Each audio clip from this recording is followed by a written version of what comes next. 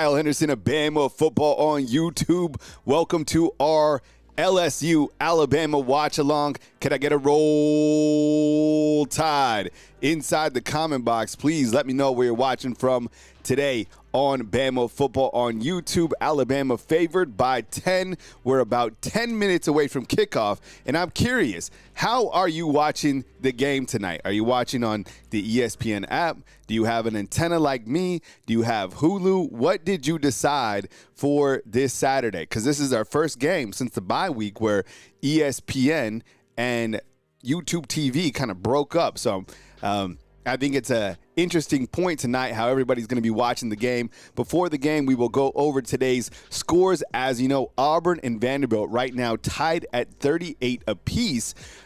Key game in the SEC. In terms of positioning for Vanderbilt, I understand that Auburn is 1-5 in SEC play.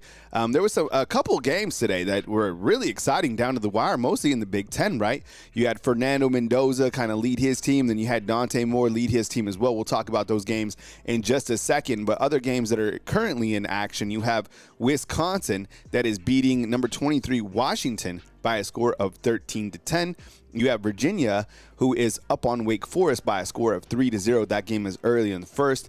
California and number 15 Louisville also tied early in the first as well. Thank you very much, Mario Gates, for the first super chat of the show. We appreciate you, man. Thank you so much.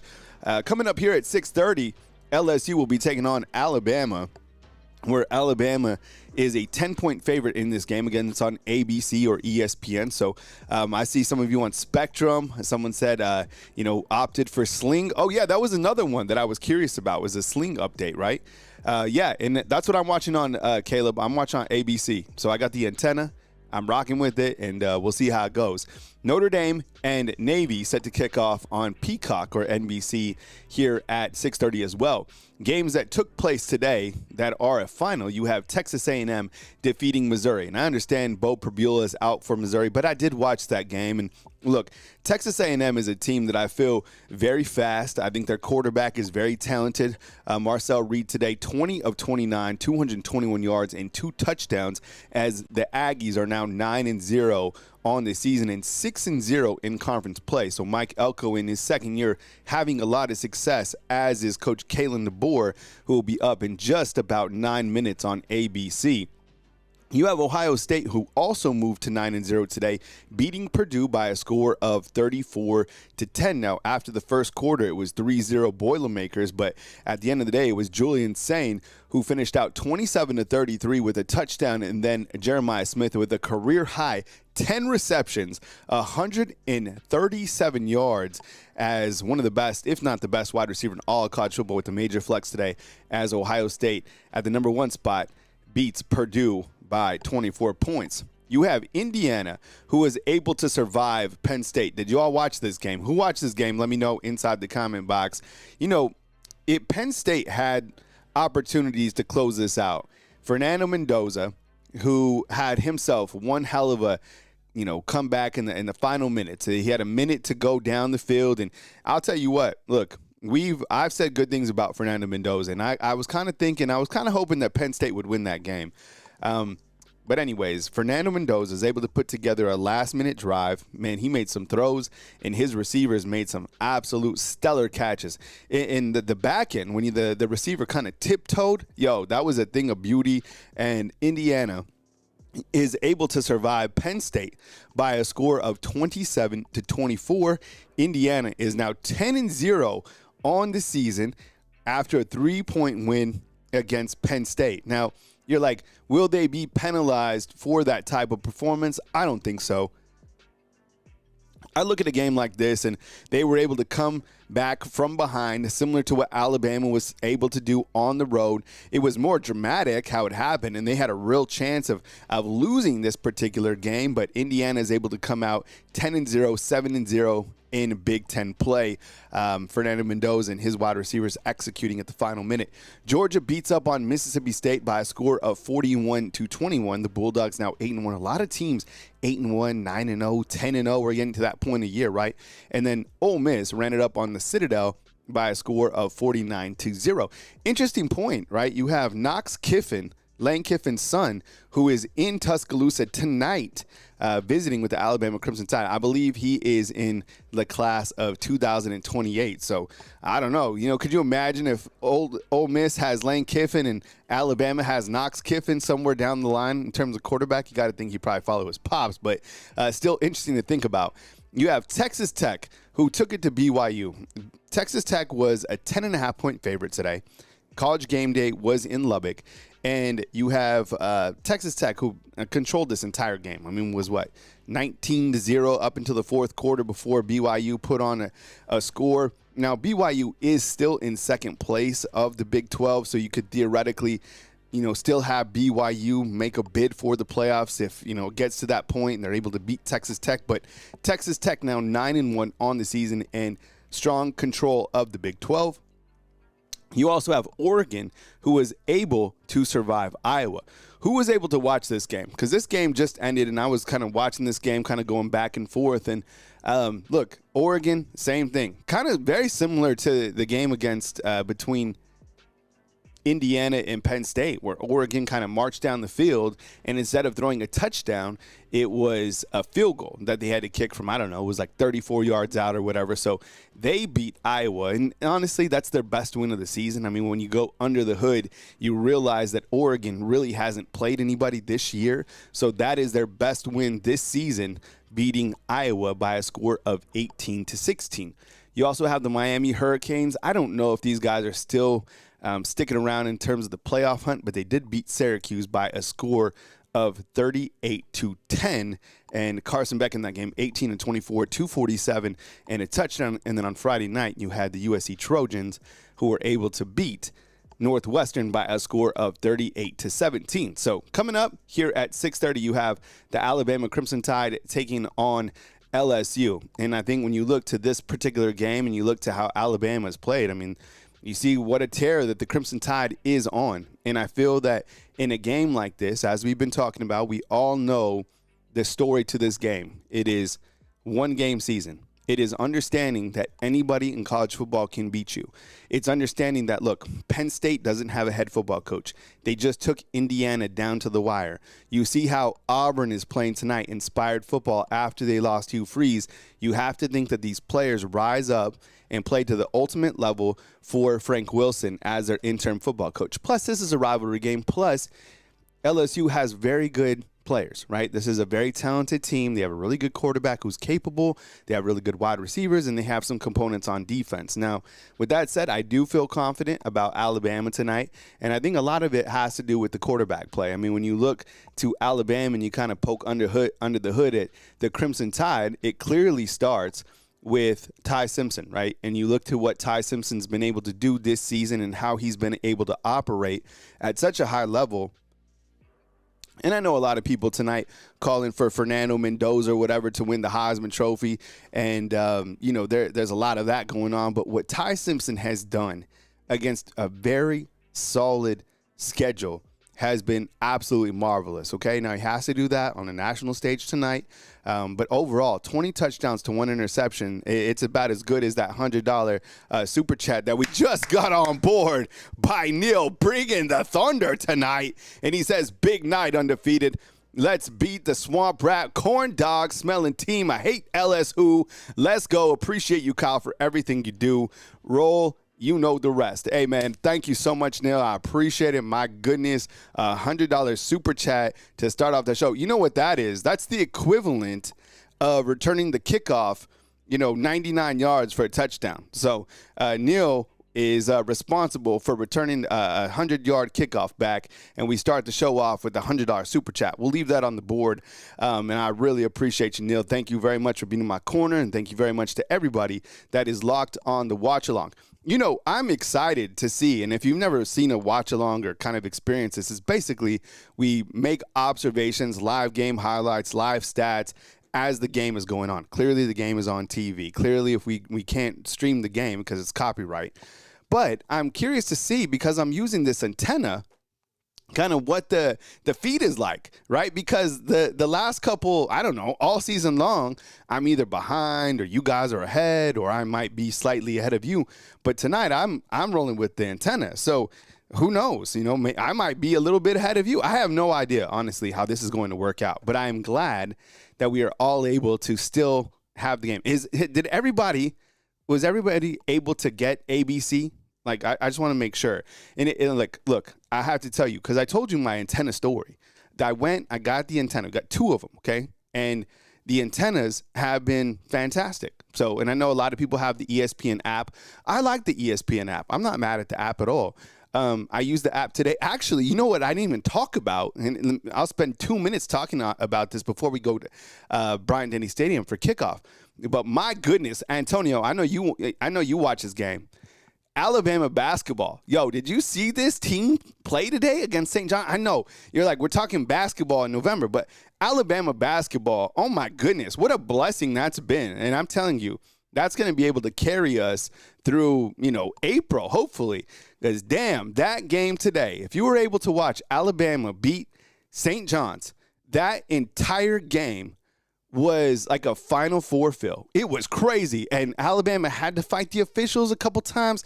It was at Madison Square Gardens, and Bama came to play. And I'll tell you what, finally, we got Ricel. He's cooking. And you had Holloway. He was cooking. And I'm not lying. Yo, LeBaron Philon is a monster. He is an absolute monster. That guy might be one of the best in all of college basketball. And on top, you know who else I like, fam? Raise the bar. Do you agree? I like Taylor Bolin. Man, the transfer from Florida State. Yo, that guy is an absolute menace. Okay, so we will talk some Alabama basketball on the show. I know tonight is for the football game, but, man, I can't let what Nate Oates and his crew is doing, I can't let that go unseen because they are absolutely fire. You know what? They play Purdue coming up. So this is a team, and if I would imagine you're a basketball fan as well, but get on board because the games are not sleepy. They're action-packed. It's up-tempo. There's no half court. It's full court all the time, and the team scores. And if you have an open 3, bam, they'll take it. And very enjoyable to watch. So gigantic win for the basketball team. Switching back to Alabama football versus LSU. We're about to kick off at Bryant-Denny Stadium under the lights against LSU. It's like, where would you rather be? What would you rather be, doing, having LSU and Alabama? And I think sometimes in Southern Gal, we'll get you through the game tonight. I'll keep you updated with how we roll in terms of the watch-along coverage. I'll make sure to keep you informed. But, I mean, look, this particular game this is a staple in college football. It's not Oregon and Iowa. It's not Indiana and Penn State. It is Alabama and LSU. And you have the $1 Million Band on the field, 103,000 fans. It's a complete sellout. Beautiful weather. We have 68 degrees for the kickoff at Bryant-Denny Stadium. Alabama football riding a 16-game winning streak, all right, which is the longest in the nation, all right? They are also undefeated against Coach Kalen DeBoer. You could call that rat poison, or you could show that Coach Kalen DeBoer is building something special right here, okay? And I know when the black hoodie comes out, he kind of metamorphoses. Did anybody see his drip today? By the way, when he was walking out, as they were going into the stadium. Yo, Coach Kalen DeBoer, I promise you, because when he first got here, he didn't understand that people in the South, they dress up. Everybody's on their A game. Everybody has a tie. They look nice. The drip is very high, okay, in the South.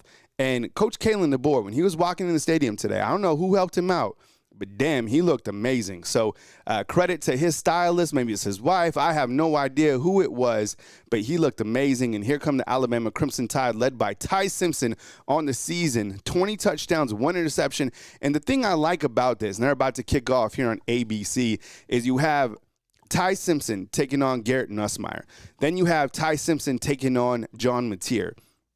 Opportunities that Fernando Mendoza of Indiana and opportunities that Dante Moore of Oregon are not having, okay? And I think that's what separates Ty when you start to talk about kind of long out awards is the weekly quarterbacks that you're having to battle against in the SEC, right? We've seen so many quarterbacks, top-tier quarterbacks that, you've had to go through. It's kind of like different levels of like Mario. Here we are with another Bowser. This time it's Garrett Nussmeier. So we'll see how Ty can do against a very quality quarterback, and LSU definitely has some components. So eager to see how this one kicks it out. Let me ask you guys, before we get started and just before kickoff, and again, it's on ABC.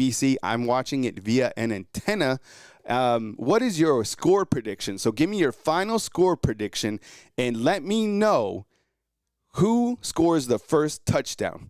And Temple of Brutus says that quarterbacks do not battle each other. 100%. I agree. But in terms of that, you do have NFL scouts that are at these games, right? And in terms of the NFL placement for the next season and what NFL scouts are looking for, I would think, all these quarterbacks are on the first-round draft board, right? Whether that be John Mateer, Garrett Nussmeier, I guess maybe Diego Pavia, Ty Simpson. I mean, look at all the quality quarterbacks in the SEC. Marcel Reed, you could go on. I don't know where Gunnar Stockton falls, but I think in terms of what I'm saying is like the quarterbacks in this league, some of the best, obviously, in the country. And I think them going against each other only kind of elevates the play overall. All right, we got some scores coming in. We got Bruce Watson saying that it'll be 34-17. Daniel Hill scores first. Nick Aggie says 42-21. We got Marcus in St. Peace. What's up, dog? He is saying 34-14. I like that score, Marcus. I'm going with 31-10. All right, 31-10.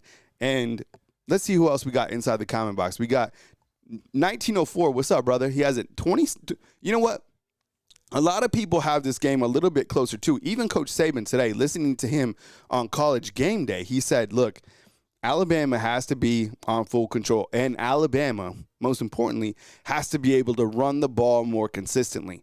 And I get it. It's like the running game. We've been talking about the running game for a long time, and I don't know what's going on with the running game. And if this team can't consistently run the football, can this team really make a run at it? I don't know. I would still say yes because of the fact that their running game, in my opinion, is the short efficiency of its passing game, right? You don't see Alabama take many shots downfield. It's kind of a methodic approach, drive by drive, under Ryan Grubb and under quarterback Ty Simpson. So I got it 31-10.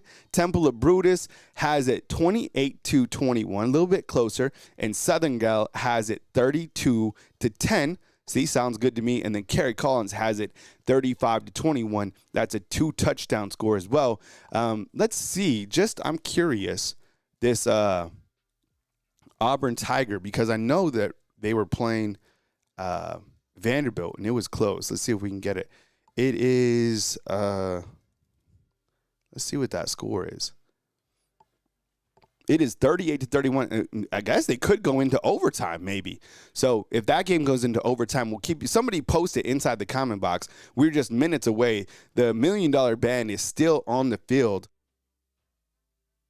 right now at Bryant-Denny Stadium. And again, I think there might be a little bit of rain, but it looks like a beautiful night. So in terms of who scores first, let me hear who scores first inside the comment box. I saw someone say, Roll Tide Prods. What's up, man? I know you're up in Huntsville. He has it 42-14, and he's going with Jam Miller. Samuel Edwards has it 38-10, and he's taking Ryan Williams. North Alabama Storm Chase. What's up, bro? He has it 38-17, and he has Lazier Brooks scoring its first touchdown. And I'm sure you guys saw on the pregame from the team reporters that are there, but Ryan Williams is playing tonight. And I know you're like, shocker, right? But he was on the student availability report this week being listed as probable. So I don't know if you guys caught this. I saw it. I took a picture. I zoomed in. You could see, does anybody know what this is? All right, Wookie, what's up, man? Wookie Gremlin? Yo, that's tight. I love this avatar. Does anybody know what I'm about to say? Does anybody know what kinesio tape is? All right? This will tell me about your athletic playing career. Does anybody know what kinesio tape is? I saw some kinesio tape on Ryan Williams' right shoulder. Okay, I don't know why. I see things. I zoom into them. I like to observe. but it looked like he had some kinesio tape. We have no idea why Ryan Williams has been listed as probable, I guess, the last 2 games or whatever. But maybe it's a shoulder. I have no idea. But Wookie Gremlin just hooked us up with that $1.99 super chat. So thank you so much, Wookie. We appreciate you, bro. And I had to tell you, we're going to have to dig it out tonight because your boy, a little bit under the weather. I think it's just, it might be my time to go through a little bit of the cold season. So I'm here for it. This will be a 4.5 hour stream. And I got my tea. I got my Gatorade, right? So if I hit a pause, right, I might be hitting the sniffles. But I'll knock it out, I promise you. So 4 hours, and probably and a half, 5 hours, really, of continuous coverage on Bama football on YouTube. And here's kind of how this will operate during the watch-along is when the game is in action. We do have a live scoreboard that we will continue to update, and that will be quarter by quarter, score by score. Right now, Bryant-Denny Stadium, under the lights. Oh, my goodness. There is no better place in the country at night than under the lights at Bryant-Denny Stadium. My goodness, here comes the Crimson Tide taking on LSU. We're minutes away from kickoff. It's on ABC. But yeah, I was probable. I was never listed as probable. All right, I was always good to go. So I'm good for it, man. Don't worry. We'll knock it out. 2:30 online. I appreciate you all being here for the watch along. We're probably like 5 minutes away from Alabama and LSU, and I promise you also limited commercials on this show. Like I don't break. Okay, so we'll go through it. I have my gear. I'm ready for it, and I am saying the first touchdown for me.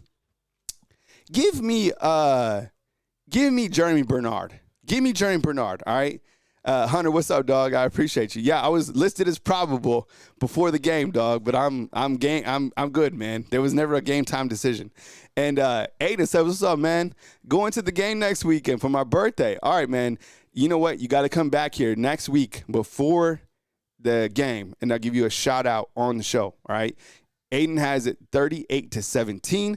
That's his prediction, Roll Tide car. All right, so come back next week, all right, and I'll give you a public shout-out and some birthday wishes for your birthday as Alabama takes on Oklahoma. Damn, what a game to come to, bro. That is going to be fire, 100%. Here comes the Alabama Crimson Tide led by the Black Hoodie, Coach Kalen DeBoer, 16-0 on the season in terms of games at Bryant-Denny Stadium. What a consecutive win streak, right? And then on the season, as you know, unbeaten at home with a 7-1 record and really on riding a 7-game win streak. How this team is playing, man, they've been an absolute buzzsaw. Ty Simpson has been absolutely rolling. But I was just saying that I think in terms of who scores the first touchdown is Jeremy Bernard. I think he is so underrated as a wide receiver. Do you guys agree with that? Thumbs up if you agree that Jeremy Bernard is underrated. Yo, when he first came here, they're about to kick off. I'll tell you when they kick off. I had no idea, honestly, that Jeremy Bernard, because last year he was good. He was good for sure last year. More than serviceable. He was good. This year, yo, he's gone beast mode. And there's a lot of players on this team, and I say this often. You could take off a couple players on this team because of the depth, and you'd be fine, right? In Alabama, still the same team. But if you took off Jeremy Bernard from this team, yo, it's a different team. And Marcus says, how could anyone think that? Yeah, Marcus, I think you're right. But I think like out of our ecosystem, kind of like on a national level, I don't see nobody talking about Jeremy Bernard. You know, maybe I'm missing it when I see like the national analysts on ESPN or on Fox. They don't really mention all they do. And look, this is no disrespect to Ryan Williams because you know how I feel about Ryan. I never sell Ryan, never, right? But when they turn on, when they show the TV broadcast, all it is Ryan Williams. All everybody's talking about Ryan Williams. But I think, and that shows me that those particular people are out of touch with the actual team. Because if they know who's really running things with the team, it's Jeremy Bernard, okay? He is the standard of the Alabama wide receivers right now.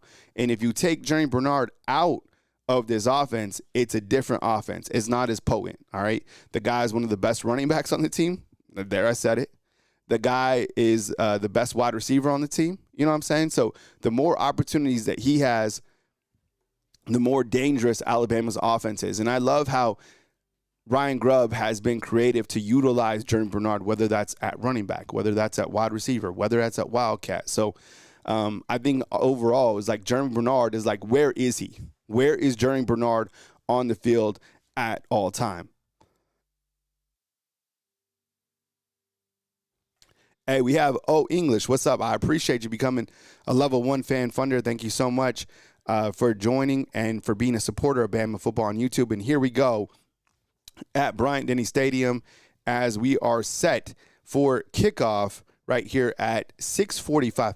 I figured that's when we'd kick is 6:45. So LSU is set to, I'm on antenna. This is my first antenna experience, fam. Do I think Drake Kirkpatrick will transfer?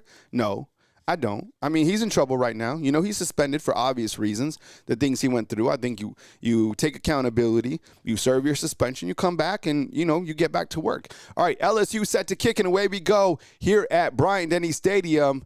LSU set to kick, and we are underway.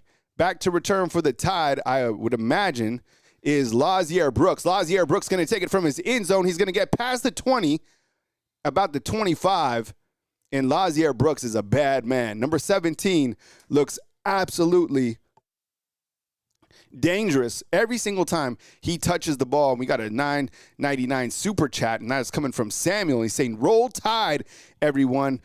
We're going to come out hot and dominate. Appreciate you, man. What's up, Samuel? Good to see you, bro. Thank you so much for being here on the show, and thank you so much for the super chat.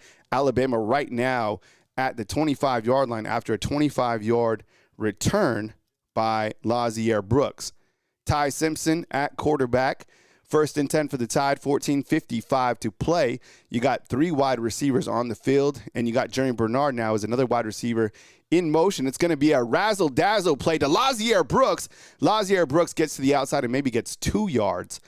So Alabama starts off with a gadget play. As you know, Coach Grubb loves his gadget plays. And it's going to be a 2nd and 8 for the Crimson Tide. Yeah, it was kind of almost they motioned out Jeremy Bernard, came back and did a kind of a reverse to Lazier Brooks. So Lazier Brooks already with 2 touches, the kick return, and this reverse. You have a running back in the backfield for the Crimson Tide. It's going to be Jam Miller. And Ty Sims is going to hand the ball off to Miller, who gets another 2 yards. And it is going to be a 3rd down and let's call it 5. Woo. All right.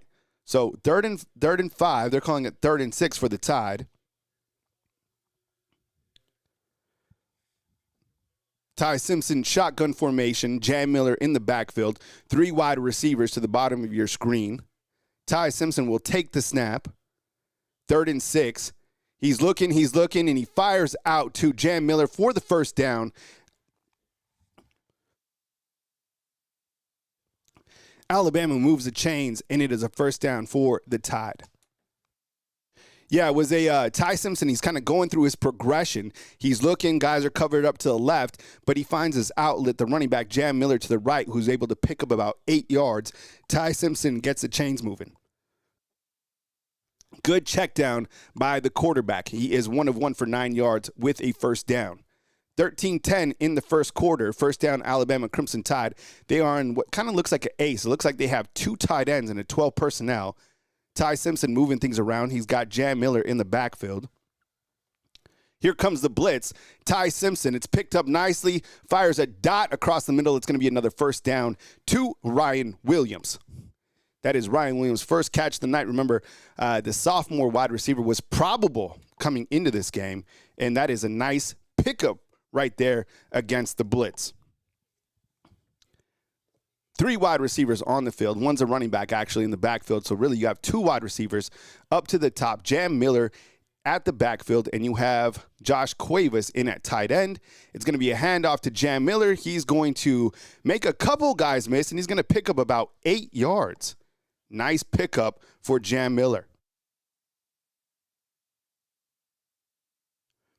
That was a nice run by Jam. And like I've been continuing to say, I think that Jam is the man, right? I still do. And I fully understand that Ryan Grubb said that at the beginning of the year. I've always believed it. I've never sold on Jam Miller. That was a really good run right there. Pickup of 7 yards by Jam Miller. It is a 2nd and 3 for the Tide. Ty Simpson under center. Jam Miller in the backfield. It's going to be a handoff to Miller. He's going to make a couple people miss, and he's not going to get the first down. It's going to be maybe a gain of 1, if that. So it's going to be a 3rd and 1 for the Tide. Mark Smith tells us inside the comment box that it is 38-38 Vanderbilt in Auburn in overtime. Diego Pavia in Auburn tied at the end of regulation. You got 5 wide receivers. We rarely see this. You got 2 down here. You got 3 up top, and it's kind of a tush push. It doesn't look like he got it. It was a 3rd and 1 for the Tide, and it doesn't look like he got it. They went 5 wide. Ty went with the tush push. That's not how you do the tush push, though, and it's going to be a 4th and 1. Let's see what Alabama does here. I like the traditional tush push.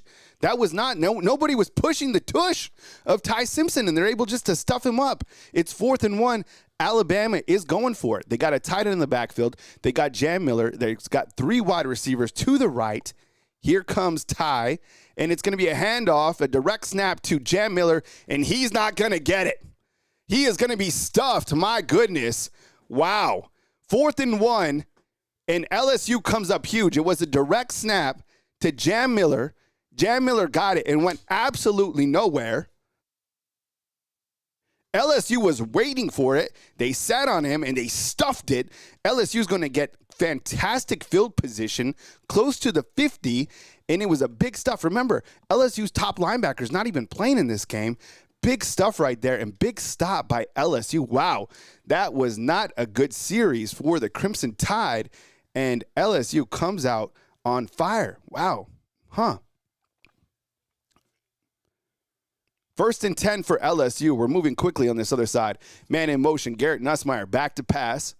He's going to get the snap, and it's going to be, looks like a false start on LSU. That's going to move him back 5. Wow, pretty disappointing, right?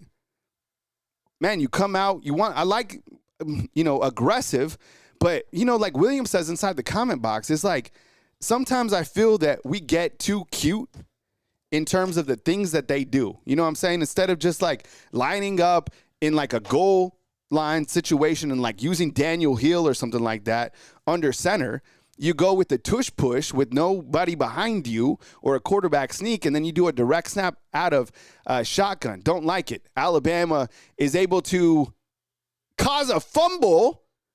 It was Bray Hubbard caused a fumble. The ball went forward about 5 yards. Aaron Anderson jumps on it, and it is going to be 2nd and, 11. Let's see what happened. Bray Hubbard got in. Bray Hubbard just stripped the ball out, and LSU comes on top. They are lucky that happened. So it is going to be, there's a lot of action going on. So let's kind of rewind real quick. Alabama turned it over on downs, and LSU is now facing a 2nd and 3. Garrett Nussmeier throws it out. He finds a dot, and it's going to be a completed pass for a 1st down. LSU moving the ball. Good play by Bray Hubbard causing the strip. LSU just fell on it. Now Garrett Nussmeier with the completion. Here comes LSU. It's going to be a 1st and 10 from Alabama's 38. How's everybody's antenna? How's everybody's Hulu? Let me know. Who has the best service? Garrett Nussmeier. 3 wide receivers. It's going to be handoff, and it's going to be stuffed maybe for a gain of 1 or 2. Good job by Alabama's defense right there. Man, a lot of action right here, right? A lot going on. I mean, I kind of go back to that first drive for Alabama. Do you agree with me? Why do we go with a direct snap to Jam? Why not? Like that's one of the things that we'll talk about is like Daniel Hill's there. We know he's going to run for short yardage.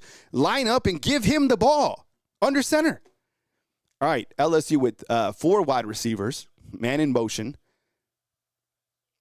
It's going to be a handoff, and LT Overton with the big pickup. LSU is going to face a 3rd down and 8 yards. Big 3rd down for the Tigers. Let's see if Alabama's defense can answer the bell.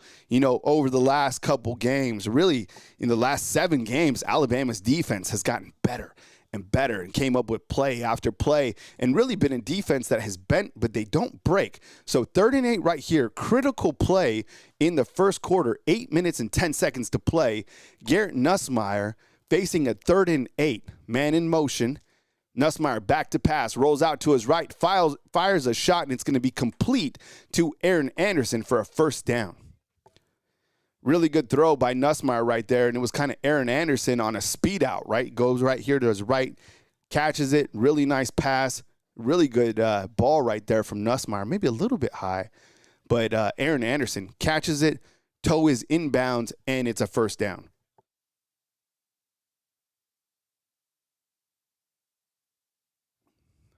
.734 to play in the first quarter. LSU now at Alabama's 25-yard line. Back to pass. It's a short little screen. He's open. He's got a lot of yards. He's going to pick up maybe 9 yards, and it's going to be LSU 2nd and 1. Tigers moving the ball. This is a 6-play, 34-yard drive. The time of possession, 3:21 on this drive. Actually gave him the first down, so it's going to be a 1st and 10. I thought it would look close. Okay, so you have a man in motion. It's going to be another handoff, and LSU running the ball right here. Gets maybe 1 yard. It's going to be a 2nd and 9. Woo. Man. Got to come out with the hold here. Allowing them to a field goal would be huge if you can do that. 2nd down and 9. Kane Womack going up against Frank Wilson, who is actually his position coach, right? Was it at UT Martin or something like that? These guys are – Kane Womack's coach with everybody, I promise you. 2 wide receivers down. Nussmeier back to pass. Here comes the pressure. It's a screen play, and it's going to be bottled up by Alabama's defense. That was Justin Jefferson, who was right there with a big hit, and it's going to be 3rd and 8. Man, Justin Jefferson was right there on the screen. I mean, he caught the screen, turned around, and Justin Jefferson was right in his face. Big hit by Justin Jefferson. 3rd down and 7. LSU completed that last 3rd down they faced, which was a 3rd and 8. This one is more critical. It is 3rd and 7. Let's see what LSU can do here. It's 3rd and 7, obvious passing down. Raise the bar says nice defense, 100%. Williams says bend but don't break. That's kind of been what this defense has been known for. And Garrett Nussmeier is going to take a timeout. All right, fam, so it is a 3rd and 7. There's 5:34 to go. Facing a 3rd and 7. This drive is 8 plays, 47 yards in 4 minutes and 31 seconds. And how we got here is Alabama opened up with a really good kick return by Lazier Brooks. They get down to around the 50, and they face a 3rd and 1. They come out in a 5-wide set, and Ty Simpson does a quarterback sneak. It goes absolutely nowhere.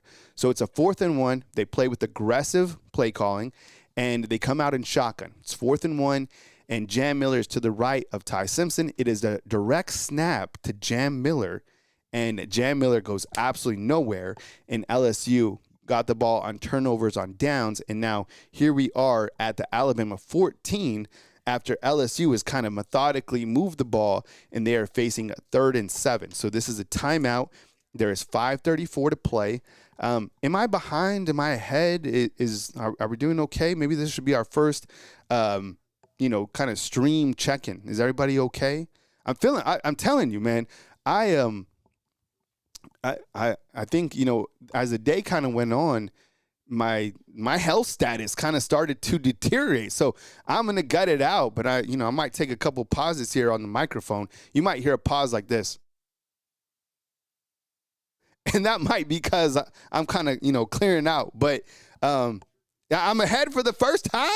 Oh, my God. Who would have thought the antenna would be, what we needed? Damn, because I was with YouTube TV. I was stuck in the past, man. Okay, so change. Let's see. That was a direct snap. I'm going to list. All right, direct snap. I don't want to forget about that play. All right, so FUBU doesn't even show the play clock. Okay, so it's like my scoreboard. All right, Honest says you're right on time compared to my TV. Okay, good. That's a good update. Hunter says you're ahead of me on FUBU about 15, 20 seconds. Okay, wow. You know what? So you have to be happy for me because it's the first time in my life that I have ever been ahead. Like, I'm telling you, and you guys know that I've gutted it out, and I've been behind. So this is my time to shine, okay? So I'm going to rock with it. I'm so happy. My speech for the antenna. Well, it was a $30 antenna at Best Buy. I think they range. You know, like one of my buddies got one for $20 at Walmart.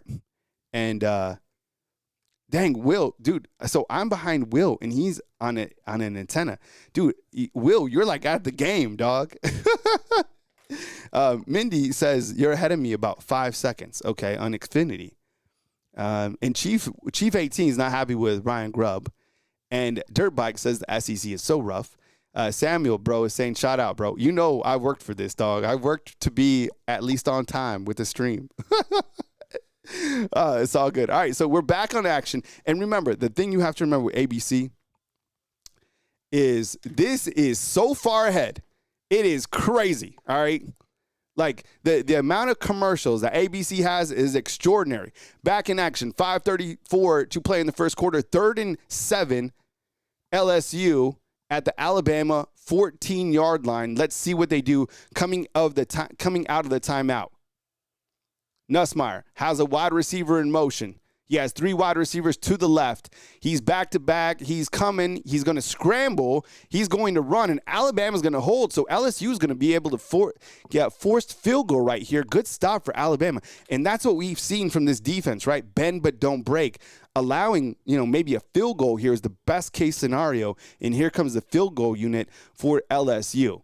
That drive so far, 9 plays, 48 yards, and LSU's kicker is out on the field. This season, he is 14 of 17 with the longest of 52 yards, and here he is about to kick. Let's see. This is a 30-yard attempt for LSU. Here's the snap. Here is the hold. And the kick is no good. No good. He missed it. Wide left. Are you kidding me? It was this kind of laser beam kick that was never, ever on the trajectory. So he misses it wide left. A tremendous stand for this Alabama defense. What a terrible kick. Honestly, if you didn't see it, grade that kick on a scale of 1 to 10. I'd have to say it was like a 2. I'm telling you, you know what it looked like? And they're already back on commercial on ABC. It looked like a kick from like College Game Day when they have like some poor kid come up here and kick for $500,000. I'm telling you, it was a 30-yard kick, and it was like a line drive to the left, and it was no good. You could tell it was no good by the time he kicked it. So Alabama holds the defense, okay? Again, bend but don't break. Come out with your offense, and let's see what they can do. So field goal miss, we'll write it down in terms of key plays from 30 yards out. Wow, that was huge for Alabama. Give a thumbs up inside the comment box for that missed field goal. It is still 0-0 in the first quarter. 4 minutes and 49 seconds to go. Nussmeier on that drive was 4 of 4, 36 yards. He connected with Aaron Anderson for a 16-yard first down completion, and then a couple other wide receivers. And then Barry had 12 yards, but nothing surrendered. So Alabama, after that turnover on downs, playing aggressive, the defense holds steady, and here comes Alabama, right? So 0-0, and I think somebody just said that the final. We have a final. Do we have a final out in was that game in Nashville or was it in Auburn? I don't know where it was. We'll see what the college football scoreboard was. Let's see. College football scores, ESPN, and we'll go to that scoreboard real quick. The top 25, let's see. A couple of games that went final. Indiana, as you saw, right? Gerald says, still behind. Dude, Gerald, are you at the game, dog? Indiana is able to beat Penn State. We're still on commercial real quick. Let's recap a couple games. Texas A&M, 38-17. Remember, Missouri not playing with its quarterback, started quarterback with that said. Georgia beats Mississippi State by a score of 41-21. Ole Miss beat up on the Citadel. Texas Tech took it to BYU as expected. Oregon survives Iowa. Miami beat Syracuse. I guess it's because these are top 25 scores. So let's kind of sort this out by the SEC over here, because I think the Auburn-Vanderbilt one just went final, right? All right, we have Florida and Kentucky. That game is 3-0 with Kentucky leading.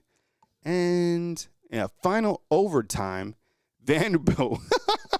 Man, Vanderbilt in Nash Vegas, able to beat Auburn in overtime. Man, you imagine the things that Auburn goes through, right? It's just like, it's comical, right? Just when you think they're like, all right, we fired him, we get back on track, we'll go play a good Vanderbilt team, and they go into overtime, we're going to do it. And then Vanderbilt comes back and able to win this game 45-38. They're rewinding on this missed field goal. We're back in action. And, man, it sailed way left. And I know, you watch the games on ABC, it's crazy how many commercials there are. We are back in action. Here comes Ty Simpson and the Alabama Crimson Tide. You have running back in the backfield, Ty Simpson. It's Daniel Hill. Ty Simpson steps up, fires an absolute laser to Jeremy Bernard. That is complete. And let's see how far that was. Man, that was a 33-yard completion to the germ. If you know how to use the germ emoji, go ahead and post that inside the comment box. Good little post route right here from Jeremy Bernard. Ty Simpson found him in that middle zone, connects with him, and Jeremy Bernard with the big first down. Daniel Hill now in at running back. You have 3 wide receivers and a tight end, including Josh Cuevas. Ty Simpson changing some stuff back in the backfield. He's 3 of 3, 56 yards on the game so far. Daniel Hill in the backfield. Ty Simpson looking, checks down to Daniel Hill, who drops the ball. That's a dropped pass by Daniel Hill. I see a couple of you using the germ emoji. Get used to it, because Jeremy Bernard, that's our guy. Remember, we were talking about him in the pre-show. Got to give it up for Jeremy Bernard so far in this game. 1 reception for 33 yards. Got to catch the ball, Daniel Hill. Got to catch the ball right there. 2nd and 10 for the Crimson Tide. Man, LSU's defensive coordinator looks like he's about 21 years old. Shotgun formation for the Tide. In motion, that is Isaiah Horton down to the left. Ty Simpson back to pass. Little dump off. Why would he throw it there? Yikes. He threw it to Daniel Hill, who was kind of floating out. And 3rd and 10, that could have been picked off and taken to the house. 3rd and 10. Lance, what's up, dog? Good to see you, man. Dirt Bike, Byron Russell. If you want to shout out, represent your city inside the comment box. Deadly Beast 205, good to see you, man. Tonette Turn Up, what's up? Chief 18 Will, we got Hunter Oswald. Thank you very much for kicking it with us tonight right here on Bama Football on YouTube. All right, so you got Ty Simpson now facing a 3rd and 10, 3:55 in the first quarter. Critical 3rd down right here. Ty Simpson checking in with Parker Brailsford. Running back in the backfield. Blitz is somewhat picked up. Ty Simpson going to be under pressure, and he just kind of throws it out of bounds. And good stop right there by LSU. Yikes. There was a lot of pressure going through. And if you look at that running back position, watch Daniel Hill back here. You see the inside linebackers were able to come right to Ty Simpson. That's what they're exactly showing on the TV broadcast. So LSU blitz. Daniel Hill was actually holding the inside linebacker. And, Ty Simpson under duress right there. You got to pick that up in terms of your pass protection. 100%. And Alabama is set to punt. All right, 4th and 10 for the Tide. And last time they went for it on 4th down. Obviously, they're not going for it here. It's 4th and 10.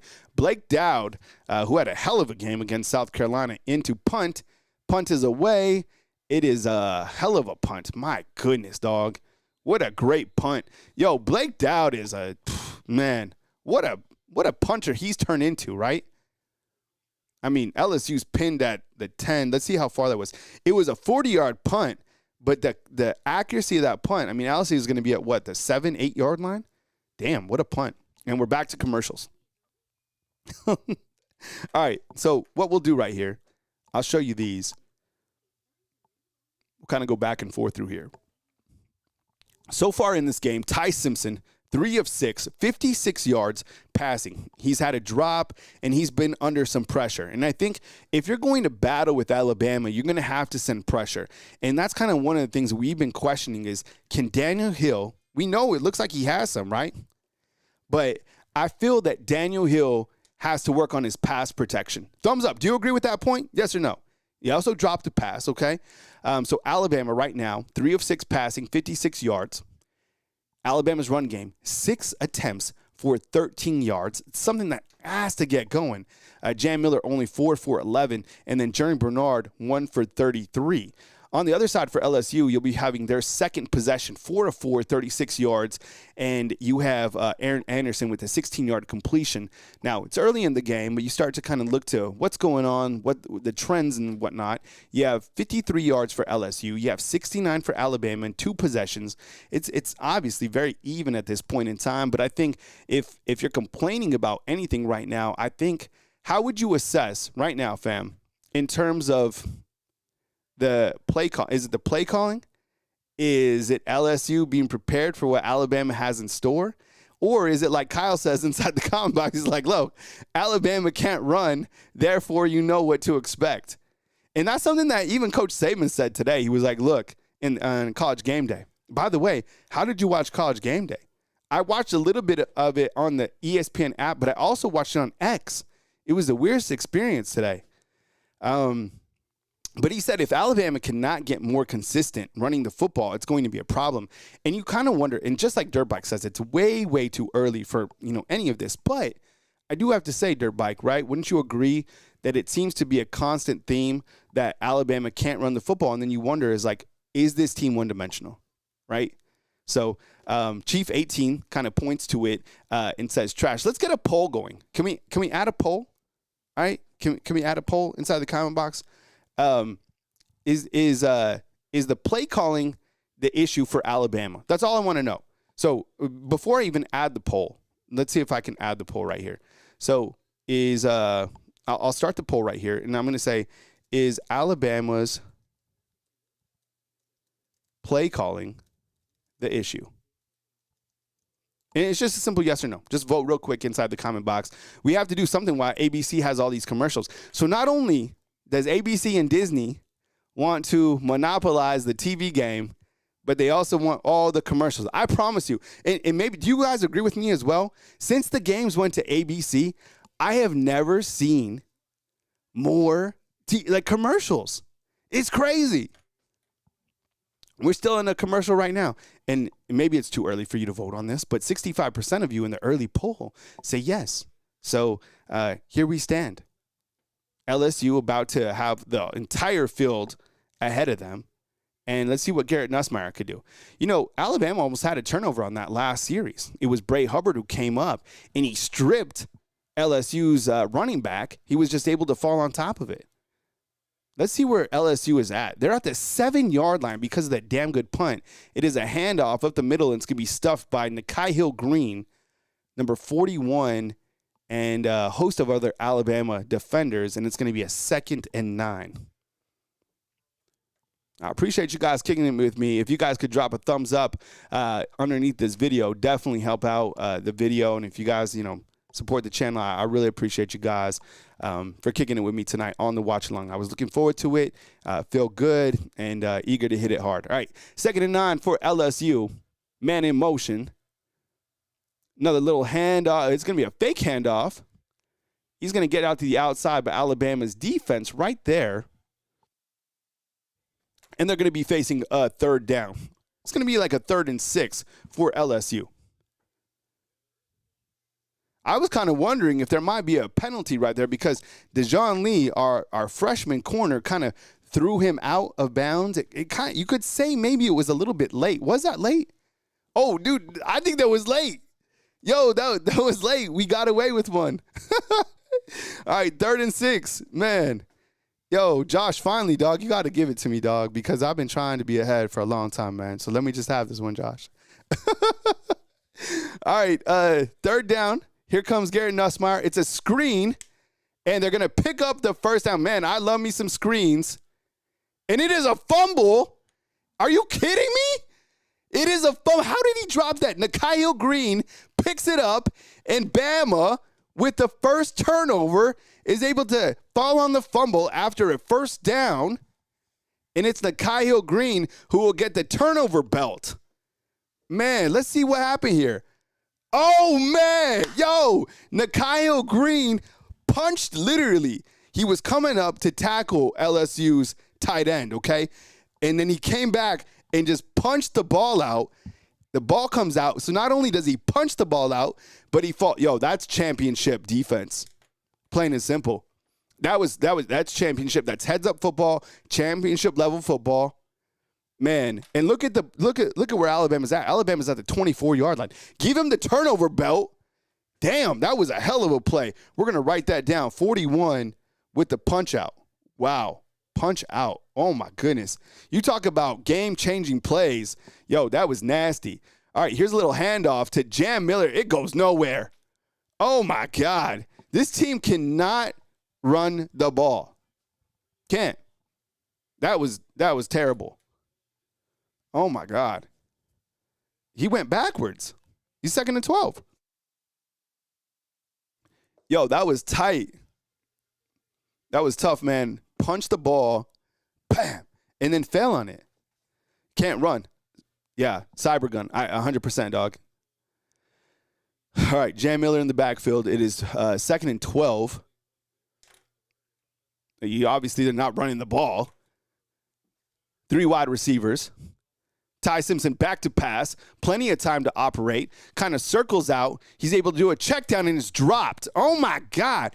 Jam Miller dropped the ball. This is exactly what happened. Jam was going to catch the ball and look this way, and the ball bounced out. So now you have a 3rd and 12. You have two drops by the running backs. Catch the ball, then run upfield. Man. Can't be doing that, man. 3rd and 12 now. Opportunity like this, you got to convert right here. 3rd and 12. Let's see what the Tide have.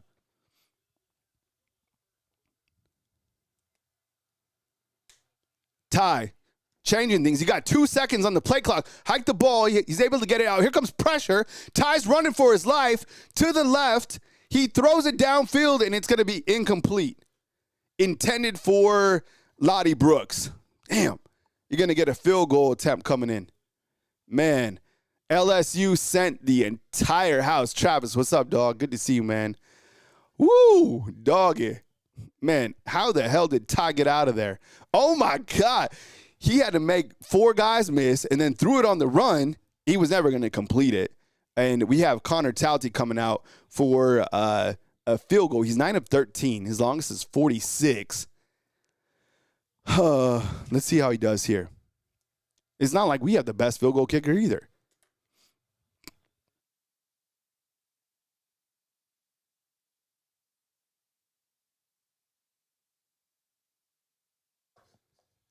It's going to be a 45-yard attempt. And I guess Alabama, took it. 45. This guy he's shaky from 40 yards out. I might as well I'd rather just go for this. And I'm not kidding. Are they thinking about it?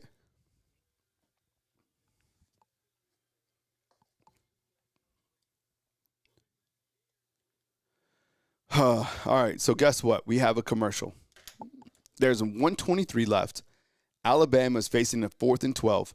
They're at the LSU 26.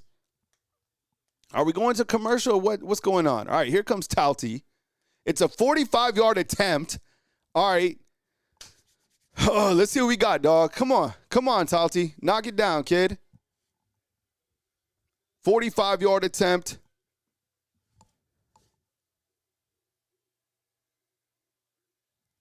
The kick is up, and it is right down the pipe. All right, buddy. All right. Man, 3-0.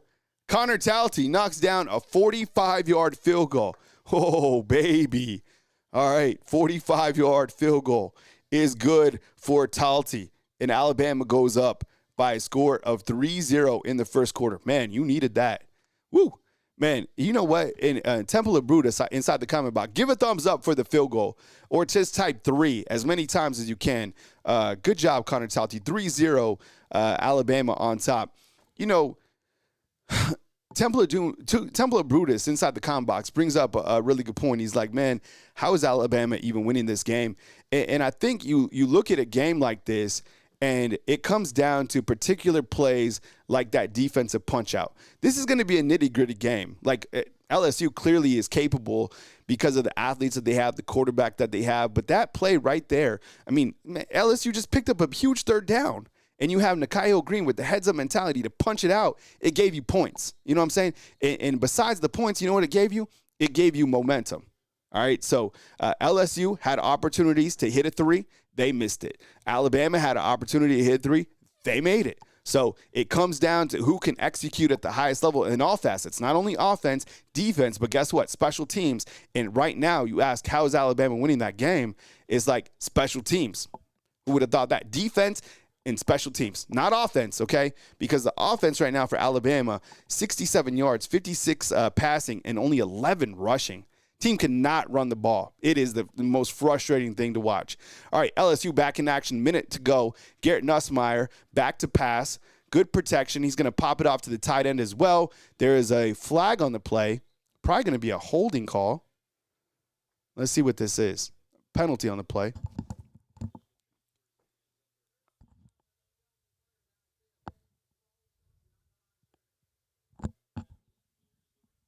What was that? What was that call? Hey, Tim, what's up, dog? Saying Bama is outplaying Bama right now.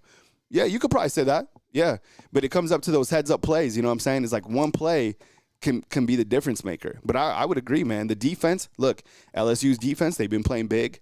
Even LSU's offense, they've been executing. Just came up, there was a fumble. Yeah, but I would say, like, if I had, I always give my assessments, kind of grade the games as like a boxing match. I'd probably give it to Bama after this one, but maybe I go even. It's just, it comes down to that simple field goal. 2nd and 6. I'm not sure what's going on here. You got 43 seconds left. All right, and so far we have 66% say that it's Alabama's play calling is the issue. I bet you if I was to add right now, maybe a dropped pass, there's been 2 drops so far. One by the running back, Jan Miller, and one by the running back, Daniel Hill. So it was an ineligible man downfield. That's what Bat James is saying. Yeah, so, oh, man, 3-0. I didn't anticipate this, right? Did anybody have a 3-0 first quarter score on their bingo card? I didn't. We still didn't even, we still haven't got a touchdown. We thought it might be Jerry Bernard or somebody like that, but, I mean, we didn't get in the end zone. Thank God we hit that 45-yard field goal. 2nd and 6 for Garrett Nussmeier. He's in shotgun. Aaron Anderson in motion. It's a handoff by LSU. He's going to pick up a good amount of yards and get that first down.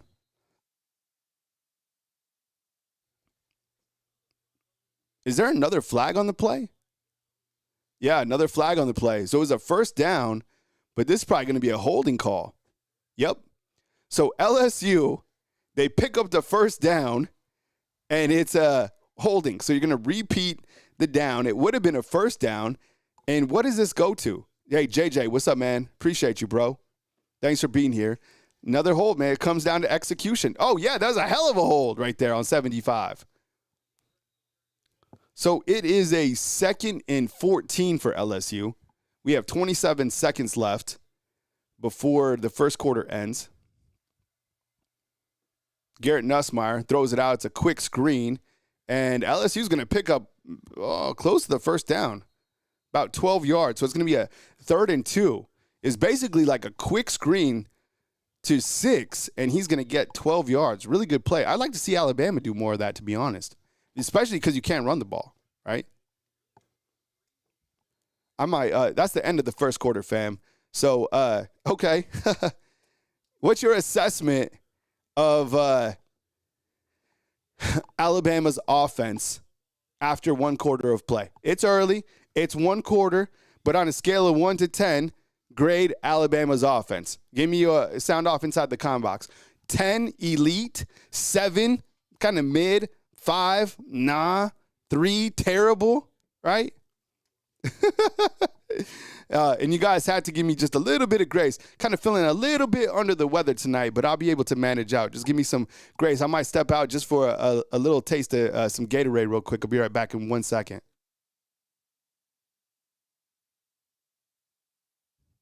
And I got to go with the purple Gatorade, all right? What's your favorite Gatorade inside the comment? This is what I go with. It's a household drink over here. It's the purple Gatorade. We see a lot of 4s and 3s inside the comment box in terms of the assessment for Alabama's offense. Okay, I get you.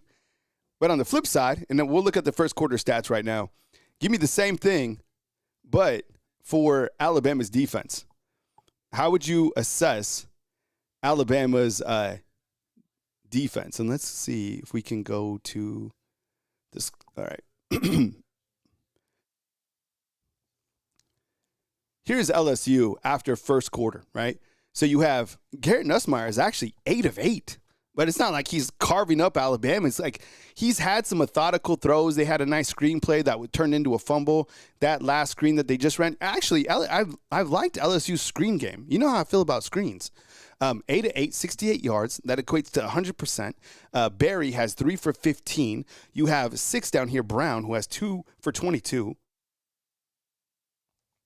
Aaron Anderson, 1 of 16. You know, I always wonder, it's like, Aaron Anderson, you wonder if he would be able to play over here? I don't know. Probably not. Like, Aaron Anderson, I think, is a dog, but, like, give me Lottie Brooks. You know what I'm saying? That's why it's crazy when guys transfer out. You're like, yo, will we miss them? Usually you don't. You don't, man. All right. Ty Simpson. Damn. Yo, eyes up, fam. Ty Simpson is 3 of 8 right now. 56 yards. All right, let's give him 2 drops, though. We could really say Ty is 5 of 8, right? Which is 38%. Last game, he was 56%. And I'll tell you what. Look, and everybody knows this. I'm going to say it, though. The way to get to Alabama, to slow down their offense, is to pressure Ty. Because you damn well know that they can't run the ball. And if you leave this kid time to operate, the only time that they did, guess what he did? He went for a 33-yard pass to Jeremy Bernard, who was sitting in that deep zone in the middle. You know what I'm saying? So if you're LSU, I'm still sending the house. I'm making Ty beat me downfield against pressure. This is concerning, and it always is. As KTK, my boy, says inside the comment box, KTK's been here a long time, okay? And he's calling for a toss sweep. I wouldn't mind seeing a toss sweep either, KTK. 5 attempts for 9 yards, bro. 7 for 11. Yo, 7 is 11 in terms of good a convenience store, but in terms of your running game, it's terrible. All right, we are back in action, and we have LSU to start the second quarter. It's 3-0 Bama leads, 15 minutes to go in the second. It's going to be a handoff. It's going to be a first down by LSU. LSU has now picked up 4 first downs in this game. Yeah, what's up, KTK? Good to see you, dog. John D., hope you're doing well tonight. Nate Bama, what's up? I think I said hello to Dirt Bike already. Blanche, good to see you. Hodges, what's up, man? Hodges says Bama has playmakers on defense, but the offense be on the struggle bus. Templar Brutus, what's up, dog? And Lance is calling for us to fire Coach Kapilovic. What's up, Lance? Lance is hot. All right, man. So 1st and 10. It's going to be a handoff. Oh, my goodness. No, it's a chunk yardage play. Here goes your LSU down the field. Keon Sabb pushes him out close to the 20-yard line. And that is Barry. And he picked up Barry. Let's see how many yards he picked up. Man, that was like 30 yards. 37 yards. It was a reverse. It wasn't even a reverse. It was just a little handoff up the middle to the left. And Lil Barry outran everybody. Oh, my goodness. Okay. All right. Defense. Bend, but don't break. All right. Let's see if they can hold once again. And who was it that said LSU was outplaying Bama? Because they were right. The crazy thing is 3-0. Nussmeier back to pass. He dumps it out to his little checkout, and he's going to get like 2 yards. Oof. Man. All right, so it's going to be a 2nd and 8 for LSU. Nussmeier at this point in time is 9 of 9. All right, 9 of 9 passing. Yo, and LSU been able to run the ball a little bit too, right? They have 69 yards passing and 59 yards rushing. Not good. 2nd and 9 for the Tigers. 3 wide receivers and a tight end and a running back. Nussmeier, back to pass. Throws it deep. Mustard. Oh, my goodness. Mustard bats the ball away. Man, you see that reach on Mustard? Man, I love that kid's hair too. Mustard's able to go. Look how tall Mustard is. Damn, Mustard. Yo, Mustard, everyone type Mustard or 5 inside the comment box. Mustard just stopped a touchdown, okay? If Mustard wasn't 6'5" and didn't get his arm up there, that would have been a touchdown. Hey, John D., who was the holding on? I missed that holding call. Man, nobody held as much as South Carolina, man. That was the craziest thing on defense. Oof. Man, that was a hell of a play right there by Mustard. That's why Mustard's starting right there. Nussmeier back to pass. It's another screen. He's going to be bumped up. Oh, my goodness. Thank goodness they got him. Otherwise, that would have been a touchdown. And is that Aaron Anderson? Someone's hurt.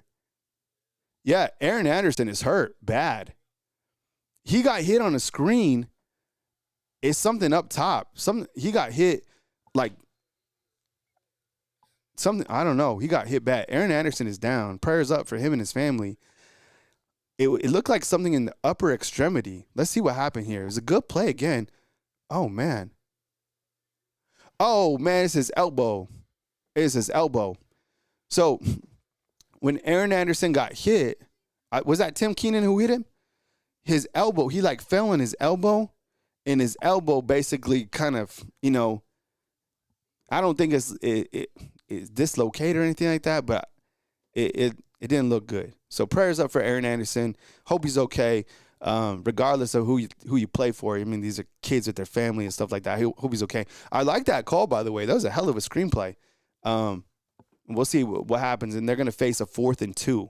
So, I mean, they're at the 20-yard line. Maybe they come out and kick a field goal. The last one they missed, John D saying it looked like the wrist. It looked like the elbow to me. Either way, man, hopefully the kid's okay. Damn. Like Charles said, he's done, though, for sure. Yeah, and by the way, Raise the Bar says Jaden Daniels. Thankfully, Jaden Daniels is okay, too, man. I had Marcus Mariota on my fantasy team as a backup, right? And then I was able to make a pretty good trade. I traded one of my homies, Marcus Mariota, for Brandon Ayuk. It's like a dynasty draft for Brandon Ayuk and Nico Collins, and he got Marcus Mariota. My quarterbacks are Goff, Purdy, Mac Jones, and Bryce Young.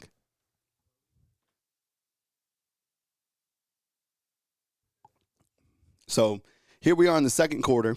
I don't know what LSU is going to do. We're on a timeout because poor Aaron Anderson, I don't know, something happened to his elbow, and they will be facing a 4th and 2. You know what? I would say the same thing, David Moore. I think it's a dislocated elbow. Is that what you're thinking?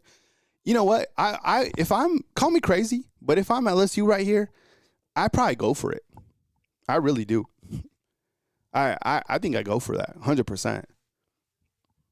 4th and 2, and LSU's offense, they do have momentum. I mean, they're moving the ball. Yeah, so AR-17, you think that's a good trade? And, Brandon Ayuk will come back at some other point, but guess who my other wide receivers are? Yo, guess who else I got? I got Jamar Chase. Yes, I got Jamar Chase. And guess who my running backs are? Jonathan Taylor and James Cook. So, man, and I also had Tyreek Hill, but he went down. Otherwise, that's a nasty wide receiver lineup. I also have Jawan Jennings, and my tight ends are Kittle and Kyle Pitts. So, yeah, we're on commercials right now. LSU is facing a 4th and 2. We're on kind of an injury timeout as Aaron Anderson went down. But LSU moving the ball. It's a 4th and 2. Why do they keep showing the play, man? Like, when somebody gets hurt, they don't have to show it again and again. I mean, even, Alabama at some point in time probably go do the same thing. Don't show it. All right, they're going for a field goal. They missed the last one for 30 yards. This will be a 4th and 2. LSU trying to tie up the ball game right now. This is a 37-yard attempt. Let's see what happens here. All right, LSU missed a 30. Here's a 37-yarder. And that one is good. Okay, so we got a tight ball game. And once again, the defense, man, shoot. You know what? I don't think LSU's offense is playing terrible. I just think Alabama's defense came up with some stops. Again, man, you know what? Alabama's offense better take Alabama's defense out for some steak dinner. They better take them to Chuck's for some sushi or something like that because the defense is keeping Alabama in this game again, okay? You heard me. Because last game against South Carolina, it was the defense that held South Carolina in the red zone to 6 points. Okay, they're doing the same damn thing in this game. The defense is holding LSU to 3. It should be 6, but the guy missed it. Okay, so the offense better wake up. They better get going, man. 3-3. The defense is keeping them in. Let's see what they can do. Man, let's go Lozzie Brooks, man. You know what? I am glad that Lazier Brooks is returning. Yo, thumbs up if you like Lazier Brooks returning kicks, man. Yo, because Lazier Brooks is that guy. This guy's a menace. Let's see. I wouldn't kick it to him. There you go. Yeah, kick it way the hell away from him. Man, everybody's got the black hoodie on. It looks good. Look at the stands, man. Look at the kids. That's good. That's good living right there. You got to be happy for those people, right, at the game and getting to experience it. I get excited, man. It's like you got to be happy for people that are at the game experiencing that because, man, life goes by, and those are just good times, good experiences, right, with your friends, kicking it. This is good times. All right, here comes Bama. Let's go. Only 11 yards rushing. We had a super chat in here somewhere. Thanks for the great coverage, Kyle. Appreciate you, man. Thank you, B. Miller. I love you, bro. Yeah. Now, I'll feel better, man. I'll get me some chicken noodle soup, and I'll be straight, dog. All right, Ty Simpson hands it off. Don't go that way, dog. Jan Miller pounces off 1, maybe 2, and he gets, I don't know, what, 2 yards? Thank you, B. I appreciate it, man. Give me some Campbell's. All right, 2nd and 8. Ryan Grell looks pissed off. What's he going to do? You got Jan Miller in the backfield. You got a bunch of wide receivers. Yo, is that Derek Meadows down there? It's a pass to the tight end, Caleb Edwards. Caleb Edwards picks up the first down. You know what? Out of all the freshmen that we talk about, please remember Kyle Edwards, 18. Kyle Edwards is a baller. I'm telling you, man. And he's like 6'6", 250. That kid's big. He's just a big kid. First down for the Tide. 1st and 10. Ty Simpson. It's gonna be a fake handoff, and then Ty Simpson throws it to Josh Cuevas, another tight end, who picks up about, 7. So he faked it to Jam. Looked like he was going to run. Damn, talk about a true run pass option. And then he decided to throw it to Josh Cuevas. 2nd and 3 for the Tide. Man, I like that play call. Man, Ty Simpson is so fast, right? I think I see Derek Meadows on the field. Fam, is that the big wide receiver down at the bottom? Is that Derek Meadows? Ty Simpson back to pass. He's got all day, and he connects with Josh Cuevas. Man, what a connection. He had all day to throw, and he throws a one-on-one connection on the left sideline to Josh Cuevas. What a throw. That was an absolute dime. One-on-one coverage. It's just Josh Cuevas, a little out and up against 42 all day long, man coverage, and your big tight end gets you 32 yards. Ty Simpson right now, 98 yards passing.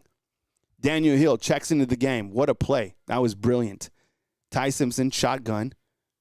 It's going to be a handoff to big Daniel Hill. Daniel Hill gets 5 yards. Oh, man, he looks good running the ball. 2nd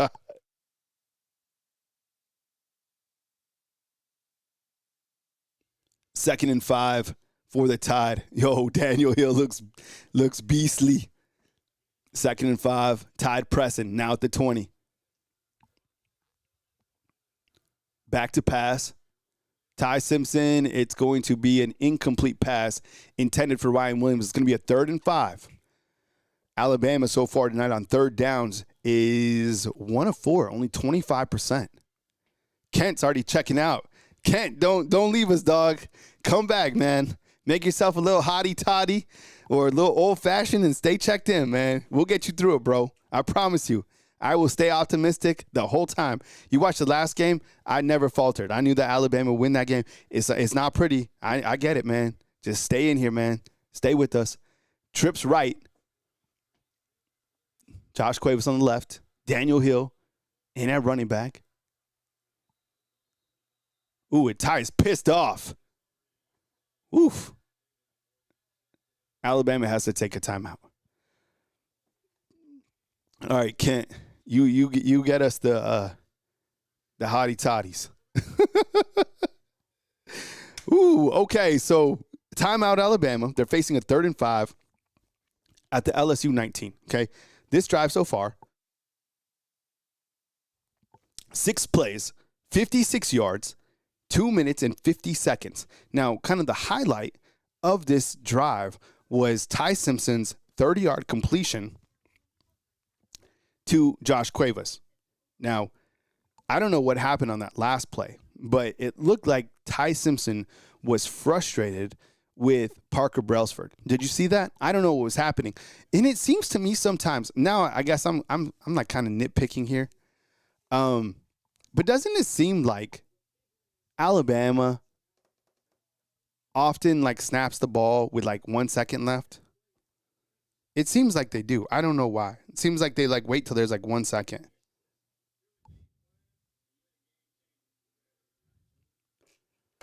So yeah, razzle dazzle. I thought that the exact same thing. I thought Ty Simpson was going to run up to Parker Brailsford and start yelling at him. That was AJ and right. AJ McCarron did that too, right? Oh man, Ty Simpson was pissed. But I think Ty Simpson, when he walked up to him, he kind of like just patted him on the helmet. I think he wanted to grab him by the face mask. Was like, hike the damn ball, bro. So 3-3, 3rd and 5. And you know what? You look at a game like this, and I know the nation is watching Bama, right? Every single week you see that Bama's, highest ratings, 8 million, 9 million. But there's also, if you watch other games today, Ohio State was losing to Purdue 3-0, right? Indiana was losing to Penn State. Oregon was losing to Iowa. Mississippi State was beating Georgia. Not all of these games, right, get off to a hot start. But it's the teams, and all those teams won, by the way, and Alabama will win this game. But it's the teams that are able to sustain and kind of weather out the front end adversity of some of these games. Because look, let's be honest, this game is terrible right now. Like even as I'm up here, I'm like, damn, man, I wish it was a little bit better and things were going Alabama's way and we had a long touchdown to talk about. But you kind of get like stuck in the mud. But good football teams are able to win games like this. And you start to see the better teams play in tighter games and win games like this. So let it kind of play out. The LSU, we already knew this. We already knew that LSU would not be a game where you kind of just push it over. And, I had it 31-10. Who knows? It could still very well be that score. But you just have to weather out these little bumps, right, and be able to put it in the end zone. Alabama scores a touchdown right here. They get a surge of momentum. So it doesn't take long for things to start cooking for Bama. So I'm telling you that just to walk you off a little bit. Yeah, thanks, Chief. I appreciate it, bro. Yeah, I got the Mucinex at nighttime. Yeah, Fred's pointing out the basketball team. Basketball team's nasty. All right, Ty Simpson back to pass. And that's going to be a hold. Oh, my goodness. The guy literally got Journey Bernard about 2 yards from the end zone and threw him down. I don't know if he would have caught that. But it was pass interference on LSU. Man, Every DB holds Alabama. So Ty Simpson went to our boy, Jerry Bernard, and 11 basically just threw him in the dirt. Oh, not really. But it was still passing. He was all over him. Okay, yeah, it was terrible. So Alabama's going to get a first down. It was pass interference. Alabama will be at the LSU 9. First down, here we go. Put one in the end zone. Get some momentum back. Let's go. Man, that was nasty.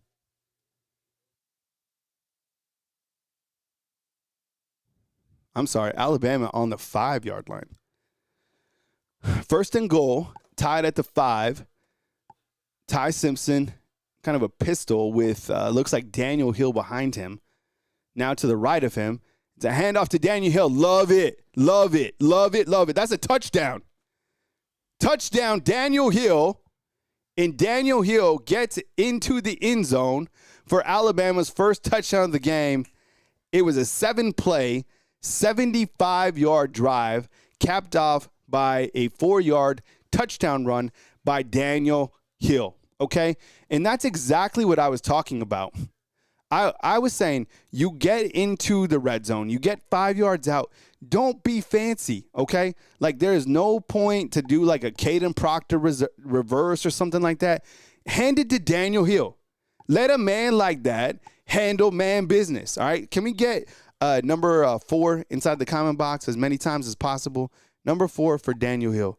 Let's increase the notoriety on Daniel Hill. And do you want to see more of Daniel Hill? I think, look, there's a perfect time to use Daniel Hill, and that was it, okay? You do not have to ever get fancy when you have a running back that size. He's 250 pounds, okay? You don't need to run your tackle. You don't even really, I mean, sometimes you can do some play action to your tight end or something like that, but you got to give number 4 an opportunity from 5 yards out or 4 yards out for whatever it was. Daniel Hill, that's a grown man. He got into the end zone. He did work. Alabama up. Guess what, fam? 10-0. You can make that 10 a little bit bigger, by the way. It seems like it's a little bit small. We'll increase that size of that 10 in just a second. But Alabama up 10-3. We have 9:25 in the second quarter. In the game overall, you know what? I said that LSU was playing a fine game. They are. But that was a big drive for Alabama. In case you missed it, 7 plays, 75 yards, 302. So good drive right there. You got in the end zone. You got some momentum. And Ty Simpson right now, 98 yards passing. And I guess you looked at critical plays on that drive. A lot of it was like that pass interference that helped out too. The big throw by Ty to Josh Cuevas, and then the 4-yard non-fancy run to put it in the end zone. Wow, Alabama's kick return defense allows LSU to go nowhere, and LSU will start at like the 10-yard line. Man, it looks like we got a little spam inside the comment box. All right, we'll handle that as well.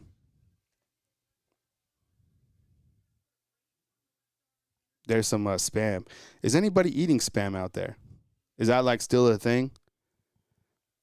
I know it is for our Polynesian friends. And by the way, Aaron Anderson looks like he's got some sort of robotic elbow on. Looks like he'll be back. All right.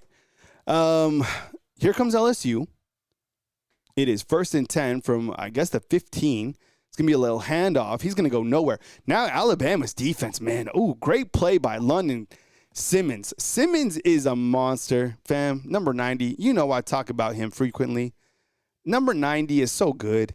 And he was another 3-star. Lazier Brooks was a 3-star. London Simmons was a 3-star. I have no idea how, but London Simmons is an absolute monster. That was a hell of a play. Yo, you know what? The defense is playing good, and LSU's they're playing good. And the defense to hold LSU right now to just 3 points is impressive to me. John Wills likes that spam. I got you, dog. All right, let's see. Little handoff, and he's going to go nowhere. Oh, my God. Alabama's defense is ferocious. They're in the backfield within 2 seconds. That's Edric Hill, another unsung hero. Wow, so you had number 90 make a play. You had 94 make a play. LSU, what are they facing? A 3rd and 13, man. Oh, yeah, 100%, Mike. I know all about it. That spam goes hard, right? 3rd and 13, facing a very inspired Alabama defense. Oh, my God. That D looks nasty. Like, that looks ferocious. All right, 3-man rush. Nussmeier back to pow. Oh, my goodness. Aaron Anderson back in the game, and Aaron Anderson is introduced to Bray Hubbard. Type in 18 inside the comment box. Big hit by Bray Hubbard. Man, that was one good defensive play after another. 3 good defense. I'm telling you, yo, this is going to sound crazy what I'm about to say.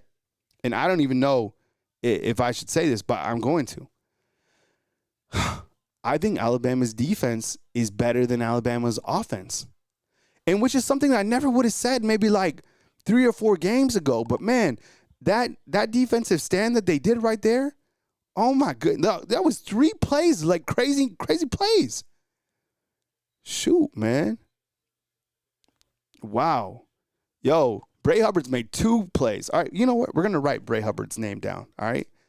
Right, Big Bed? I'm like, because you tell me about this Bama team, and I'm like, okay, yeah, I got Ty Simpson at quarterback. I got Ryan Williams and Jordan Bernard and Caden Proctor. No.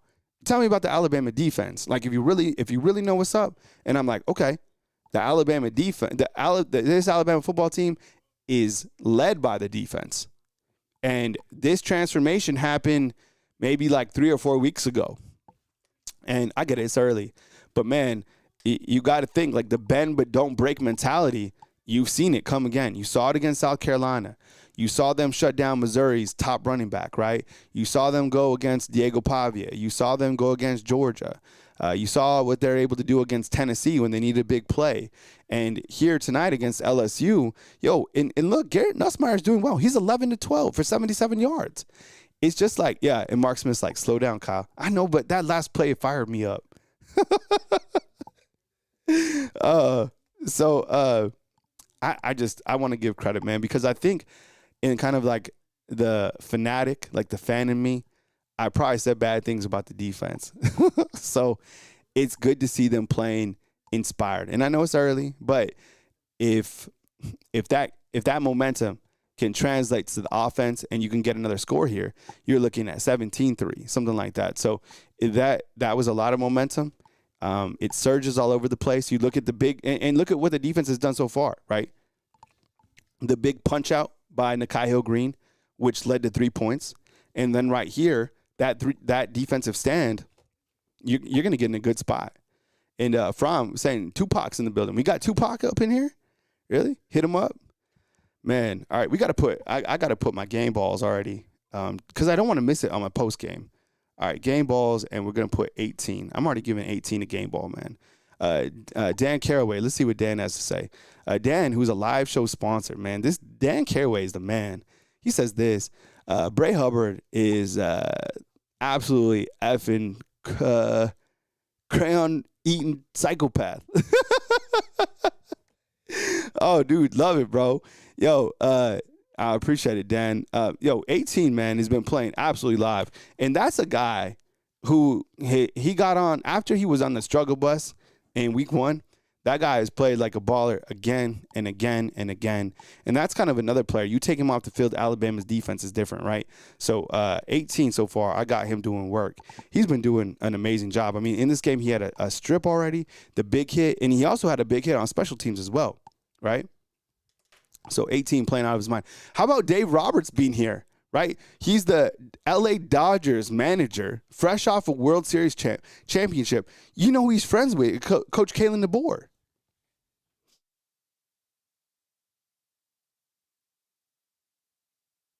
Yeah, I mentioned that, Todd. Thank you so much, dog. A little bit under the weather, but it's okay. It's all right. I got some meds in me. I'll get some good sleep, and we'll be good to go. I think it might be my time to suffer a little bit, but I'm good for it. It's okay. All right, little handoff, and that is going to be – is that Kevin Riley? Yeah, it looked like Kevin Riley. Who was that? Who ran that ball? Yeah, that was Kevin Riley. I knew that was Kevin Riley just by the way that he hit the hole. They haven't, featured Kevin Riley in maybe, I don't know, 3 or 4 games. But I knew just by him running, it was Kevin Riley. Daniel Hill back in. And actually, is that Josh Cuevas at fullback? Yo, this is like some 80s offense right here. I love it. I formation. Ty Simpson back to pass, steps up, and it's going to be connected with Jeremy Bernard for major yards. Type in the germ emoji because Jeremy Bernard just caught a 31-yard reception. Man, Bernard has 2 receptions for 64 yards. Man, I love that. They came out in basically like an I formation. And Ty was able to find Jeremy Bernard downfield. Now they're back in shotgun. Ty Simpson back to pass. He fires it. Oh, man. I don't know what happened there, but it's an incompletion. I love the germ emoji. I think I got the germ. 2nd and 10. Yo, Jeremy Bernard, man, that guy. You know, and as we kind of get to, are we in the back end of the season or maybe at the halfway point? I don't know. But you start to think about names we're talking about, right? Bray Hubbard, Jeremy Bernard. That's why, like, I'll tell you what, neither one of those guys are captains. And that's okay. But I'm just saying, like, those guys are quintessential pieces of this team, right? You agree? Shotgun formation. It's going to be a little pass out to Isaiah Horton. I've never seen that before. It was almost like a quick bubble screen to Isaiah Horton, which I'm not mad about. I like to see Horton featured a little bit more. Sometimes I feel like Horton doesn't get a lot of opportunities. He gets like 3 or 4. 3rd down for the Tide. 3rd and 5 at the LSU 16. Man, Nick Sheridan looks like he's about 22 years old. Yo, did you see that? Man, Nick Sheridan has a fresh shave on. That's one of those barber shaves. Man, he looked like a baby face. He's the quarterback's coach. Ty Simpson dumps it off to Jam Miller. Jam Miller with the 1st down. The sticks are moving. Alabama now at the 12-yard line. Man, he punched it in right here before halftime. He's starting to cook. I told you, fam, the momentum's building. It all came off the defense, honestly. Daniel, who's in the backfield now? Wow, they don't even have a running back here. Dan Caraway, the super chat. There's no running back, and I saw all 3 running backs on the sideline. The running back in the backfield is who? Jeremy Bernard. And they hand it off. It's kind of like a reverse or a pitch out to Lazier Brooks, and it goes nowhere. It's going to be a 2nd and a long way. Sometimes I don't like those little plays. Right? Is it just me? Let's see what Dan Caraway has to say. Daniel Hill and Bray Hubbard and Germ have made this game, and Ty has finally settled down. Thank goodness. Thank God. Yeah, I love it, man. Thank you so much, Dan. Appreciate it, bro. And as we say inside the comment box, 800 people on here tonight. I guess is the antenna. I have no idea. Yeah, so super chats definitely appreciated, and thank you so much for kicking it with us. All right, 2nd and 15 for the Tide, 3:50 to go. Ty Simpson, here comes pressure. He dumps it out, and that's going to be to Daniel Hill, and it goes nowhere. Okay, you want to get a touchdown here. Obviously, we'll settle for a field goal if we have to, but 7 points here give you some good insurance kind of going into that halfway break. In Alabama right now, let's see, as we always look at that time of possession, it's actually LSU that's controlling the time of possession, believe it or not. 13:22 to Alabama's 9:34. 3rd and 18.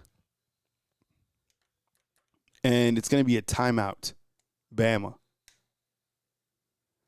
All right, so 3rd and 18 from the LSU 20.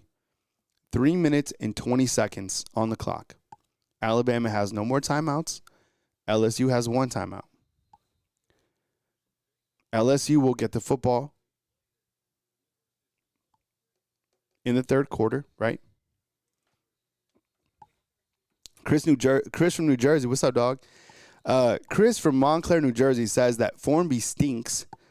Hulk Salami says Grubb looks like Mike Bobo with all these damn screens. Charles says the gimmick crap doesn't work.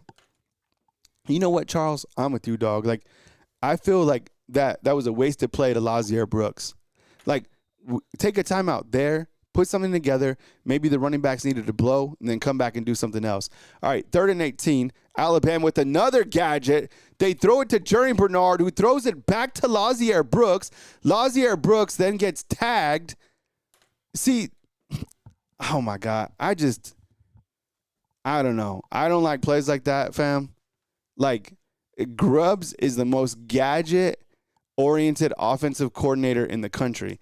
Ty just threw it to Jerry Bernard. Jerry Bernard just threw it downfield to Lazier Brooks. It almost worked. Lazier Brooks ends up going for like 11 yards. Do you guys like that? Do we like that play? I don't know. Is a double pass? Like, why are we doing that? Here's the kick.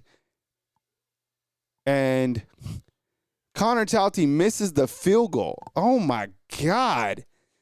What the hell, bro? Yo, AMH, we'll check the scores, dog, for sure. We'll do that at halftime. Oh, my God, dude. That was a terrible drive. Grubb, I don't know what was going on there.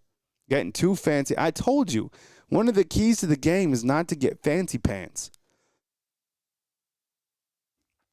And then this guy comes out here and misses, what was that? A 26-yard field goal? Yo, that's like on junior varsity mode, bro. Man, Connor Talty, oh, my God. What the? Yo, this dude, man. That was terrible. That was a terrible series. They should be penalized for that in the playoff rankings. Why they do a double pass?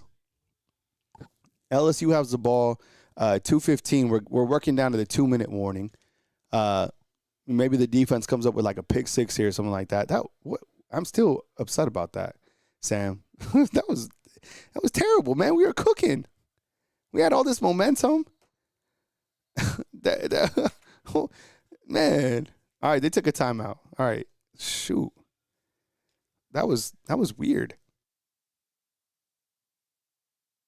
I think John D puts it simple, right? It's like, all right, let's kind of rewind real quick. We're on a timeout anyways. All right. Okay, Alabama, let's see. We got the pass interference, right? So they were at the what? They were at like the 10. And then they came out. How many gadget plays did they run right there? Let's think. They put all the running backs out, and then they handed it off to Lazier Brooks. Lazier Brooks went nowhere. And then they came out, and they did some sort of gadget play. And then they did another gadget play that was a double pass where Ty threw it to Germ, and then Germ threw it to Lazier Brooks. So, look, I don't. Okay, let me ask you this. What was the last poll we asked? Can we ask another poll? And we have a fan funder. All right. Thank you so much for joining. We really appreciate your support. We really appreciate it. Thank you so much. We have you featured on screen. Can we get a poll? Let's just ask this poll question. And you're probably going to say yes because you're frustrated, right? But be honest. Does Ryan Grubb run too many gadget plays? Does Ryan Grubb run too many gadget plays? Yes or no inside the comment box. And we'll look at the live scores from across the country. We'll do a college football recap at the halftime break, and we'll kind of do some, halftime takeaways as well. And we'll look at, of course, the game stats. All right. Do we get the poll up? I think we're getting the poll up here in a second. All right, so the poll is up, and it says, does Ryan Grubb run too many gadget plays? I would say right now, look, some of them are cool, for sure. And it's exciting because it's been a while since Alabama ran any gadget plays, right? I don't think Nick Saban ran too many gadget plays. And it seems like Grubb sometimes we got something cooking. And I'll tell you a couple gadget plays in this game that I don't agree with, okay?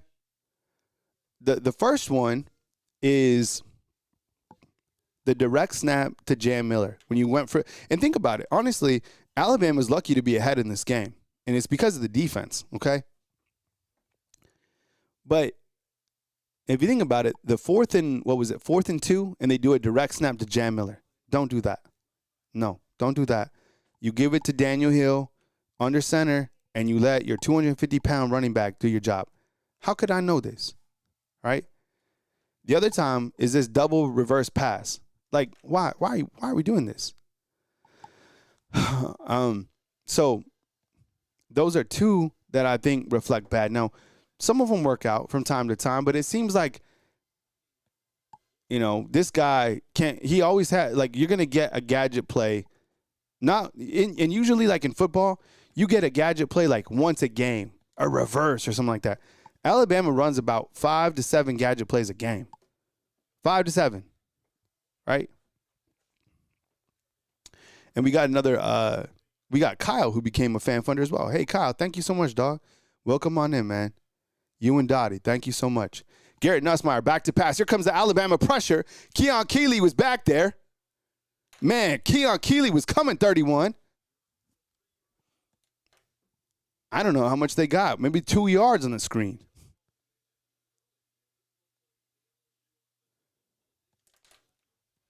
One minute and 35 seconds. See if LSU can piece something down. LSU gets the ball in the third quarter, so they're trying to get something. I don't know what the range of their kicker is because this guy missed from 30 yards. Alabama's missed a field goal, and so is Alabama, and so is LSU in this game.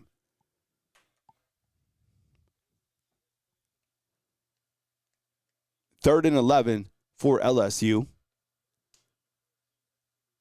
Nussmeier, back to pass. He's got all day. He's going to throw it, and it's going to go nowhere. Good defense. That was basically a coverage sack right there. Man, Alabama's defense, I'm telling you, this defense, and you know what? There's still a minute left. Alabama, I bet you Alabama comes and scores. James Smith, man, you know what? The defensive line has been doing a damn good job. Look at this. Oh, man, 0 was open, I guess. Yeah, 0 was probably open right there in that. Nussmeier just missed him. All right, so LSU is going to punt with 1:07. The defense is just playing fantastic. Damn, what a punt. Oh, my goodness. How far was that? Cole Adams fields it, and Alabama's going to get the ball at like the 35. What was that? That was a 60-yard punt? Damn. All right, so there's 56 seconds left.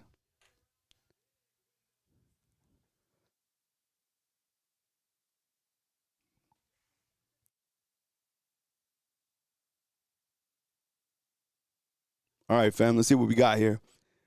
You got to go for it. You got to play aggressive. Obviously, don't turn the ball over. Don't do no razzle-dazzle. Let's get to Jeremy Bernard. Hit Ryan Williams deep. Let's see what we got here. Ty is 10-17 in this game. 56 seconds left. Play aggressive. Alabama at the 34-yard line. Here we go. Ty Simpson back to pass. Here comes a little bit of pressure, and it's going to be incomplete. Okay. I take one more play. I see where I'm at. How many timeouts I have? 0. I make one more play if I can't get the first down. And LSU has 1 timeout? Yeah, I might just take this into halftime right now.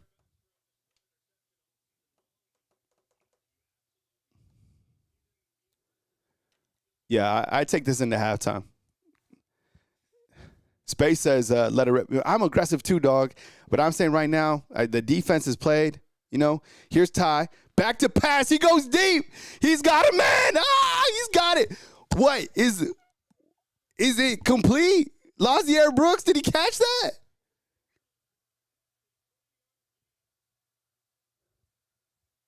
What was that? Was that complete or incomplete? It was complete, right?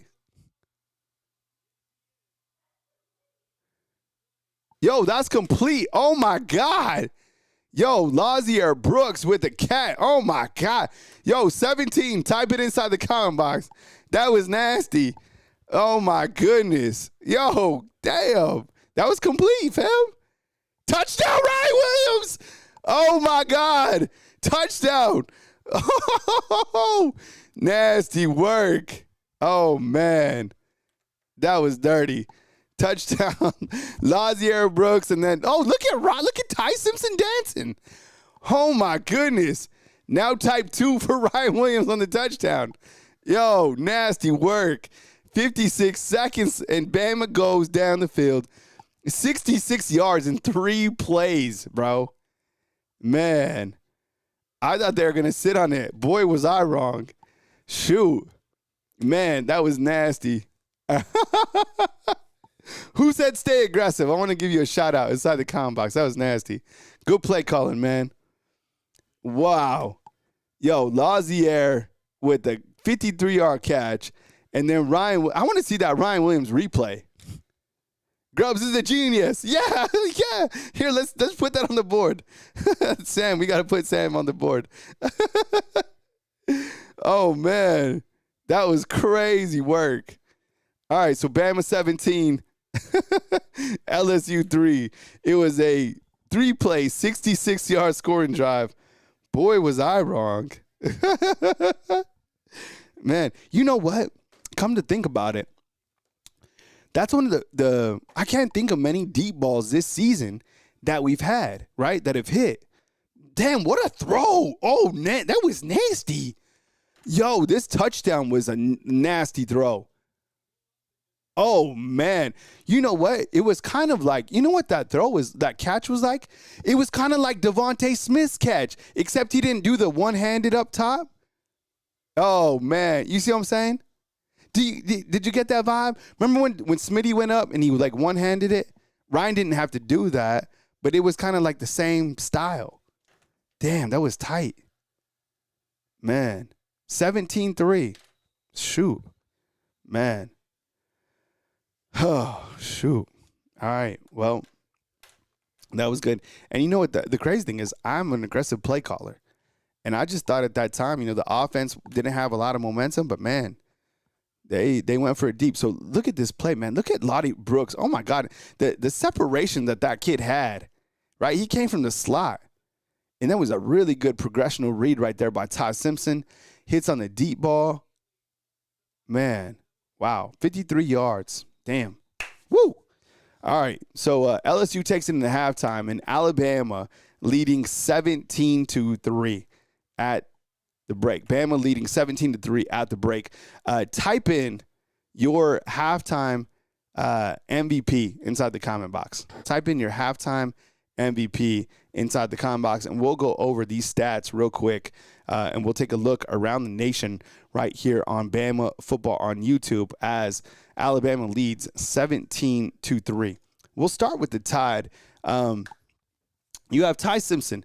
And look, I think for the most part, it hasn't been like he's had the most effective first half, but he came up with some big throws right before halftime, right? Clearly. I mean, 2 big throws that I think you're going to see on ESPN, maybe one will even be on kind of a top 10, is the touchdown pass to Ryan Williams. If you have an opportunity to go back and rewind, I don't, because I have an antenna now. I live that life. That throw to Ryan Williams was an NFL throw, okay? He put it to where only Ryan Williams could get it. And then in terms of the deep ball, we're always, we've been wondering about Ty Simpson's deep ball. Last week he was 1 of 9, or 2 weeks ago against South Carolina. Yo, that deep ball was right on the money to Lazier Brooks. And boy, did we miss Lazier Brooks against South Carolina. Lazier Brooks, you've seen how they've utilized him in this game. We'll talk about the receivers in just a second. But Ty Simpson in that first half, 12 of 20. 200 yards and a touchdown, all right? 60% completion.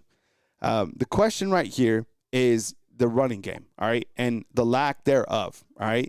So the running game continues to be non-existent. But I will say this about the running game. There's one positive and one negative. And the negative was kind of the gadget play to Jam Miller when it was 4th down and it went nowhere, right? But the positive was this. When Alabama was 1st and goal from the 4-yard line, they just gave it to Daniel Hill. I want to see more of that. You get inside 5-8 yards from the end zone, more number 4, okay? He's big. He's imposing. He's a load. He's a downhill runner. Feed Daniel Hill. He gets a touchdown tonight, right? Receiving-wise, Lazier Brooks, you missed him, and he's back. And this guy is a critical part to Alabama's offense and special teams. He had a really nice kick return in the beginning of the game. So he has 3 for 59, including that long 53-yard grab. He's been targeted 5 times, and that was a hell of a catch that he had there and a hell of a throw by Ty Simpson. Jeremy Bernard tonight has 2 catches for 64 yards so far. So he's on pace for a 100-yard performance. I don't even think that he's caught for 100 yards once this year. And then Ryan Williams, who entered the game probable, right? Like, we have no idea why he was probable. He came up with one hell of a catch. People will be like, catch the damn ball. Well, he caught the damn ball. He caught the damn ball in the end zone, and that was a really nice catch. Kind of reminded me of the catch that Smitty had against LSU many years ago in the end zone. Didn't have to one-hand it because Ty Simpson threw it on the absolute rope, and Williams ends with 2 for 27 at halftime.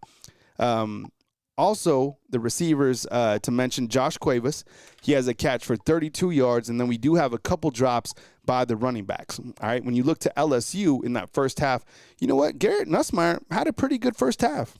He really did. He was 13 of 15, 76 yards, not a huge amount of volume in terms of yardage.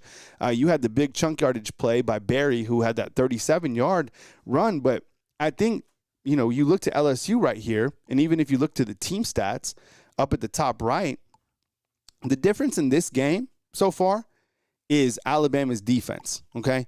Alabama's defense put Alabama's offense in a really good position right before halftime. They gave him another opportunity, basically, right? And LSU theoretically should still be in this game. Honestly, do you feel that Alabama's defense has played to the standard in this game? Yes or no inside the comment box. Do you feel that Alabama's defense has played to the standard? I would say yes. They've came up with great plays, okay? I can name a couple of them off the top of my head. Nikhai Hill-Green, when he punched out, right? When he punched out the ball and they got the fumble. Now, they couldn't score a touchdown there, but they got the field goal. You have Bray Hubbard, right, who forced the fumble. You have Bray Hubbard, who had a big hit. You had London Simmons, who had a big hit, right? So there's been a lot of big defensive plays. And the defense, once again, I think gets a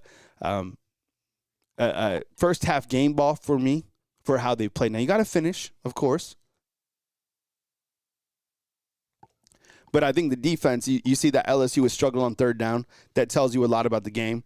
2 of 7, right? LSU has a couple penalties that negated what would have been first downs. But I think if you were to ask Frank Wilson, hey, what's been the difference of this game? I think he'd say the Alabama defense and Alabama's offense making some big plays right before halftime. Let's look at the Alabama defense real quick, and then we'll go across the nation and look at a couple other scores. If you're looking, someone asked me about the stats. This is Stat Broadcast. Anybody could see the stats. You just got to go to Stat Broadcast and be able to know how to navigate it. I do it frequently, so it's easy for me to work the interface. Deontay Lawson has 6 tackles. You have Bray Hubbard, who has 4 tackles. No disrespect. I haven't really noticed Deontay Lawson. Where are my defensive heads at? Have you guys noticed Deontay Lawson making plays out there, number 0? Good to see him with 6 tackles. Nikhai Hill-Green, we mentioned, had a fumble. You have Keon Sabb, who stopped what would have been probably a touchdown. And then Dejon Lee. Dejon Lee with that big hit, big swat up in the end zone. That was one hell of a play. Probably one of my favorite plays of the game, to be honest. So there we stand right here. I guess my only complaints, if I have any, is 2 complaints. Number 1, I feel sometimes we get a little bit too gadgety. There was that play right before when it was 10-3. You should have been up 17-3, and there was like that double reverse or that double pass, and then Lazier Brooks is that running back. Sometimes you get a little bit gadgety, but then you totally redeem yourself, right? Like Dumb and Dumber, and you come back and you put together an aggressive attack to put a touchdown together. So I don't know, a little too gadgety. And then the other thing is the field goal kicker. This guy, Connor Tauti, it is what it is with this guy. He's not Will Reichard. Nobody will be Will Reichard, but you got to be consistent. and he's not consistent, okay? And that's an area you wonder, like with a guy like Connor Charlton, you start to play, elite teams down the stretch, SEC championship game maybe, or, I don't know, wherever you land in the playoffs or whatever that is. But if the game's on the line and we got a kicker, are you concerned about it? Yes or no? I probably say, yeah, I am concerned about the kicking game, okay? So that's where we stand, but that's kind of just I don't even know if that's nitpicking. That's just the honest, truth. All right, let's go around to college football scores from around the nation. So far right here in Tuscaloosa, Alabama, by the way, beautiful, 65 degrees under the lights, all right?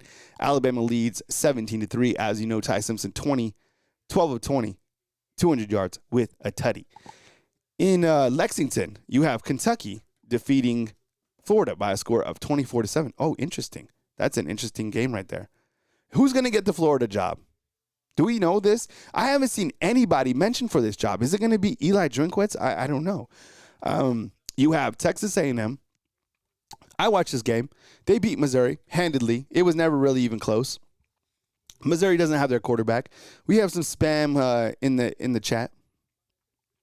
Texas A&M is a fine team. Very fast. Their quarterback is, nasty work. He was 20 of 29 today, 221 yards. Really, really good player. They improved to 9-0. You have Georgia, who was able to beat Mississippi State by a score of 41-21. Gunnar Stockton in that game, 18-29, 264, and 3 touchdowns. Wow, good for him. And you have Ole Miss able to beat the Citadel 49-0. Chambliss 29-33. Oh, that's nasty work. 333 yards and 3 touchdowns. I don't care who you're playing. Those are some pretty damn good numbers. 9-1 on the season for Ole Miss and 7-0 in conference play. And then final at the barn, right, is they were in Nash Vegas. Vanderbilt is able to take down Auburn in overtime by a score of 45-38. Now, a couple other scores to cruise through real quick. This was the SEC, but I want to go over a couple of other top 25 scores because there were some tight games today. Who watched Indiana play? Anybody watch Indiana play? A couple scores taking place right now. You have Wake Forest on top of Virginia. Wow, that's an interesting one, as Virginia is the top in the ACC. I don't even know if the ACC should get a team inside the tournament, right? And then you have Cal in Louisville, another ACC after dark game, which is tied 20-20. Wow, that's weird. You have Navy and Notre Dame. Oh, my goodness. You know what's going to happen with this Notre Dame team? I'm telling you. Notre Dame is going to get so much notoriety for beating 7-1 Navy that this Notre Dame team will, who knows where they'll be. They could be ranked higher than Alabama. It is the weirdest thing ranking Notre Dame. You got to beat Notre Dame 3 or 4 times. Just face it, Notre Dame is going to be in the playoffs. Ohio State, they were trailing Purdue. Remember, just like I said, takes a while sometimes to get things going. They ended up winning 34-10. Julian Sain balled out today, 27-33, 303, and it was Jeremiah Smith with 10 receptions, 137 on the day, including a touchdown. And you have Indiana, who came from behind to beat Penn State. Who watched that game? All right, so Indiana was trailing, right, 24-20. Fernando Mendoza got the ball back. I think there was, maybe 2 minutes left, maybe a little bit more. He drives down the field. He made some great throws. He really did.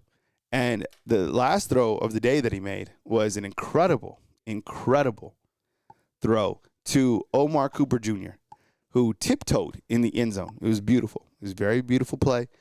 He got 2 feet inside the end zone, and Indiana is able to survive against Penn State 27-24. Should that hurt their, position in the playoffs? No, I don't think so. Look, I wanted Penn State to win just as much as you did. I feel that Alabama would beat Indiana. I do feel Indiana is a good football team, but Alabama had to come from behind against South Carolina. It's a one-game mentality across the world of college football, right? I don't know, Sammy. I think he got that toe in, bro. Yeah? It was a crazy play. No, I'm saying touchdown. But Indiana moves to 10-0 on the season. They are on a collision course with Ohio State to play for the Big Ten championship game. They haven't played the toughest schedule, but that was a gutsy come from behind victory today. Fernando Mendoza, I'm sure, people talking about him continuing in terms of the Heisman. You have Texas A&M. We mentioned that when they were able to beat Missouri. That's another SEC game. We covered those. And then you have Texas Tech, who was able to beat BYU. I saw this game and the score coming a million miles away. That's why when you look to those college football playoff rankings, at first you're like, how much stock do you really put in them? Because BYU, they were sitting at number seven in the rankings. They were a 10-point underdog to Tech, and Tech's able to win. College game day. Everyone was in Lubbock. Hopefully they took him to Stripes for some burritos, right? Breakfast burritos. And they win by a score of 29-7. Now, BYU is still in second in the Big 12, so maybe those two teams do meet up. I don't know. Who's this big boy running for a touchdown for Miami? 61? Wow, did you see that? And you have Oregon was able to come from behind and really get its best win of the day of the season, beating Iowa. But outside of that, Oregon has beaten absolutely nobody, okay? And they win that game by a score of 18-16, kicked a field goal with 3 seconds left to win that game. And then you saw Auburn fall to Vandy. Miami beat Syracuse. And Wisconsin. What? Wisconsin beat Washington? Oh, my goodness. Washington. I saw Washington play.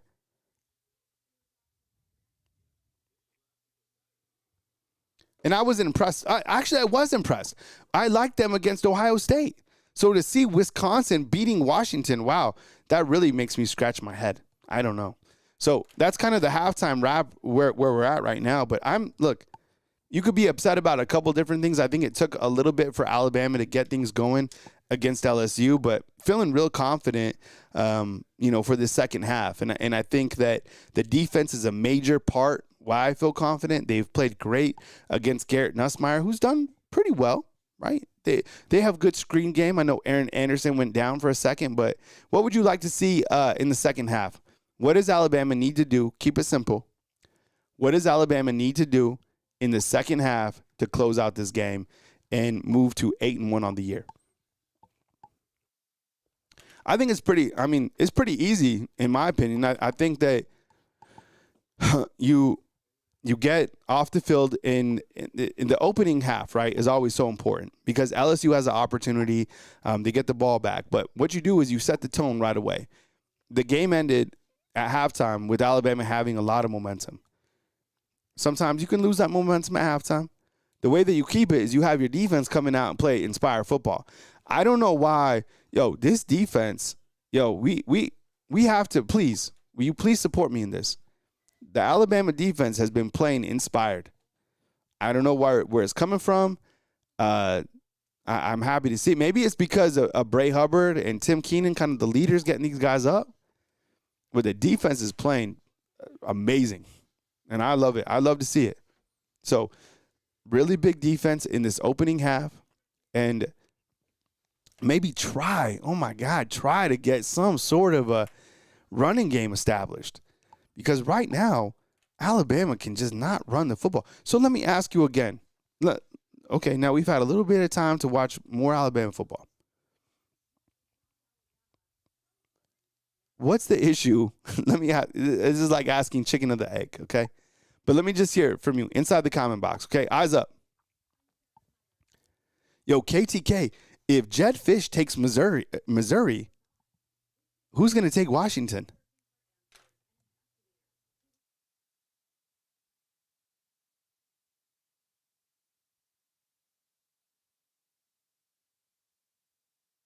You know what I'm saying? I don't want to scare you guys, but if Jedd Fisch leaves, who do you think Washington's number one target will be?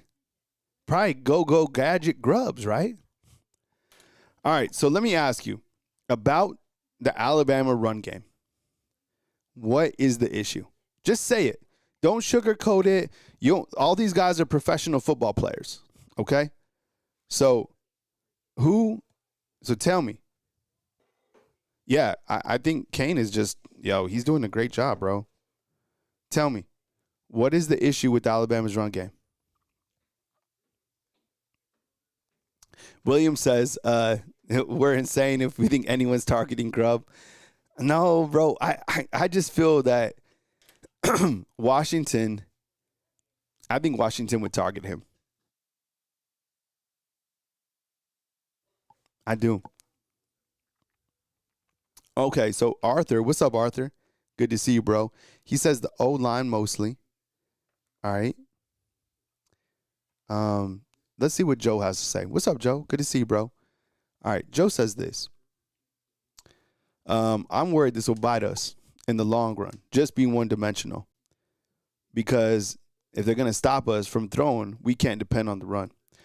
Yeah, Joe, I appreciate it, bro. Thanks for your support, too, being a fan funder. And I would say Alabama is one-dimensional.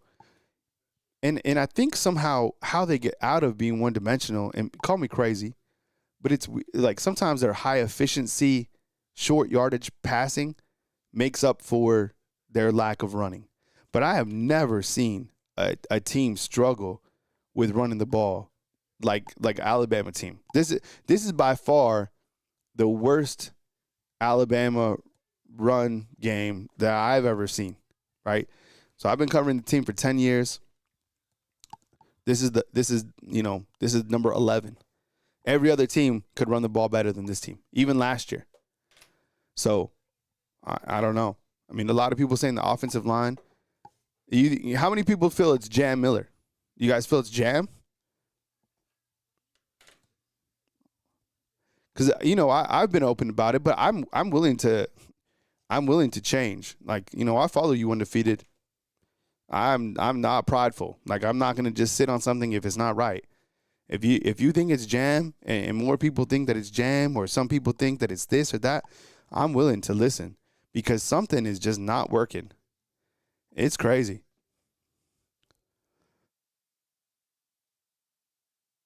And then sometimes I'm thinking like, is it the scheming? And the reason I bring that up, or like the offensive line, and the reason I bring those things up is because it's like, and we're talking run game here. We're waiting for the game to start again, fam. So if you want to check back in, you want to, have your nuggets or your wings. What you guys eating? What's in the halftime menu? Is anybody having a nice little hottie toddy that's of age? I say that because sometimes, I'm a little bit, but I don't ever like drink on the show. I don't. I need to be, I always want to be fresh in the mind, But as you sit and you kind of, think about the running game, it's really the only thing that you could be hypercritical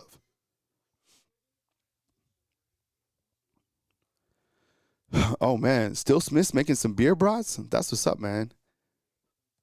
Boiled peanuts? Oh, man. Look, I love living down here, fam. I do. But that's one thing that I can never get on board with.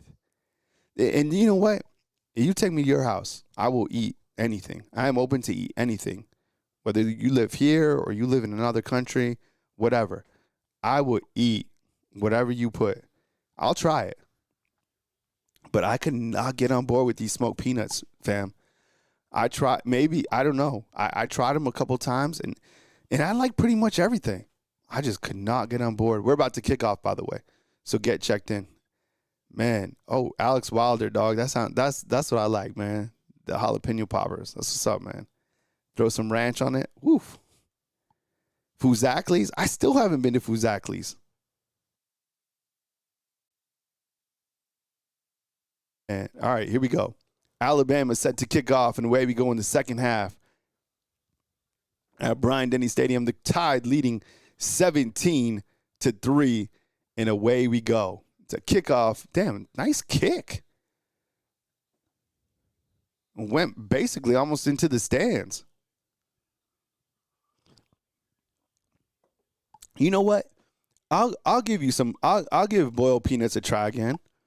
I'm not afraid to try something twice. And look, maybe I'm wrong where I got it from, but I'll be completely honest. I got them at a gas station. Like a Buddy's or something like that. So maybe I'm doing it wrong. I'm open to trying them again. I promise you. All right, Nussmeier, shotgun formation. First play of the second half. There's a flag on the play.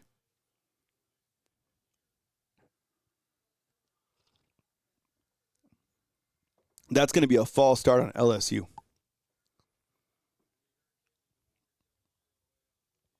LSU in this game already has, let's see how many penalties. They have 4 penalties for 35 yards. Yeah, 4 for 35.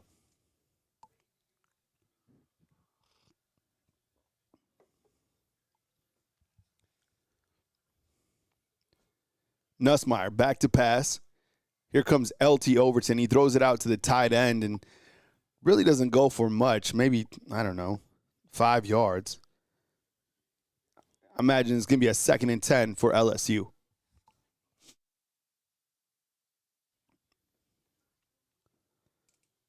Yeah, see, Travis, yeah, I wasn't feeling. Yeah, it was a weird deal for me.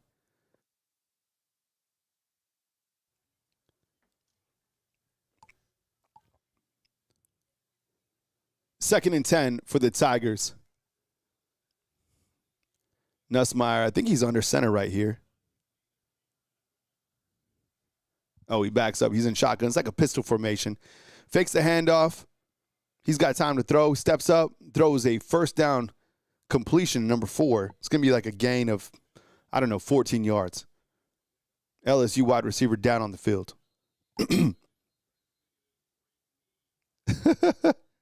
Hey, Troy, what's up, dog? I see you, bro. LSU, how did that guy get hurt? I didn't even see what happened to him, number 4.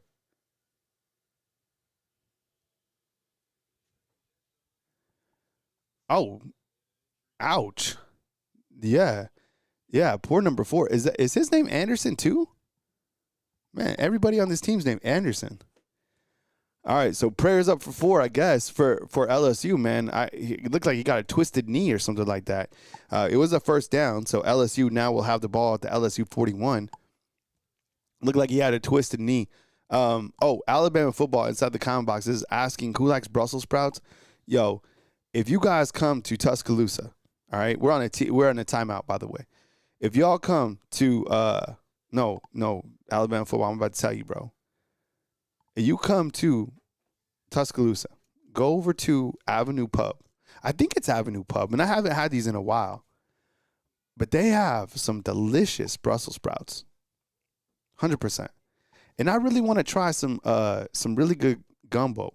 So whoever has like some real good gumbo, hit me up. Hey, Brucey, I think you're starting to see kind of that flex of the different talent, right? In terms of the teams. And I think, again, when you look to these two teams and kind of how they're trending program-wise, LSU has everything that you would think they would need to be another title contending type team, right? They have all the resources in terms of money, right? They can get whatever coach they want. They can pay, top-end salaries. It hasn't been that long since they won a national championship game. But, I think that where they're at as a program, it has to be frustrating for LSU. And I think it was, I can't remember the guy, but he said that Alabama was burning. Remember? What's his name? He does, he has a really big following. There's so many great content creators. But as I thought about Alabama burning, it was nothing but further from the truth. Like, it was really LSU that was burning, And you look to their program now, you're like, man, when are these guys going to get back on track? Another disappointing season. Who knows how this game ends, but it was really LSU that was on fire. And nothing was really on fire at Alabama at all. It was just kind of an adjustment period as Coach Kalen DeBoer kind of got things organized. So you look at the trajectory of the two teams, one on pace to where really the sky's the limit with Alabama, and another one trying to figure out, there you go. Yeah, Matt Biscona, right? I probably butchered his last name, but yeah, really big platform. But I don't know. Have we even figured out who the LSU's next coach is going to be? I haven't even seen like an updated hot board. I think some people were talking like, of course, they were saying Lane Kiffin. Or why would he leave Ole Miss for a high-pressure job like that where he's going to win the same amount of games?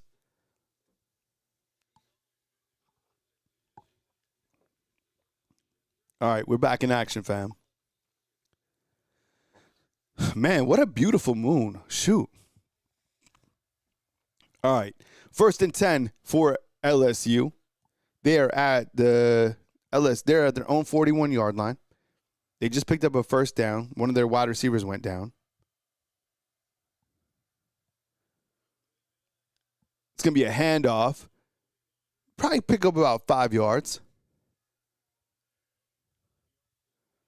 2nd and 5 for the Tigers. I guess there was a fan that went on the field at halftime. This is reporter Nick Kelly is reporting. He has a video of it. Let's see if they came and tackled him. Sometimes they tackle these people that come on the field. Remember a couple years ago when they smashed that dude? Like the fan is like the security guard who tackled him. All right, 2nd and 5 for the Tigers. Fake handoff for Nussmeier. He's got time to throw. He fires to an open wide receiver, and that's going to be a first down to number 0.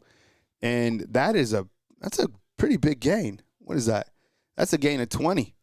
Yeah, not a lot of pressure right there. I don't like that. I want more pressure on Nussmeier. He's too accurate to just kind of leave him back there. So LSU now into Alabama territory. Little pass to the outside. And he's going to be bottled up by the Alabama defense. Justin Jefferson, that's kind of a name sometimes, that we don't talk about enough, but he's another great Alabama linebacker. I'm going to miss Justin Jefferson. I think he's really been a player that year over year has kind of had a glow up, right? He was okay last year, but he's damn good this year. Justin Jefferson is good.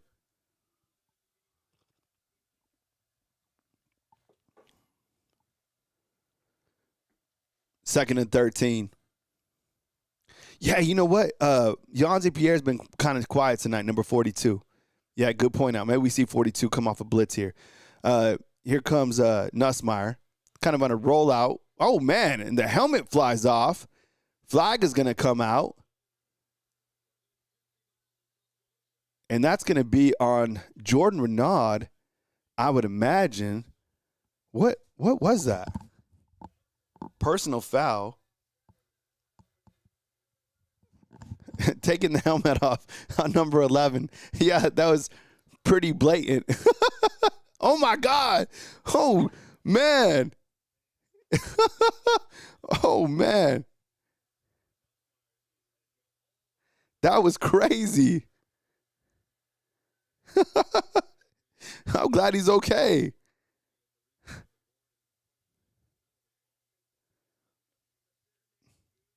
Did you all see that?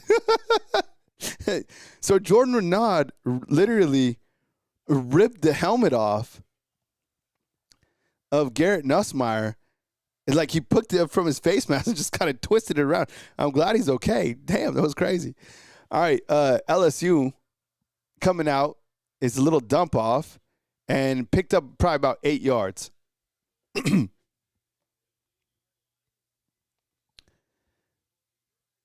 LSU now down at the Alabama 15. Yeah, that was not a good penalty. 2nd and 3 for the Tigers. And that's what I talked about. When you're kind of, looking at second half adjustments, you got to get the defense kind of back into it. And right now, LSU has kind of been the aggressor. So you need a big play from the defense right here, 2nd and 3. Little handoff. It's another first down. They have had 4 first downs on this drive, 7-play, 66-yard drive. They pretty much done whatever they wanted to do on this drive.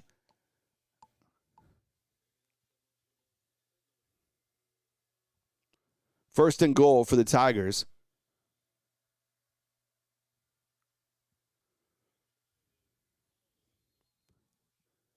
Second and goal for the Tigers. See, but that's why it was so important for Alabama to get that touchdown right before halftime, right? Because, I mean, they missed that field goal. So theoretically, if you would have took my advice and kind of sat on it, you're looking at if they score a touchdown here, you're looking at a 10-10 game. But Ryan Grubb, thankfully, he took him down and they, put one in the end zone to make it 17-3. Otherwise, you could be looking at maybe a tie game right here. I don't know how it'll end. The defense usually comes up with stops here. Maybe a pick six. Who knows? Nussmeier back to pass. Oh, my goodness. That was almost intercepted by Bray Hubbard. Wow. That was crazy. I told you. I was like, man, maybe you come up with a pick or something here. Oh, my goodness. Bray Hubbard almost had that. It was in the end zone. Bray Hubbard came across and almost intercepts it in the end zone. Bounces off his hands. It hit his hands. He's like this. He knew he had that. Man. Yes, and Kirkpatrick is still with Bama. Yeah. All right, it is 3rd and goal. Let's see what LSU does right here. Man, this is huge for them. 3rd down, 3rd and 8. Nussmeier back to pass. And there was a whistle before the snap. What was the flag? Delay game. Oh, my God. LSU, man, all these teams, when they play Bama, they always shoot themselves in the foot.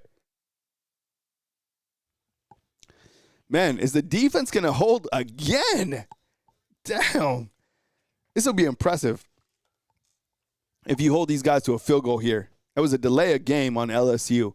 So LSU is facing, I don't know, it's probably like 3rd and 13, right? 3rd and goal, but 13 yards out. I mean, they're at the 13, yeah, so that's what it is.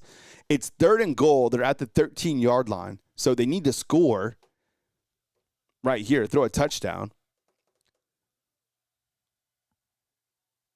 Wow, and they called a timeout again. Man, complete crash out by LSU. Unbelievable. Man, this defense, you cannot score on this defense, man. This defense, you get into the red zone, you can't. I mean, they do a damn good job. We give a thumbs up for the defense inside the comment box, honestly. Like, be able to hold a team like LSU. Remember, who was it that had, who was the analyst that had LSU winning the championship game? It was like one of the biggest analysts in the entire country. Someone that knows absolutely everything. Who was it? They had him, who was it? They had them winning the championship. I knew that LSU would have a crash. I didn't know that they would fire Brian Kelly. But, man, I did not think that they were going to win the championship game. Do you remember that? Who picked these guys to win the championship game? I can't remember. Yeah, but this defense on fire. Let's see, 3rd and goal. I don't know what it is. Is it still? They're at the 13.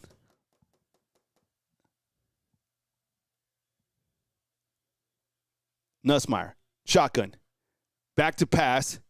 He's under pressure. Oh, my God. Yanzi Pierre, typing 42. Oh, my God. Yanzi Pierre. Oh, my God. We called for it. Someone said it.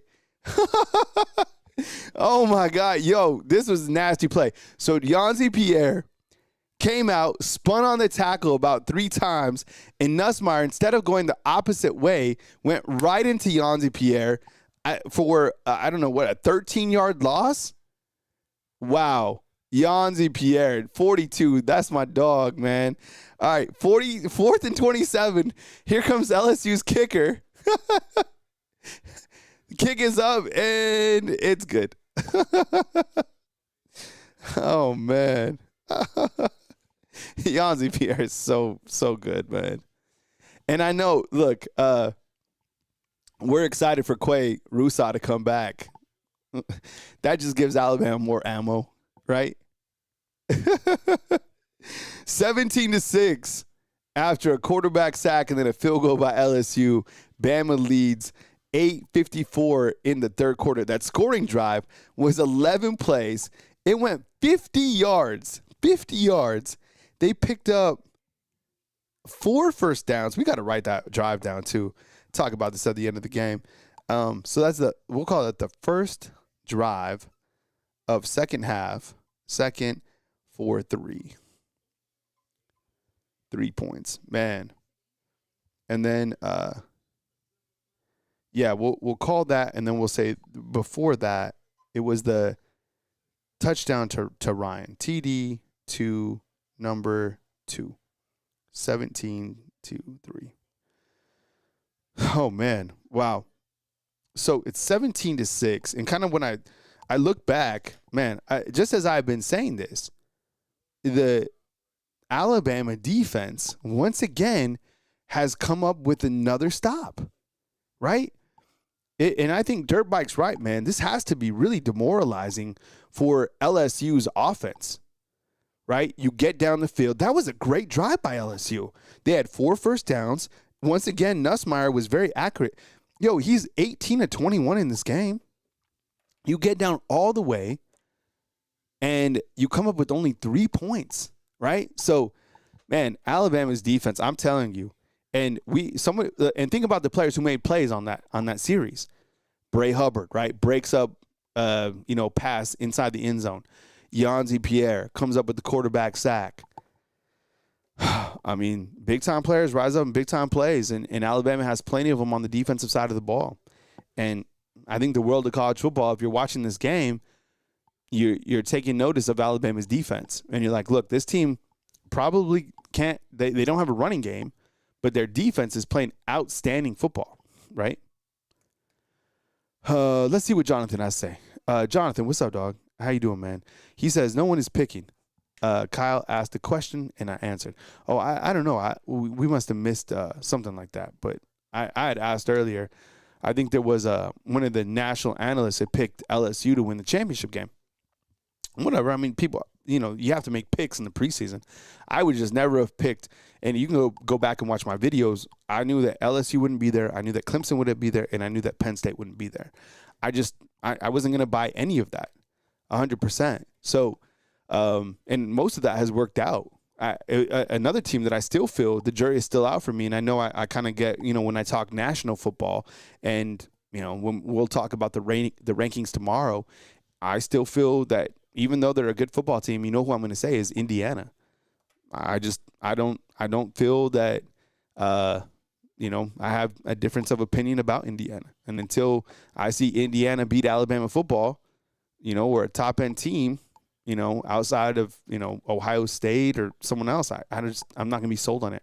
All right, there's the kick to Lazier Brooks. Lazier Brooks takes it at the 5-yard line. Lazier Brooks makes a couple guys miss. He gets to the outside. He's going to be tangled up probably about the 17-yard line. Here comes the Alabama offense. In its first series of the second half. Man, that was only a 3-man rush, too, and Yanzi Pierre was able to get to him. That's amazing. You only have 3 guys rushing? Ooh, Frank Wilson is mad at Garrett Nussmeier. Ooh, man. He's like, they only sent 3. You got to get the ball out. All right, here comes Alabama. You got Journey Bernard in motion. Ty Simpson underthrows it. That was on Ty, and it's going to be incomplete. That was on Ty. He just underthrew him. Journey Bernard was coming out on motion. He was open, and he just underthrew him. Highlights of Notre Dame and Navy. The running back for Notre Dame never goes down. He kind of spun around, and he goes for a 6. Notre Dame beating up on Navy. No surprise. Encroachment on LSU. Free play for Alabama. And it looks like a bunch of stuff on that play. Pass was intended for Jerry Bernard. It's going to be encroachment on LSU. It looks like we have, oh my goodness. Wow. Holy cow. Hey, Lisa, thank you so much for the super chat. $100 super chat up in the house. You're feeling good on the Crimson Tide, right? Comes in that nice crimson kind of red. Holy cow. You're really supporting the channel. We appreciate you. Thank you so much. And, Tide are rolling. So, is rolling, rather. So, thank you so much for the super chat. That's a big one. Ty Simpson rolling out. He connects with his receiver who's going to be a running back, Jam Miller, and it's going to bring up a third down for the Tide. All right, Lisa's not playing. Lisa's got the 2 S's on. The 2 S's and the $99 super chat. It's going to be a 3rd and, 5 for the Tide. Blanche is asking, where is Daniel Hill? You know, Daniel Hill, he comes in, he comes out. He probably played about 15 snaps so far. They're kind of rotating the running backs, right? Cody, what's up, man? Asking for a roll Tide. Ty Simpson back to pass. He's got time. Fires an absolute dart. Man, this guy can see the field. What a pass.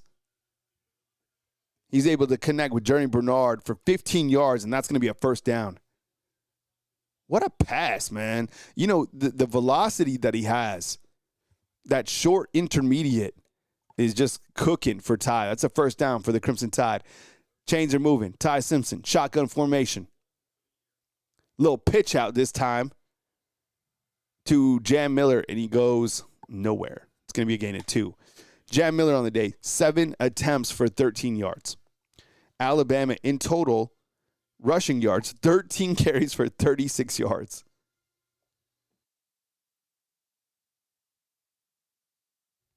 That's wild. 2nd and 8 for the Tide. At the 40-yard line.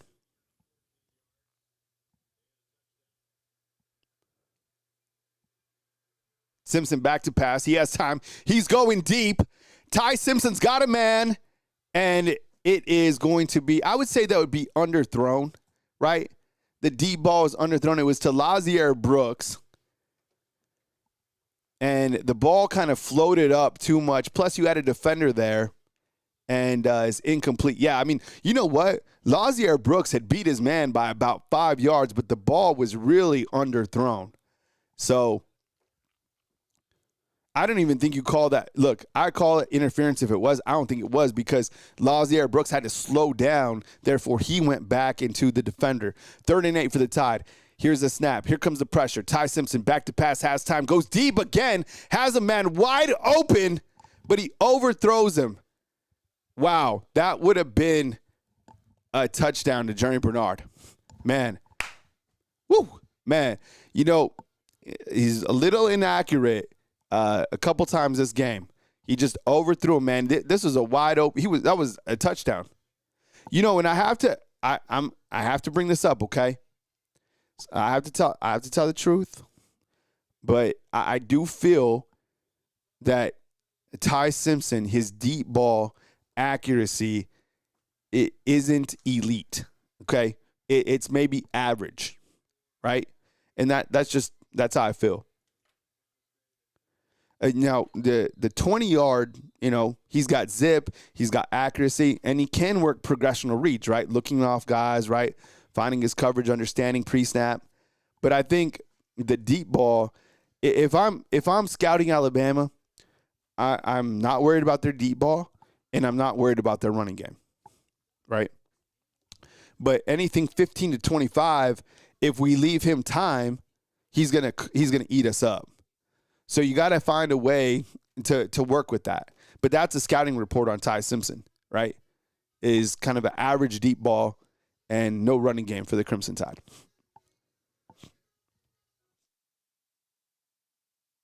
But I'd say that the scouting report on Alabama right now is like, damn, a surging defense. A defense that you can move the ball, but like red zone, good luck scoring on them. Good luck getting a touchdown on Alabama in the red zone. I can name 5 different drives, 5, in the last 2 games that they've played that Alabama has not surrendered a touchdown. That's damn good red zone defense. And I think, you know, you do allow a chunk yardage play here and there, but, I mean, when's the last time that they've been cooked for like a deep ball? I think it was against South Carolina, right, when Ryan Williams dropped that pass, and then was it the big wide receiver for South Carolina caught that long touchdown? But they don't often give up, like, deep touchdowns. So it'll be a 1st and 10 for LSU on the 17th. Now, I appreciate you guys kicking it with me. Remember, tonight, how it works is we jump from this stream to our post-game stream. And so what that means is we fire up a new stream for our post-game stream, all right? And that's something that we do to kind of like restart our post-game. And the post-game, what that includes, it starts right after the game. And we'll go over observations, and I'll take your guys' calls, right? So that's how the post-game will work. And that'll start immediately after the game. 1 second, real quick, fam.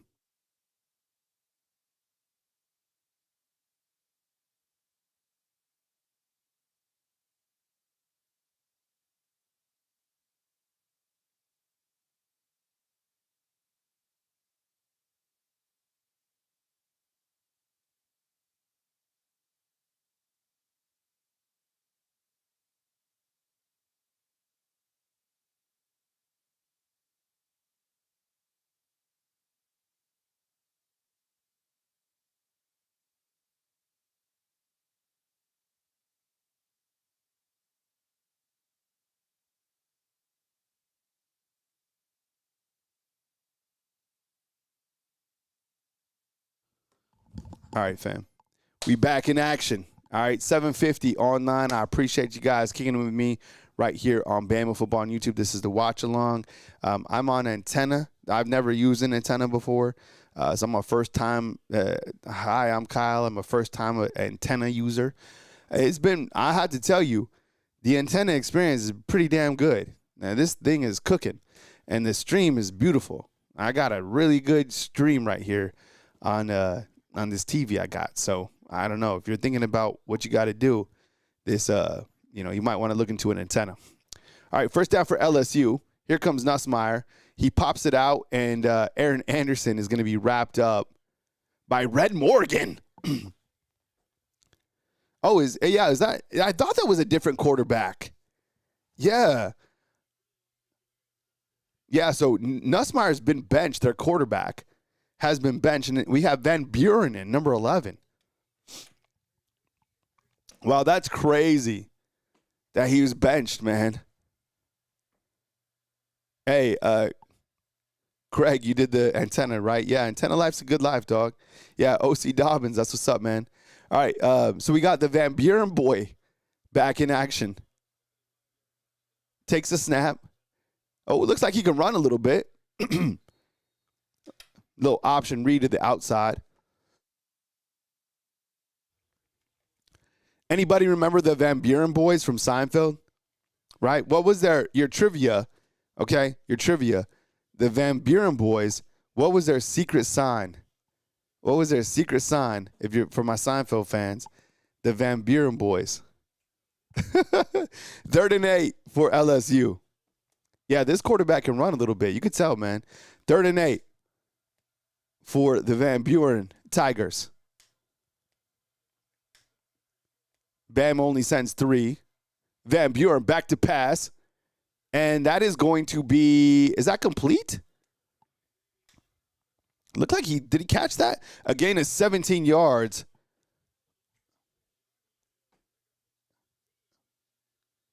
Wow, that was a completion of 17. Did he catch that? I don't know. Here's a good look. Damn, the guy laid out, man. What a catch. Yo, that was a hell of a catch. Yeah, you know what, Cybergun, I agree, man. You got to send pressure. You got a new quarterback in. Oh, and they're going to review this play right here. I don't know why you're going to review it. That was a catch all day long. Yo, that was a catch 100%. That was a damn good catch, too.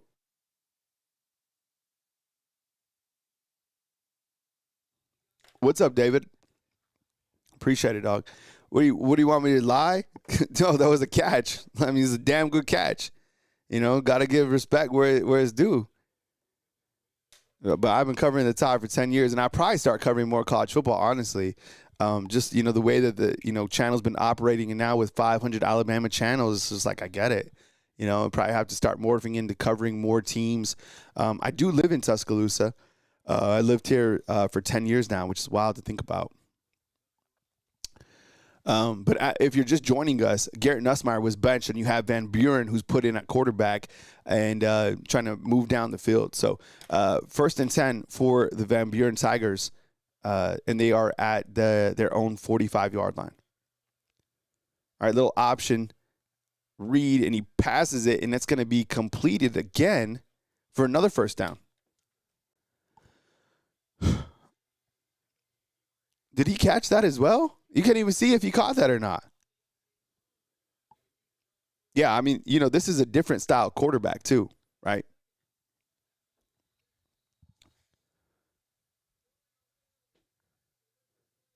I told you, I knew they were going to look at this catch. I don't think he caught this one. I guess they're going to start reviewing every single catch. I don't think he caught this one, though. Let's see.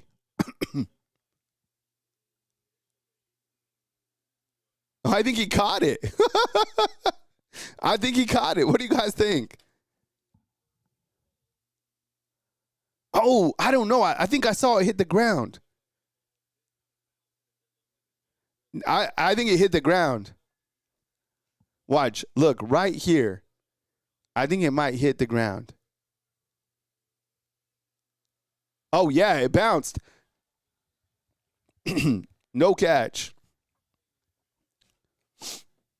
What you guys think? Flowers say incomplete. Catch or no catch? Sound off inside the comment box. Type C for catch. Type N for no catch.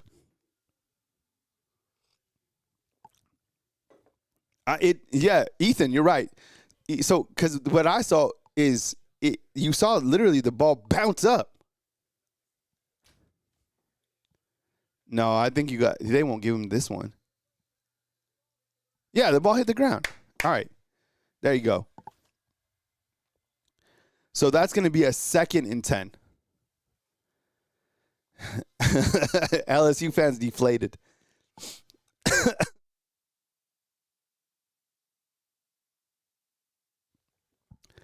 2nd and 10 for LSU. We have 4 minutes in the third quarter. Remember, I will post a new streaming link when we end this to a new stream. You'll see it a bunch of different times inside the comment box, and then I'll start my post-game stream, all right? Hey, Derek, what's up, dog? Good to see you, man. It's been a long time. You better come kick it with us for the post-game, all right? Oh, Kyle says he wish he could listen to the audio. That'd be tight. All right, flag on the play on this next one. Van Buren throws it, and it's going to be dropped by LSU. I don't know what the flag is. It was right as the snap happened. What was the flag on this, fam?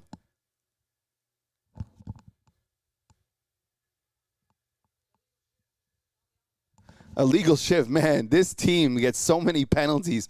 LSU has, this is a crazy stat.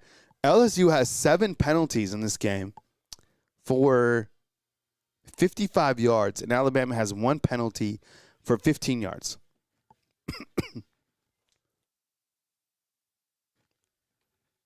Yeah, it said it was an illegal shift.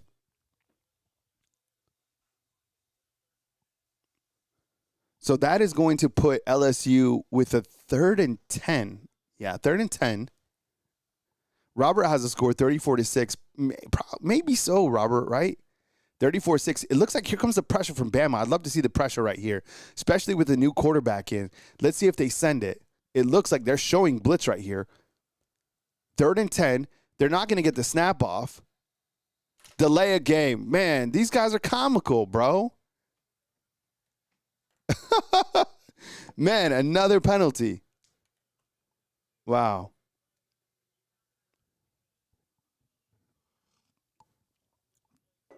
That was another delay game. Cody's calling for a pick 6. Ooh, I take that.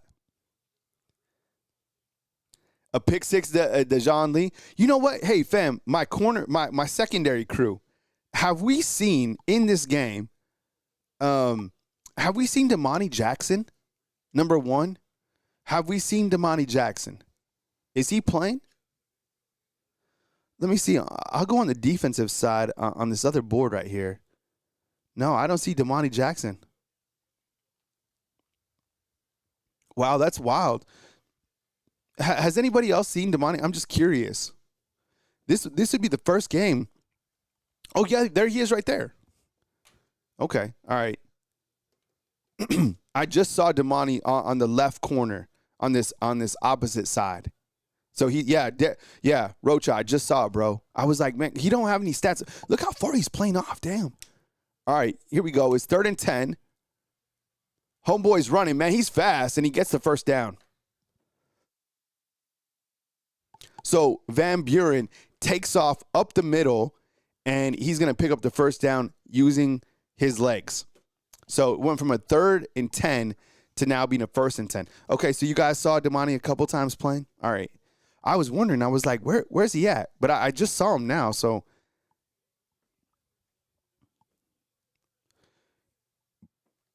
What's going on now, man? They're reviewing this play too? What the hell? What are they reviewing? Man, it's like we're stuck in the mud, bro. What? That's a first down. What is there to review? He slid after the, right? Oh, that's a first down. Why are they even reviewing this? They've literally reviewed 3 out of the last 5 plays. Yo, this game is like stuck in mud, dog. Like, come on. They're killing the momentum of the game. What?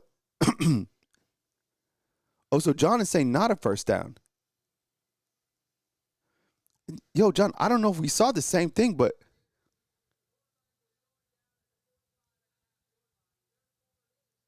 Oh, wow. The call was a return. So it is that's crazy. It looked to me, didn't it look like it was a first down to you?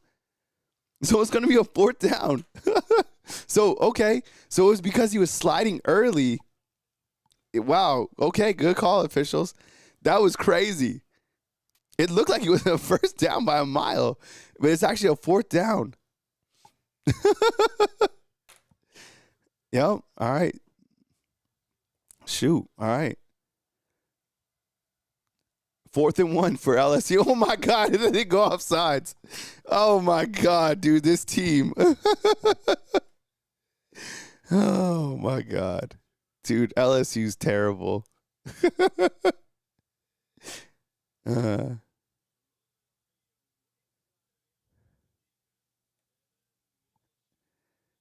I think this will be their 7th or 8th penalty.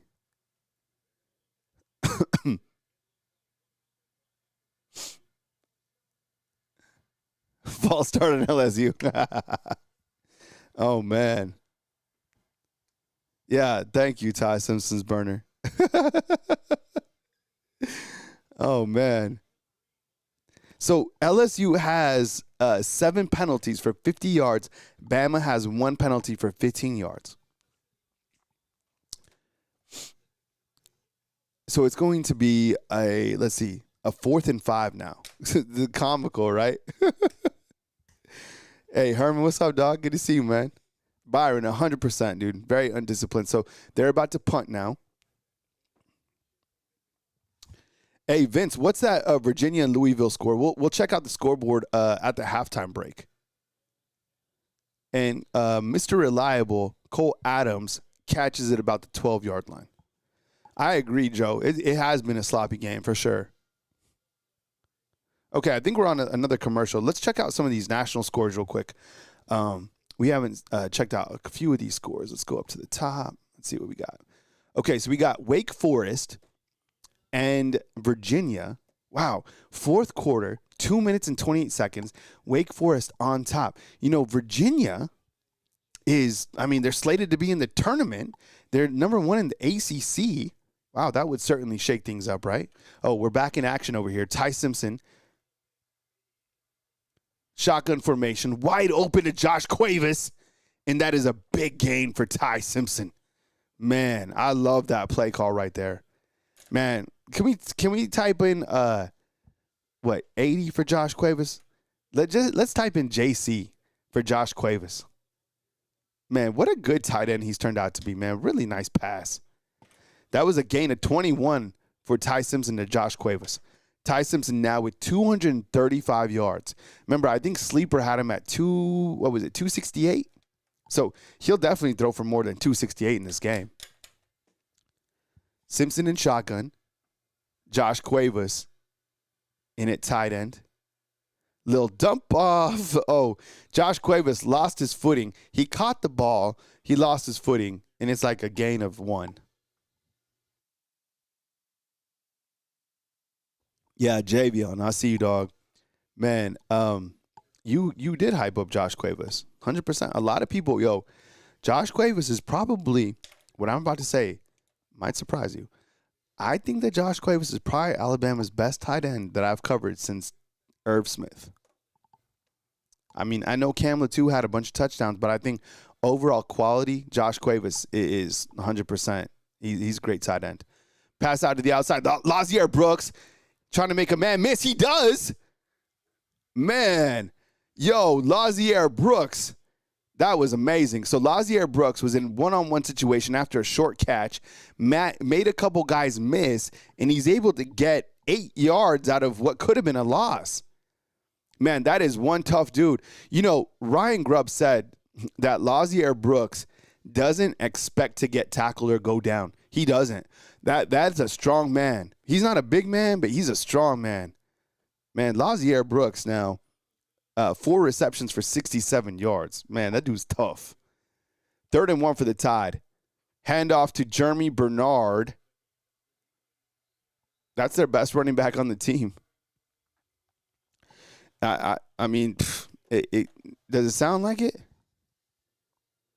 It kind of, I mean, it's weird to say, but I think Bernard might be the team's best running back. That was a hell of a play by Lazier Brooks.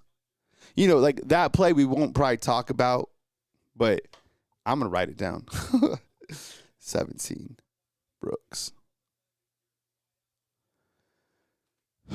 So Virginia lost. Wow, so Wake Forest is able to beat Virginia. Wow. That's causes some chaos in the ACC for sure. I think that puts Georgia Tech back up there. Daniel Hill gets the handoff, and he goes absolutely nowhere. That was a gain of what, 1 maybe?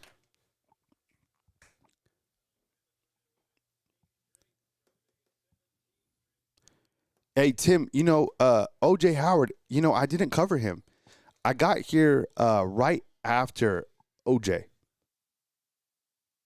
Obviously, I know who he is, and I know, he's probably one of Alabama's best tight ends, but I didn't cover him. It was like I got in, I think, like the year after O.J. So I think some of the early guys, like tight ends, I remember is like Irv Smith, Miller Forrestall, remember him?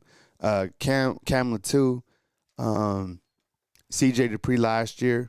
There's been other guys. It's just like there hasn't been a lot of dynamic tight ends. Josh Cuevas is the best tight end out of the bunch since Irv. And I don't know. I don't know why this team can't run. I've asked you guys, and I don't think anybody has an idea why they can or why they can't run.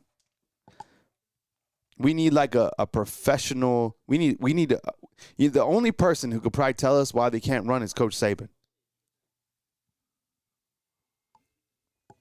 And I know a lot of you guys have been calling for like some toss sweeps. Sometimes they run them, but not often. And we have Anna with the super chat. She says, thank you for the great game coverage. While you're under the weather, I feel better. I appreciate it. Thank you so much for the support, Anna. Really appreciate it. Thank you very much for the $20 super chat. Thank you. Yeah, a little under the weather, but I'll be good. And, show must go on. So we're straight. And, the third quarter was weird in this game. This whole game has been weird. Would you guys agree with me? Yes or no? Has this game had a weird feel to it? It felt like this game has lacked rhythm. It looked like it seemed like at times nothing has been going right. It's been an ugly, ugly game. And you kind of look to the last two games that Alabama has played in. It's like, okay, they beat South Carolina in a game that wasn't pretty. Hopefully you're able to take care of this game and get out of this one. But they've been weird games. This game has been, it's made me mad, right? And I don't like to get negative. It's just been weird. There was that series that LSU just had where it was like every play they reviewed. It is just weird. I don't know.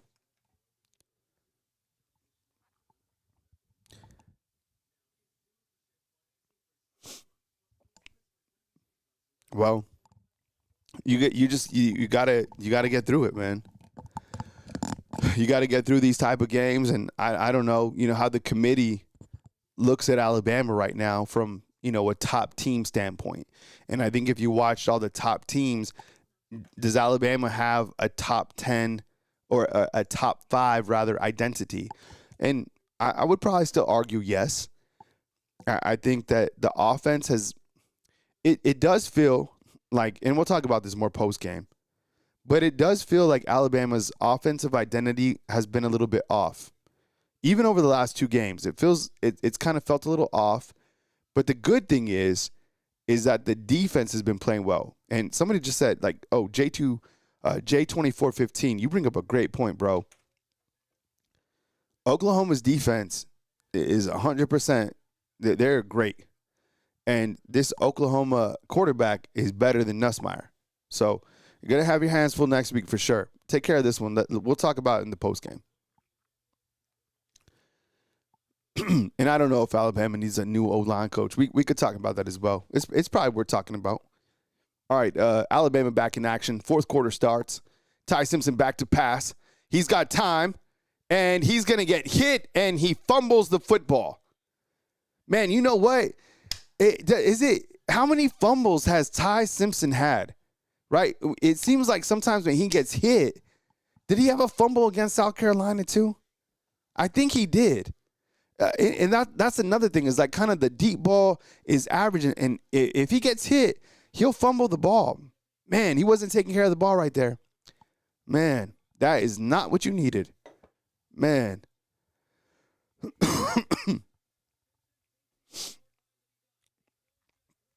Oh, man.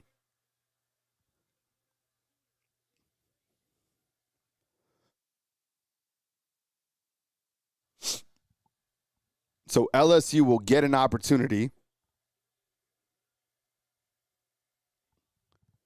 They are at Alabama's 38-yard line. New quarterback, Van Buren's going to run, and he's going to pick up 5 yards.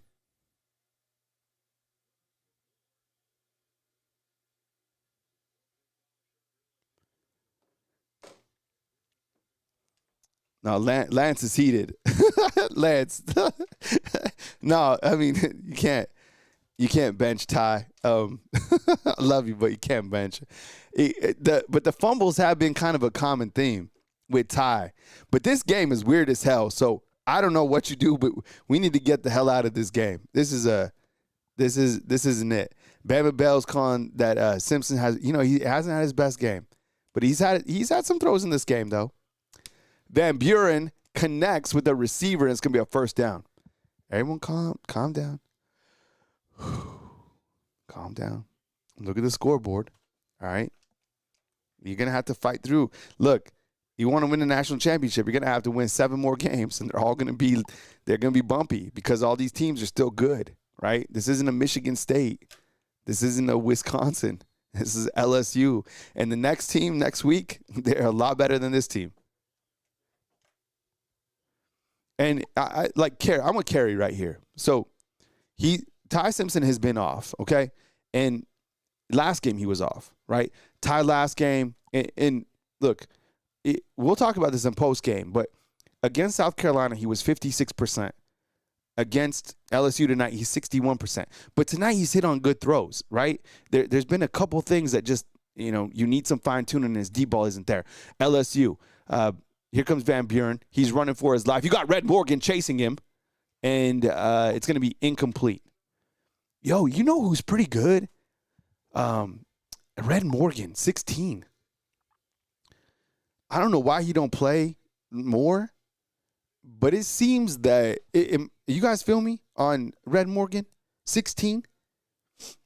That guy comes off like he flies around, flies. He's running 1,000 miles an hour. 3rd and 8 for LSU. Watch that quarterback. Another false start on LSU. Man, Alabama's being bailed out because LSU is undisciplined. That is, how many penalties on LSU so far? That is 9 penalties. 9 penalties on LSU. And look, this isn't home cooking. LSU has done all this to itself. Illegal shifts, false starts. They've done that. The one penalty Alabama had was they ripped the guy's helmet off. It is a 3rd and 13. Watch the quarterback. Van Buren, wow, what a toss. And he connects, man. He threw it in between 4 Alabama guys. He connects for a first down. Wow. Man. How the hell did he complete that? It was right in. Man, there was four guys right there. Man, come on, defense. Rise up again. And look, the defense can only hold so many times. The offense has to get something going, right? The offense has to get something going. You're going to put your defense in your defense can't be put in this situation too many times. You can't expect your defense to come up with stop after stop after stop. You know what I'm saying? Is this another flag?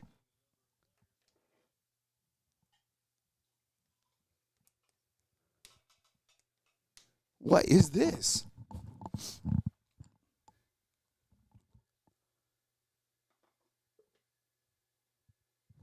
Hey, what's up, Angel? How you doing, brother?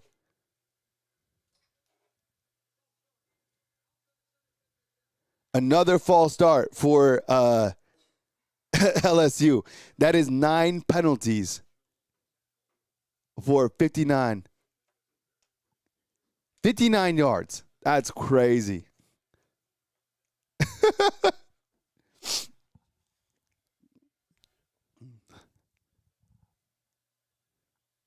First and goal for LSU.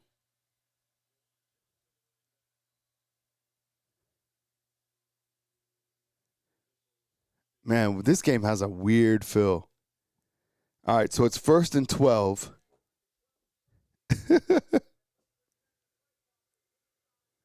You know what, AAA? I think this guy is a better quarterback too. At least he has more, a little bit more momentum, and this guy can move around. This guy's a good quarterback. Everyone's getting pretty fired up. I get it, fam. We're getting to that, the witching hour. Stay calm. It's cool. Be good. You guys are good. It's frustrating as hell. Let's see what the defense can come up with a stop here. 1st and goal. Van Buren. Gonna be wrapped up by LT Overton, man. Oh, my goodness. Yo, this defense, you cannot score on this team in the red zone, man. Oh, my God. Yo, LT. And you know what? So I told you guys going into this game that LT Overton and Yanzi Pierre were responsible for 46% of the sacks this season, right? Yanzi had 4 coming in. LT Overton had 3. That play right there, okay? That play right there was super athletic by LT Overton. To be able to stop a quarterback this athletic, man, oh, my God. It's 2nd and 22. Oh, my God. Incompletion. Yo, man, this team is not executing. Is incomplete by LSU. Oh, my God. So now it is 3rd and 22. They're not going to score here, fam. This defense, man, credit to this defense. And to LSU's lack of discipline. Man, this is impressive. If these guys don't score here, that's hell of impressive.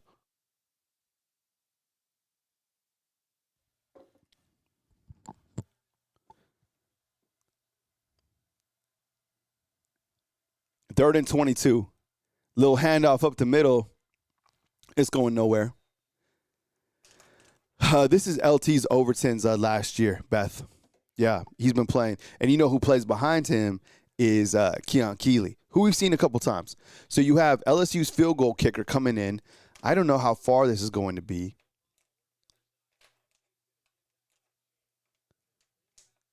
Man, you know, LSU has had some opportunities. Thankfully, Alabama's defense has kind of, held the rope. And also, they've shot themselves in the foot with 9 penalties, right? This is a 37-yard attempt.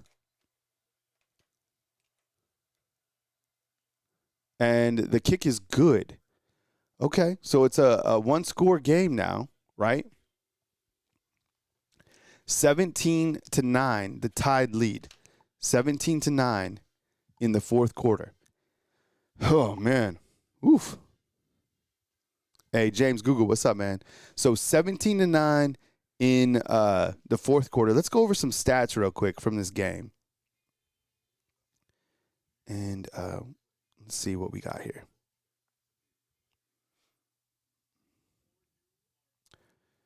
All right. So when Alabama's offense comes out, this is what we're working with right here. So Ty Simpson, you kind of look to this number right here, 61%, right? He hasn't had his strongest performance, but I wouldn't throw Ty, I wouldn't, take him out or anything like that. I feel that the last 2 games, he's faced some defenses that, have got to him a couple times. And I think when you get pressure on him, that's kind of the way to get to Alabama. But with that said, he's made some good throws in this game. Right? You think about the big throw to Lazier Brooks. You think about a couple big throws to Jerry Bernard, a couple big throws to Josh Cuevas. And now, I will say this. There's someone inside the comment box that mentioned this. Ty has not really used his legs. And I'm not sure why, because I think sometimes a lot of people think that Ty Simpson is comparable to, Mac Jones. That's not a good comparison at all. Ty is fast as hell. He's probably as fast as this Van Buren cat. He just don't use his legs, right? He'd rather sit in the pocket and make a throw downfield rather than use his legs. I mean, that's just his game. Sometimes I feel that either he needs to get rid of it a little bit quicker, or he just needs to use legs and be the athlete that he is, right? Like Lance is saying, that Ty run. But then you kind of look to the look at this is crazy too. Alabama has 7 rushers right now for 31 yards. And this is the same. It's almost like looking at the same stats as last game, right? Almost the same stats as last game. Very similar. And then you also have, here's a receiver. Nothing's wrong with the receivers, right? These guys this is pretty standard for Alabama. It's almost like Alabama has the same stats every single game. Is it very interesting? As we look at the team stats, now we can kind of start to look at the fourth quarter. Alabama has 286. LSU has 230. Alabama has 255 passing, 167 for LSU. The rushing yards for Bama, wow, 31, terrible. But right here, this is probably the big difference in the game, right, is the penalties. 9 for LSU and 1. And I don't want to hear, and when you go out after the show and you start going into the trenches and fighting with people online and stuff like that, be quick to point out to LSU fans, this wasn't home cooking. LSU shot themselves in the foot 9 times. These weren't like questionable calls. They weren't like pass interference. They were all false starts or illegal shifts, right? Would you guys agree with me? I mean, look it up. First downs, LSU's moved the ball. Third downs, both teams really have struggled. 4 of 12, 4 of 9, right? Time of possession, LSU has won. Time of possession, wow, interesting, 29:04.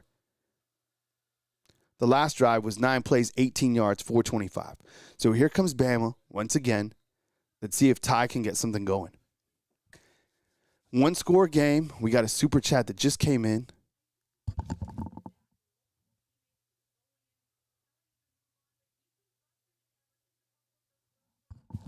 Ty can't throw the deep ball. Milroe can't throw the mid ball.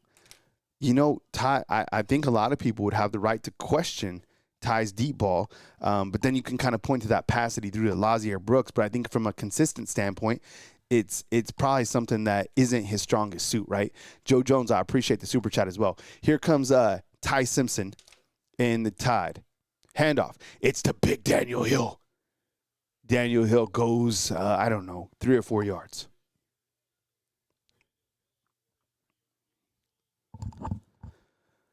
Oh, man. What a game. 17-9. I'm on the antenna. This is my first antenna game experience.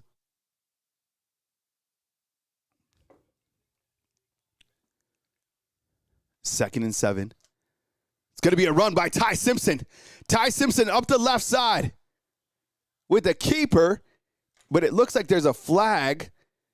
Man, there was a gain of 17 yards by Ty. He might be the best running back on the field.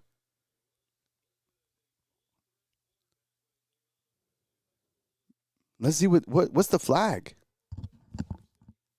Yeah, speaking of running.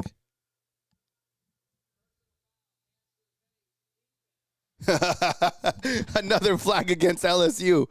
Oh, my God. So LSU now has another penalty. They have 10 penalties. Oh, man. Let's see this. There's hands to the face. Wow. Where was that hands to? Oh, yeah. Oh, damn. Oh, my goodness. Wow, that was as clear as day. Oh, man. All right, so 17-yard run by Ty. He is now has 8 yards because, he's been sacked. But thank goodness that wasn't on Bama. 9:40 to go. See if the Tide can close it out. Alabama now at the 40. I told you, he's fast as hell. There's a lot of flags. LSU now 10 penalties. Handoff to Daniel Hill, and he goes absolutely nowhere. Yo, this team cannot, the running backs go, okay, I'm going to read you this out, okay?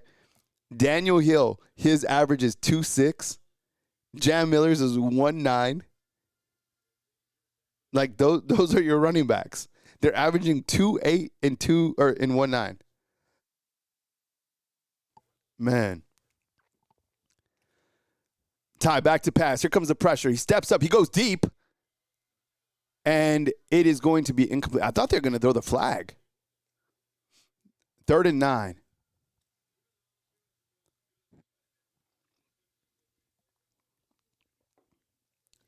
Man, he didn't even see it. Well, he turned around. I don't know. That was a weird play as well. No, Mike Ford, the leading rusher right now is Daniel Hill with 14 yards and then Jam Miller with 13. Ty 15 is saying Bama looks mid. I don't know. LSU's the offense hasn't been its best. I'll say that. Ty back to pass. Here comes the pressure. Ty is hit and it is dropped by Ryan Williams. Was that a drop on Ryan? Or was that overthrown?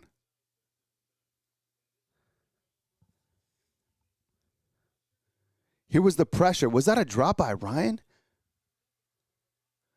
They say if your hands touch it, you should catch it. Oh, I think you got to catch that, right? Oh, man. I don't know. Alabama's to punt. What a play. Oh, my goodness. What a play. Keon Sabb is able to hit the ball in. What are they going to say? That should be at the 1 yard line.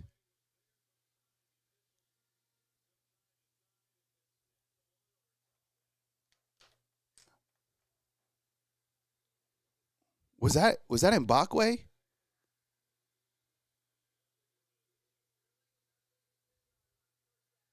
Wow, 2 yard line.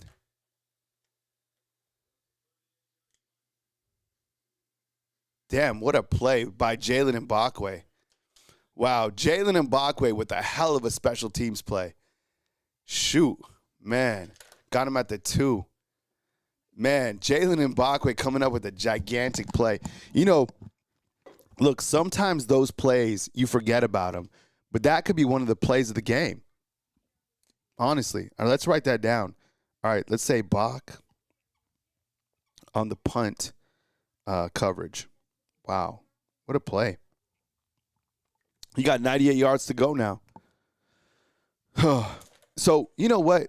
As you start thinking about the post game, and by the way, I know we have what we have. We have 789 up in the house. All right.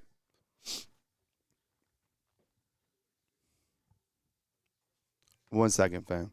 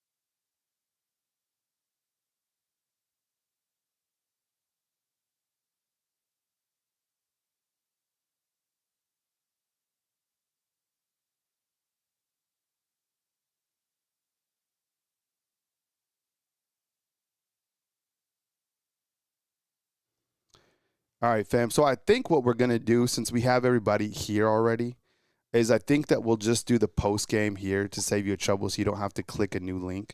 So if we're just gonna stay here for the post game, just FYI, just some housekeeping stuff.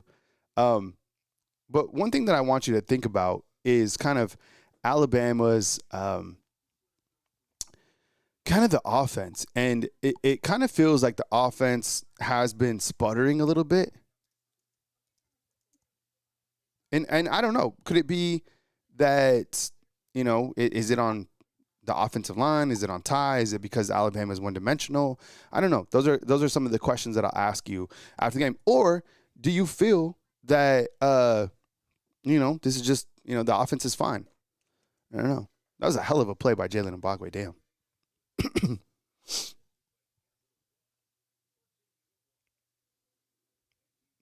Test. Oh man, I don't know. Whew. They got 98 yards to go.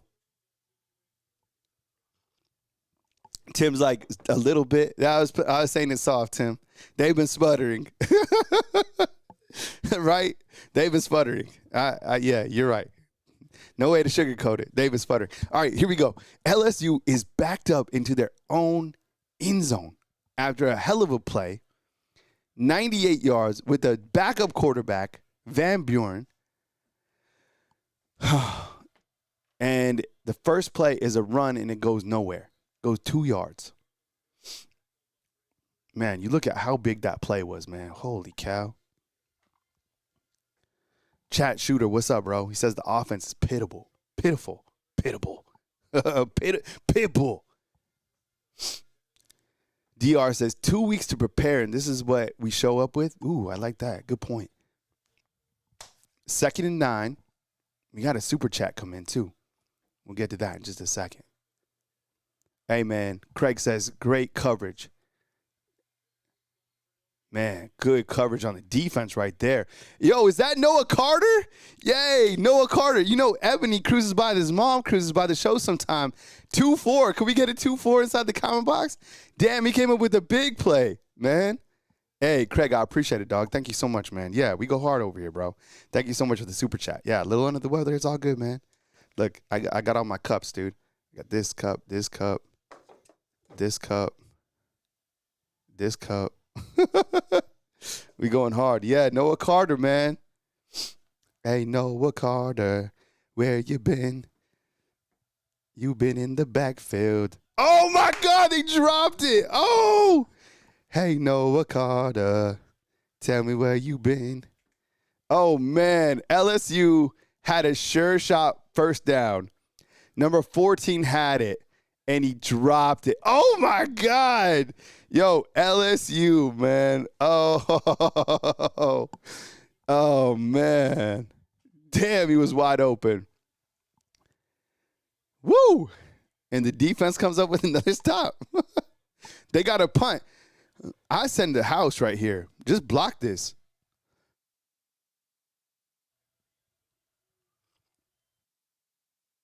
That was all Jalen Mbakwe. Here comes Cole Adams out the punt. He's making a couple people miss. There's a flag on the play, but he got a really good return. Man, I don't know how far he returned that, but he got some wheels on him. There's a flag on the play. Let's see what the flag is. Probably on LSU. Oh, man. 10-yard penalty. I don't know who that was on. Block in the back. Oh, man. Who was that?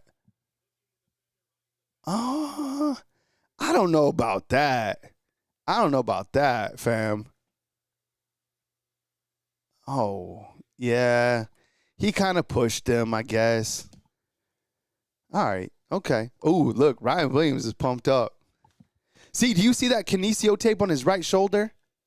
On his right arm? Did you guys see that? Maybe that's why he's probable.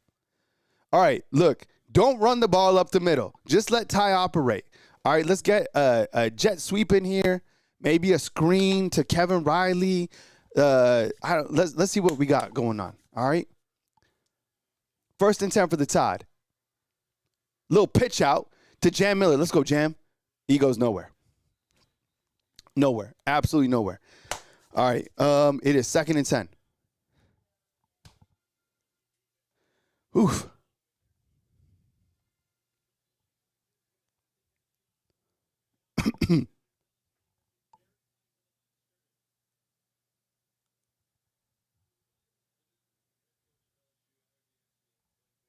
Second and 10, 6 minutes and 41 seconds to get the hell out of here.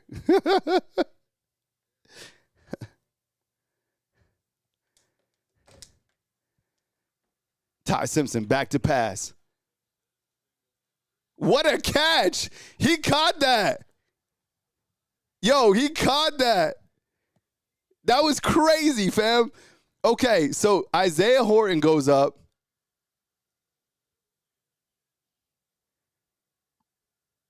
Yo, Frank Wilson is saying that it was they both caught it at the same time. No, that's a catch. Isaiah Horton caught that 100%. Oh, my God, it was a dope catch. Each guy went up, but it was Isaiah Horton who pulled it in first. Oh, my goodness, that was crazy. Man. 1st and 10, Ty Simpson back to pass. Oh, my God. Welcome Formby now with the catch. I have never seen a team with more offensive linemen that catch footballs than Bama's offensive line.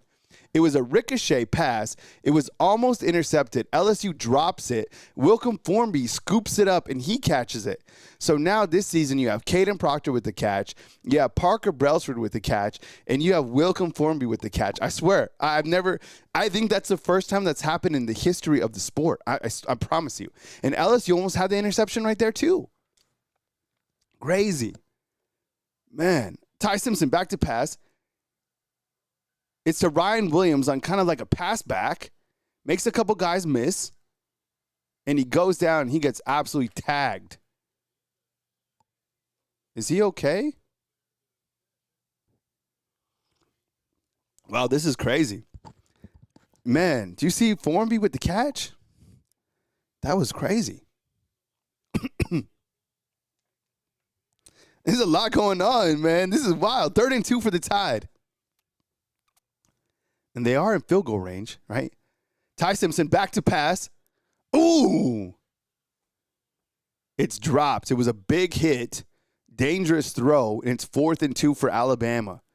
You got to kick the field goal here. You got to kick the field goal. Oh, man. A good breakup right there. Caleb Edwards had the ball, and the defender hit the ball, and it was an incomplete pass. Ty Simpson upset with himself. And you have Connor Talty out on the field. All right, let's go, dog. Come on, man. Woo! Seal the game right here. 4th and 2. Connor Talty.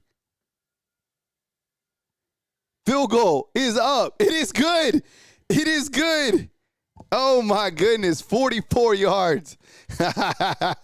Those bright blue eyes of Connor Talty. Fire. Field goal's good. 20-9. Man.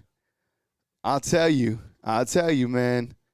Good teams figure out how to win. That was good. You know what? That would have been good for 50 some. Okay. Wow. All right. Are we brave enough to type in Talty inside the comment box? All right, let's type in Talty. Type in Talty inside the comment box. Oh man, that was a big field goal. 20-9. Bama leads. We got 2:46 left. And I guess, looking back at that drive, which was 6 plays, 29 yards, you had Wilcom Formby catch a pass, could have been intercepted. You had Ty Simpson throw a pass to Isaiah Horton, which could have been intercepted, but it wasn't. Horton comes up with a hell of a catch. Horton catch and a field goal of, how far was that? 44 by Talty. 22-9. Okay. Wow. Oh, man. All right. Okay. So 20-9 gives us some breathing room. 2:46 left. Timeouts, we're looking at, LSU already burned all their timeouts too. You got this. So you can't let them go down the field and score fast. LSU has shot themselves in the foot. I mean, they don't have any feet left, okay? They really don't. Joe Jones says, let's see what Joe Jones says with the super chat. Ty needs another year. Oh, bro. He's saying Ty needs another year because of the development. Oh, dude, that will start a war, Joe. I love the super chat. But if he stays, you know what's going to happen, okay? And I don't even want to say it because everybody's a little feisty right now. And I understand why, all right? JTL is an LSU fan. But his perspective, and I think the rest of the world of college football is probably saying this, right? Put pressure on Ty. And you have to wonder if that's kind of an Achilles heel. That along with Alabama's lack of running game. Because, look, I'll be honest with you, okay? And I don't want to sugarcoat stuff. And we'll go into the postgame after this, and we'll exchange some thoughts, and I'll take your calls and all this stuff. But I have to be honest with you. Tonight, and you know me, you know me, I'm a very opportunistic person. When I'm talking about the team, I know they're going to win, all this stuff. I never really go, too far into the dumps. But I have to say this, that, Alabama, they're very fortunate in this game. They didn't play their best game, and LSU did not play their best game at all, right? So, but if LSU plays its best game and they don't have these penalties and they catch some of these passes, right, LSU could very well be winning this game, right? It's just things haven't gone their way, and they've, done some things that have been signs of an undisciplined football team. But J.P. Cosby brings up a good point. Oklahoma has a bye before they get ready for Alabama, and I think Oklahoma, if you're looking at this game, you might be licking your chops, okay? And Melissa sounds like she might agree with me inside the com box, and I think that's 100% true. LSU, they don't catch the football. They're false starts. They had opportunities for, interceptions. They had opportunities for field goals. Miss. Right? That's why they're 5-4, about to be 5-4. A good football team that is 9-0 is able to capitalize on those type of things. You see what I'm saying? A good team isn't going to have 9 false starts. A good team is going to be able to catch the ball. A good team is going to be able to come up with interceptions. So, this is not a pretty win. It's not, but it is a win. Okay, close the door. 4 minutes to go. Let's see if we can get out of here. Van Buren facing his 2nd and 10. Steps up, throws it.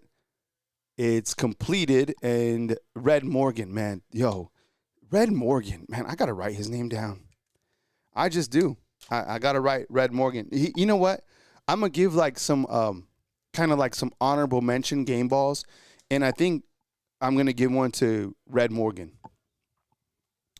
Yo, I think that guy has to play more. I think him and Yanzi Pierre are guys kind of in the back in the season are playing really at a high level.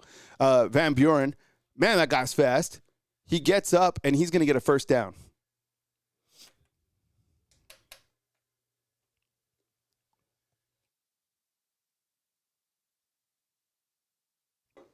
Yeah, 16's good, 100%. Yeah, and Beth James is asking about John Mateer. Yes, he's healthy. He had surgery on his hand a couple weeks ago, so I would imagine he's only getting more healthy as kind of we move forward, right? All right. And remember, we'll stay here for the post game. You won't have to go to another stream. We're going to keep everybody on deck here.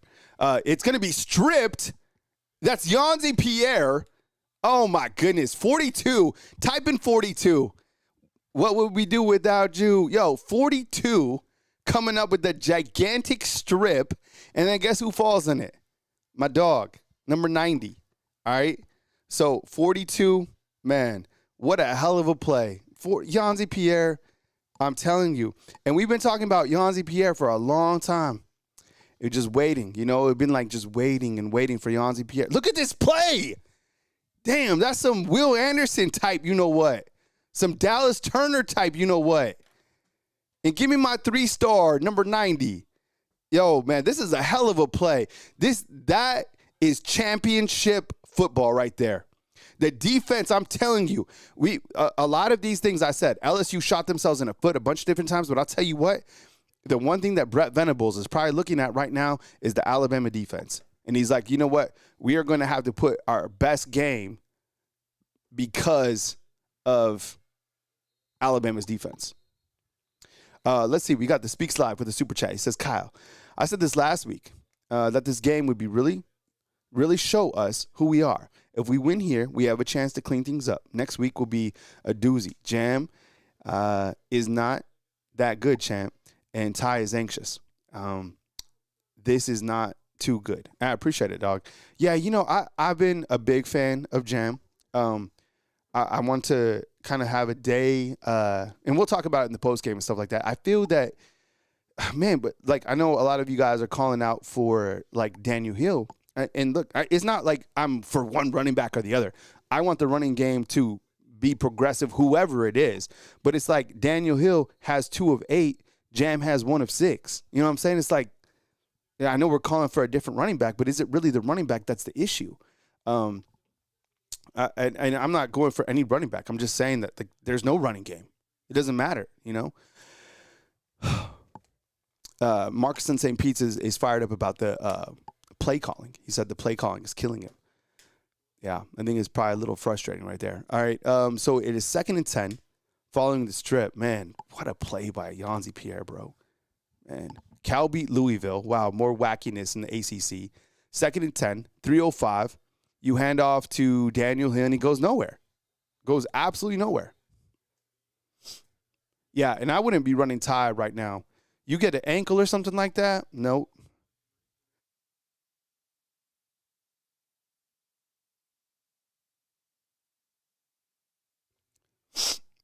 Oh, sorry, fam. We're gonna have to gut it out. We're on the back end stretch. We're gonna have our post game and then our call-in show as well. All right, so that'll be following this game right here. You won't have to go anywhere else. And I just sneezed, so bless you. Thank you. 3rd and 9. Little pitch out to Daniel Hill. Come on, get some. Okay, I like that. He didn't go that far. What'd you get? 6 yards. Yeah, I'll take that. And we'll go down to the 2-minute warning, and it'll be 4th and 3. Hey, what's up, DK? Hey, stick around for the post game, man. We'll talk about the running game. Oh, we're at the 2-minute warning.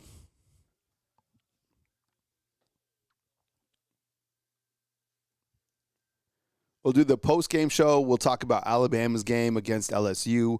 We'll go over the stats. We'll go over the game balls. And we will also go over the nation scores and, any complaints, we'll discuss those as well. We'll have a good time on the post-game show, I promise you. And that'll come right here. You won't have to go to another stream. Sometimes I go to a different stream, but tonight we're just going to kick it right here since everybody's already checked in. So you guys don't have to go anywhere. We'll start it right away as well. Give me 1 second. Be back, and you won't actually, you should be fine right here. Let's see this.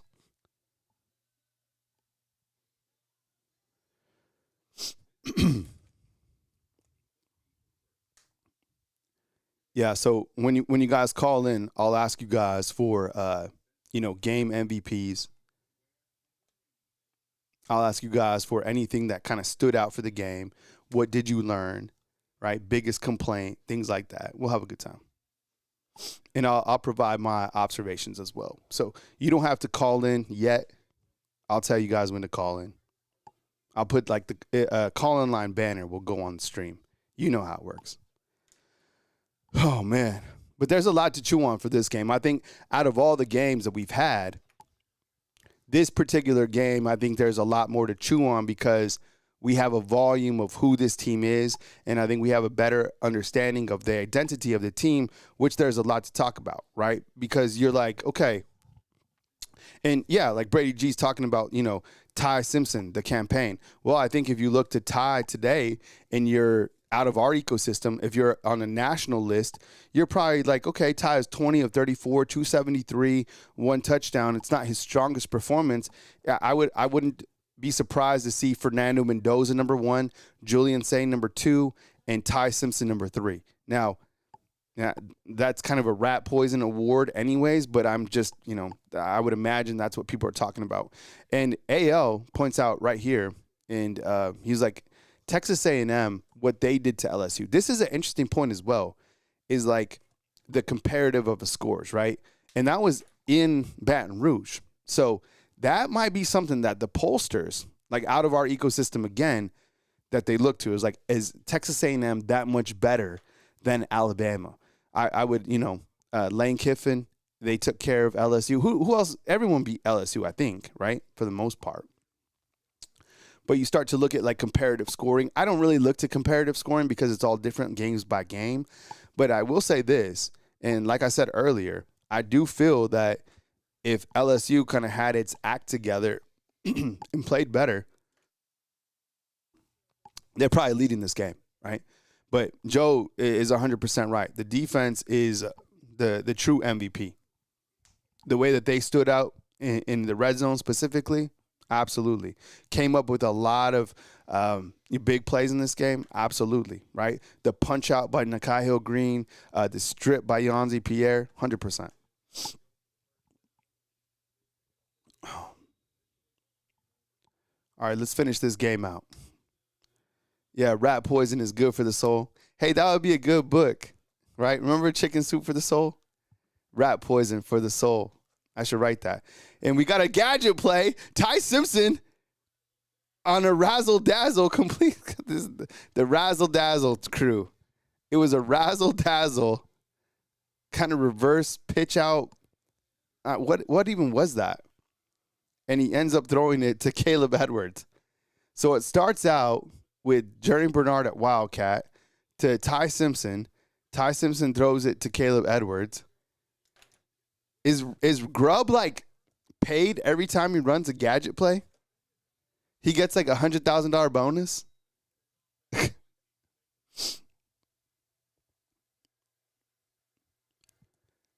And Alabama will sit on it. And Alabama will escape by a score of 20-9. All right? So Alabama comes out with a victory, and they are now 6-0 in conference play and 8-1 overall. All right? So here we go with the post-game show, and we'll just jump right into the post-game show right here on Bama Football on YouTube. You guys ready? All right. Holy cow. Let them kneel it out. All right. What is your relief level that this game is over on a scale of 1 to 10?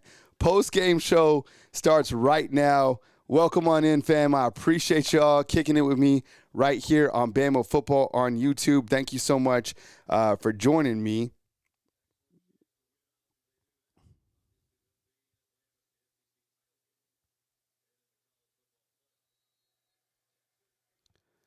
on the post-game show as Alabama beats LSU by a score of 20-9. Okay, Alabama now has won 17 games in a row at home. Alabama is undefeated at home under Coach Kalen DeBoer. This game was not pretty. This game featured a lot of, I think, show signs of what the Tide needs to work on.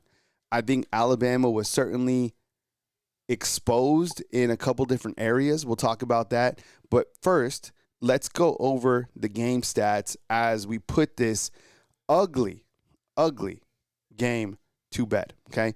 And we start out right here with the stats. Ty Simpson in this game was 21 of 35 passing, 277 yards with 1 touchdown and no interceptions. On the season, 21 touchdowns and 1 interception through 9 games, which is pretty remarkable, right? Like, those stats are great. But I have to bring up, in the last 2 games, Ty Simpson, 60% and 56% against South Carolina. So I know a lot of you inside the comment box, and I'll ask you, just say yes or no. Has Ty Simpson regressed over the last 3 weeks? Has Ty Simpson regressed over the last 3 weeks? I'm going to actually say no. I'm going to say no, that he hasn't. And I think that teams are starting to play Alabama. They're starting to understand how to play Alabama.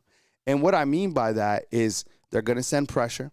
They understand that Alabama is pretty much one-dimensional because Alabama hasn't been able to run the football. And we look to the stats right here of the running game, and this is probably one of the most disappointing areas of Alabama this entire season, right? Out of the 9 games that they have played, the running game is non-existent. And Coach Saban, this morning on game day, said that Alabama has to figure out a way to become more consistent running the football, okay? They have not been able to find its running game. And I have kind of gone back and forth between it's not the running backs, it's the offensive line, it's the play scheming. It might be all of the above. But this team cannot run the football. And that puts a lot of pressure, even more so on Ty, because now it's just a one-dimensional team. And I think the more that you watch Alabama, you've also figured out that Alabama doesn't have the strongest deep ball, okay? So you're starting to find out that Alabama high efficiency with intermediate passes, but under pressure, that's where you can get to Alabama, right? So I don't know if they're ever going to find its running game. And does that prohibit them from, winning a national championship? I have no idea because they keep on winning. And I'll tell you why. You know why Alabama keeps on winning? That's your trivia. Why is Alabama winning right now? Answer me inside the comment box. It better be. Everybody better say it together. You know why they're winning? They're winning because of the defense. Okay, exactly. Chris from New Jersey. I'm gonna take your guys' calls in about 10 minutes as well. 10 minutes, I'll take your calls. Let me get through this real quick, and then I'll take your calls. Receiving wise for the Crimson Tide tonight, you had Lazier Brooks, 4 of 67, targeted 7 times. Right? This guy played big. This guy had a really big reception. This guy shook off a couple defenders. He finishes with 67 yards. This offense operates at a higher level when Lazier Brooks is on the field, 100%. Josh Cuevas, as I said, I think he's the second best tight end that I've covered at Alabama. 458, right? And targeted 4 times. The guy is absolutely money. Cody says, thank God for the defense because the second half offense definitely ain't doing it. 100%, bro. Thanks for the super. Jerry Bernard, 3 receptions, 79 yards. He was targeted 6 times. Jerry Bernard played big. He caught I think he caught 2 passes that were over 30 yards. Good passes by Ty Simpson. Ryan Williams caught a touchdown pass, 3 receptions, 33 yards. It's been a minute since we've had Ryan Williams go for over 100, but the guy comes up. He came up with some big plays. I think he had I would say he had a 1 drop, right, across the middle. And then you had Isaiah Horton, who came up with a monster catch. He had 2 for 26, okay? So on the other side, LSU actually swapped out their quarterback there in the second half. Nussmeier was 18 of 21, 121 yards. And then Van Buren, 5 of 11 for 52 yards. Gelato says this. What's up, Gelato? Ty turning over the ball. Ty turning over the ball 4 games in a row. Yeah, on fumbles too, right? He's allowed, when the offensive line allows pressure, they've gotten to him a couple times, and he's fumbled. And, 4 games in a row with a fumble. But as you can see right here, Alabama didn't allow anybody over 100 yards. And then receiving-wise here, there was not a lot of volume here. I mean, there was 8 different receivers, 23 receptions for only 173 yards, okay? Let's look at the defense real quick. Take your calls in about 5 minutes. Give me about 5 minutes. Take your calls. Maybe 10 minutes. 10 minutes. Harold Perkins Jr., one of the best in the nation, has 9 tackles. And then Weeks' brother has 7. But when we look to Alabama's defense, and like I said inside the comment box, could I get a type D for Alabama's defense? Or just say defense? Because, look, Alabama right now is winning because of the Alabama defense, all right? You look at this particular team, how they showed up in this game. I don't care who you're playing. It's South Carolina, LSU. Those teams have had opportunities against Alabama's defense within the last 2 games.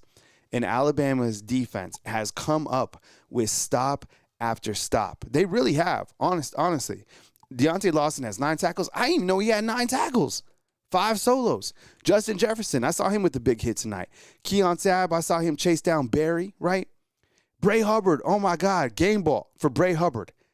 This guy almost had an interception. He had a strip fumble.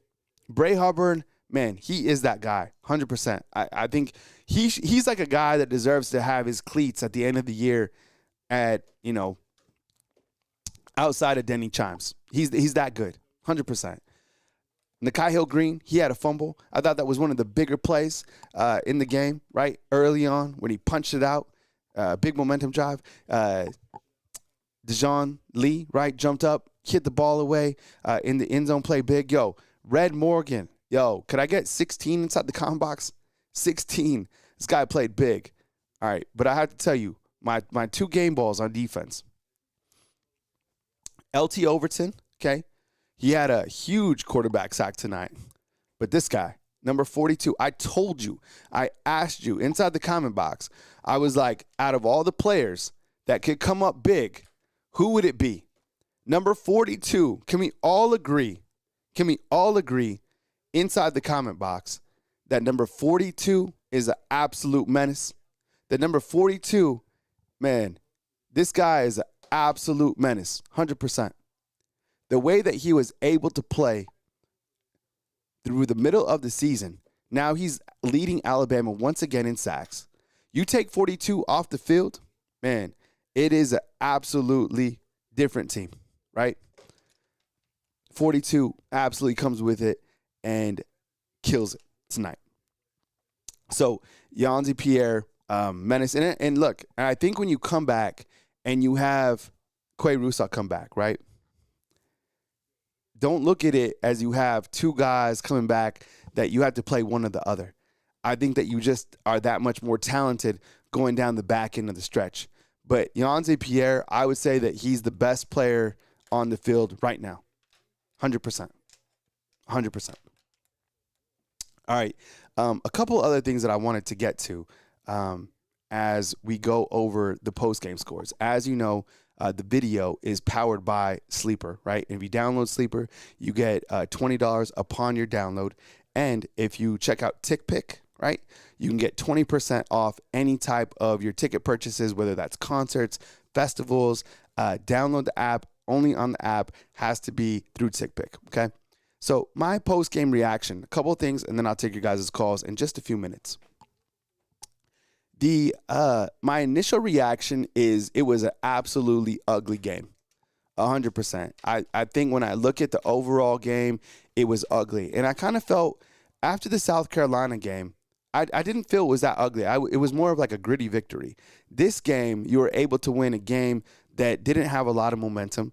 You were at home. A lot of things it was kind of like a game that didn't have rhythm, a game that you were kind of stuck in the mud, a game where things weren't going your way, but the defense was able to win you this game, 1,000,000%. We already went over the game stats. And what did I learn from this game? I learned, I think it's kind of been like reiterated that Alabama's defense is only trending upward. And I think if I'm Oklahoma and I'm looking at Alabama right now, I'm like, okay, I think Alabama has some holes. They do. This is a beatable team, right? They are. I think you put pressure on them. I think they have no running game. But I'm like, how the hell are we going to score on this team inside the red zone? How the hell are we going to break this Alabama defense? How the hell are we going to stop 42? How the hell are we going to stop number 22? How the hell are we going to stop number 18? How are we going to stop number 16? What are we going to do when Quay Russaw comes back? You know what I'm saying? So what I learned, and this is hard for me to say because I think I said this earlier in the show, is that Alabama's defense is better than Alabama's offense. And I didn't think I'd be saying that at this point in the season, but you know what they say? Say it all together inside the comment box, is that Alabama and defense wins championships inside the comment box, right? Like Alabama wins defenses. Defensives win championships, right? So if they're able to do that and continue to play at that high of a level, who knows how many games Alabama's going to be able to win because of defense keeping them in games. Game highlights for me, I think on the kind of the negative, unfortunately, I look back to like the direct snap to Jam Miller. I feel like sometimes they get a little too gadgety, and that's kind of like Ryan Grubb. I'm not sure why he has to call so many gadget type plays. I'm kind of over it, to be honest. I think let's see what else I got on here. I think the Nakai Hill Green, the punch out was great. I think the strip by Yanzi Pierre was great. And in terms of game balls, I got 42. I got 18. Who do we have for game balls on the offensive side? Who do we have for game balls on the offensive side?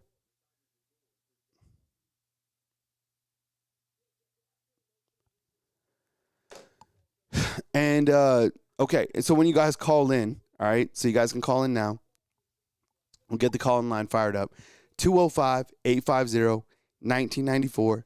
All right, I want to hear what you all learned.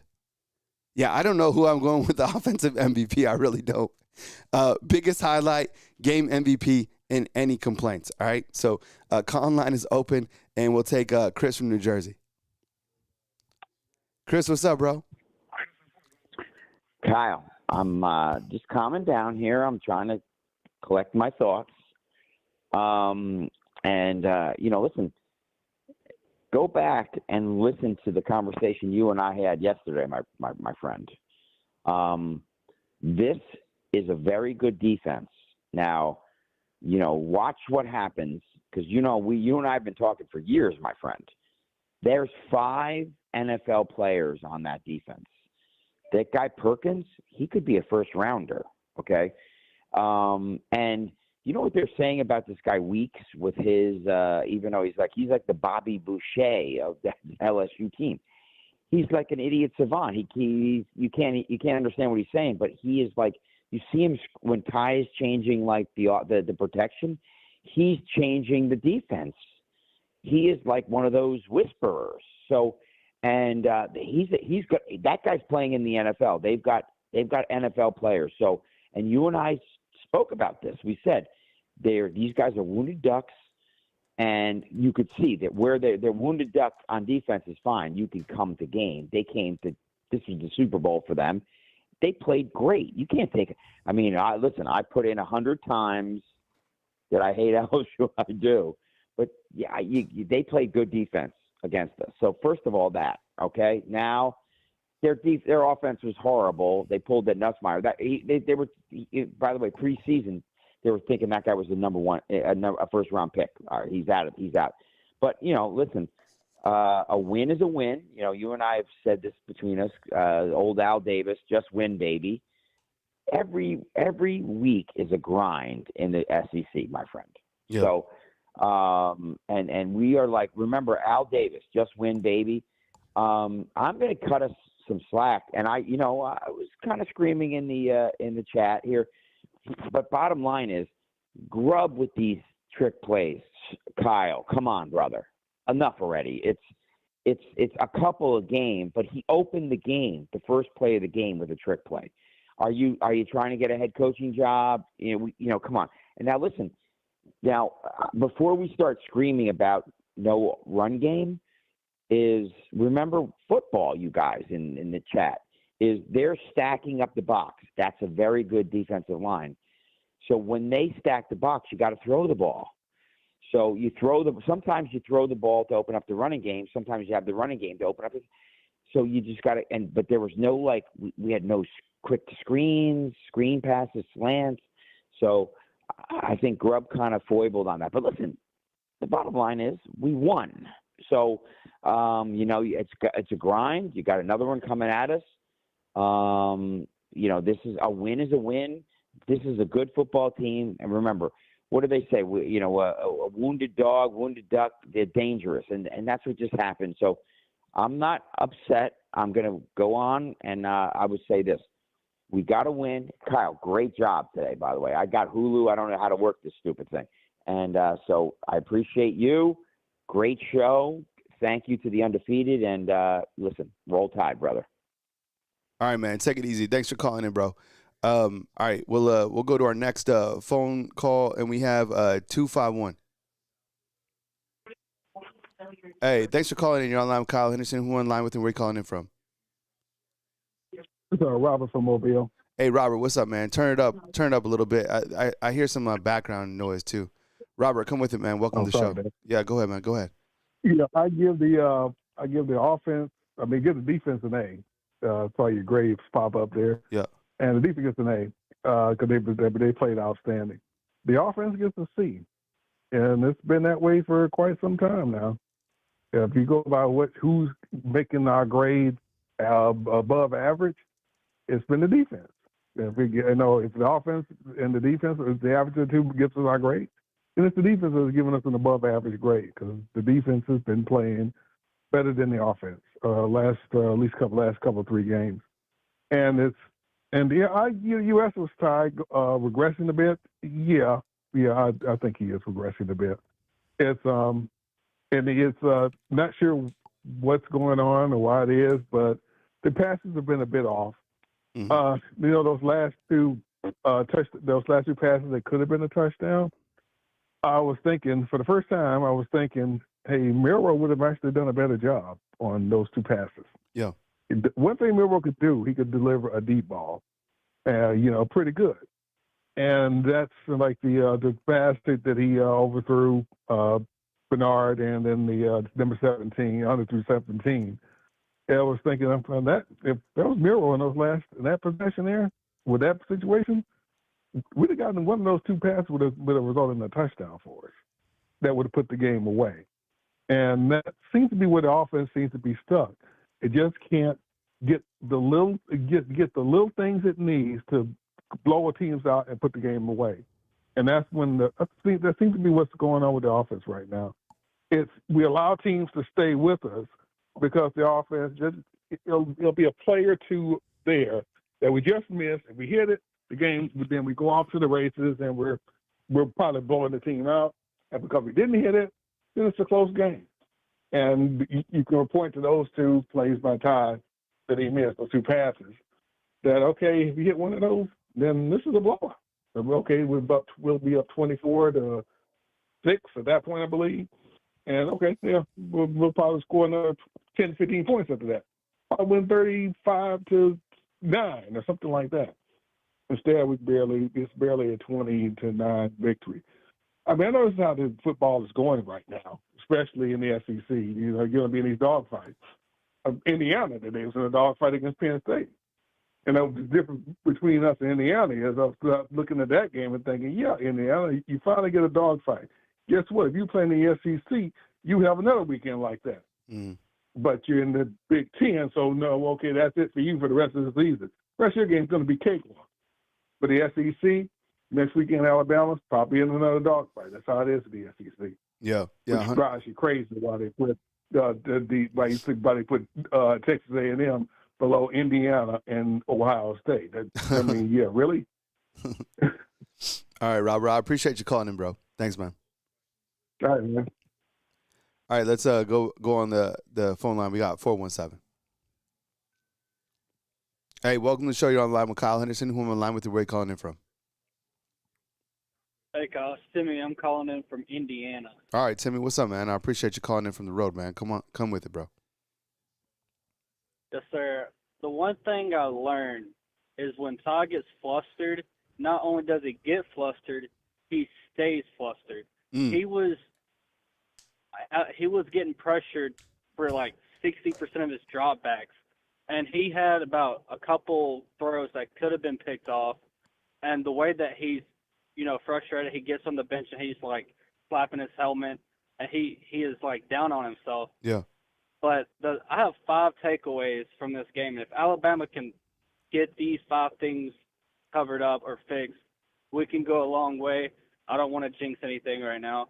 Number 1, we have to get off the field on 3rd and long. We had them on a 3rd and 15, a 3rd and 9, multiple 3rd and 9s and 3rd and 8s, and we couldn't get off the field. The second thing is the glaring thing is the running game.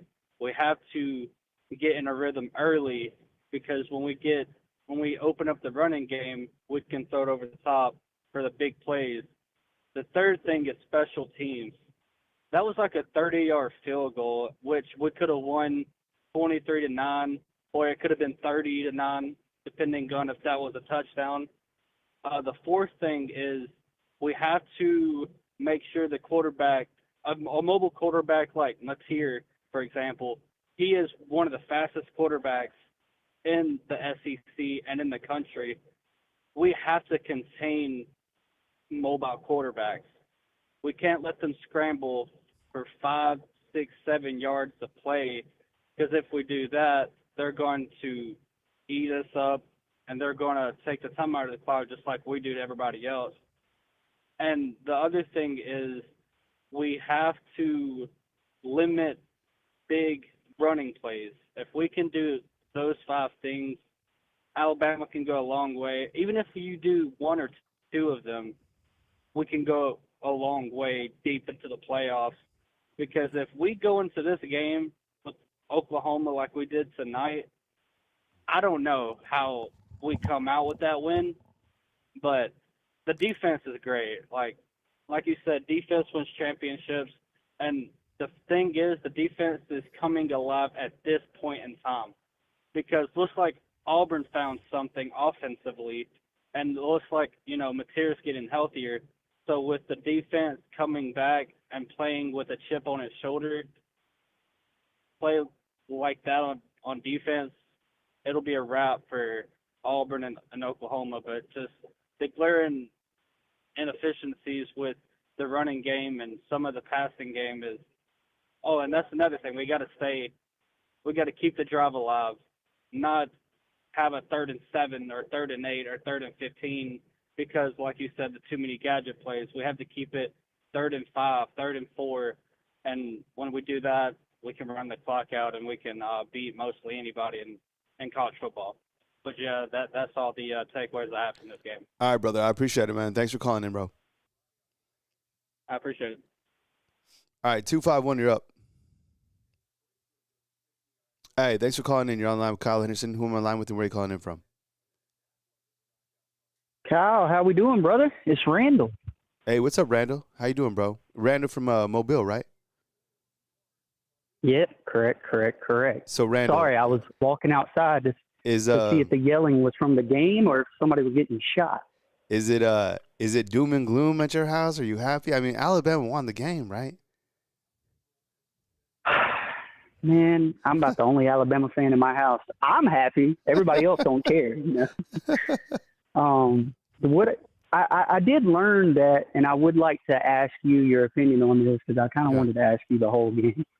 Are we still thinking that we don't have a run game, or do we think it's our offensive line? That's like chicken with the egg, bro. And it's crazy because, I feel like I keep on saying it's not the running backs, and I've taken a pretty hard stance on that, right? And I've been open. I've said that. That's been like my stance. Like, take a stance, Kyle. Well, that's my stance. And then tonight, I'm like, damn, it seems like it's the running backs. And I do feel it, and then I kind of go back to what Ryan Grubb said early in the week, because he was asked about the running game or the lack thereof. And it seems like it's everything. It just seems like it's scheming, it's offensive line. It seems like it's the running backs. I mean, I saw them get Kevin Riley in for just a pop, and, you know, he didn't really do much. But, I mean, this is a major deal. I mean, if you can't run the ball, like, that's a critical part of the game. And it makes you one-dimensional. And Do you think with what you were saying, because I was on the live earlier, and you were saying how Jeremy Bernard was our best running back? He is. Do you think I think that too. And do you think if the other running backs are seeing him doing so well at running the ball, do you think that kind of knocks their confidence? Or what do you – confidence could be a big thing too, though. I don't know, man. I honestly, like, I'm kind of like mentally burnt out from trying to figure it out, and I'm just I keep on kind of like searching for, you know, other analysts, and that's kind of like Mike Johnson. He's a name synonymous kind of in this space. He's a former All-American, right? Does an amazing job. I like to hear like his take on kind of the lack thereof, or like Coach Saban. Those would be the only two people that I would be like, okay, like make it make sense for me, because I don't know what to say. I mean, I'm watching the game, same thing with you, and I'm like, man, offensive line isn't doing anything. The running, this has been the only time that I've ever covered Alabama football where they cannot run the ball. I mean, the ball? Like, okay, so I want to see the stats real quick. I don't think they had. I think their longest run was what? Maybe like, was it 7 yards? Maybe. I think it might have been 8. Right? 8. Maybe something like that. 8 or 9. Because I know, like I know Ty had that long run. But from the running back perspective, I'm looking at it right now. Let's see. The longest run of tonight was 7 yards by Jam Miller. Then it was 6 by Daniel Hill. Yeah. Then it was 7 by Josh Cuevas, which is crazy. So, yeah, they had 7 rushers tonight, 26 attempts, 56 yards. I mean, it's really pitiful. But, look, let's kind of turn it to positive town real quick. While we try to figure out the running game, there's two the two biggest positives, fam, today is the Alabama defense and the Alabama basketball team. Because I don't know if you guys saw this basketball team play earlier today. It was crazy. They're so good, and they're able to beat St. John's. Bro. But this Alabama defense, I'm telling you, LeBaron Philon. He's LeBaron Philon went to my high school, bro. He was a dog in high school. Went to Baker High School. He played at my high school. Oh, that's great. And he was like that in high school too, man. He might be the best player in the country. But this Alabama defense, and I was giving out game balls. I'm telling you, Yanzi Pierre, 42, that guy is. And remember, we were like calling for him. We were like, "Where's 42, man?" And he came alive there in the third of the fourth quarter. And he had 2 sacks. This guy is you can't take him off the field. When Quay Russaw comes back, that's an added guy to have. But, your thoughts on the Alabama defense real quick.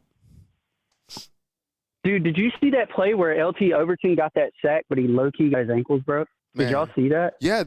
How he, fell to the ground but still got it? That was crazy. Yeah, that was crazy. That was nuts, wasn't it? That was wild.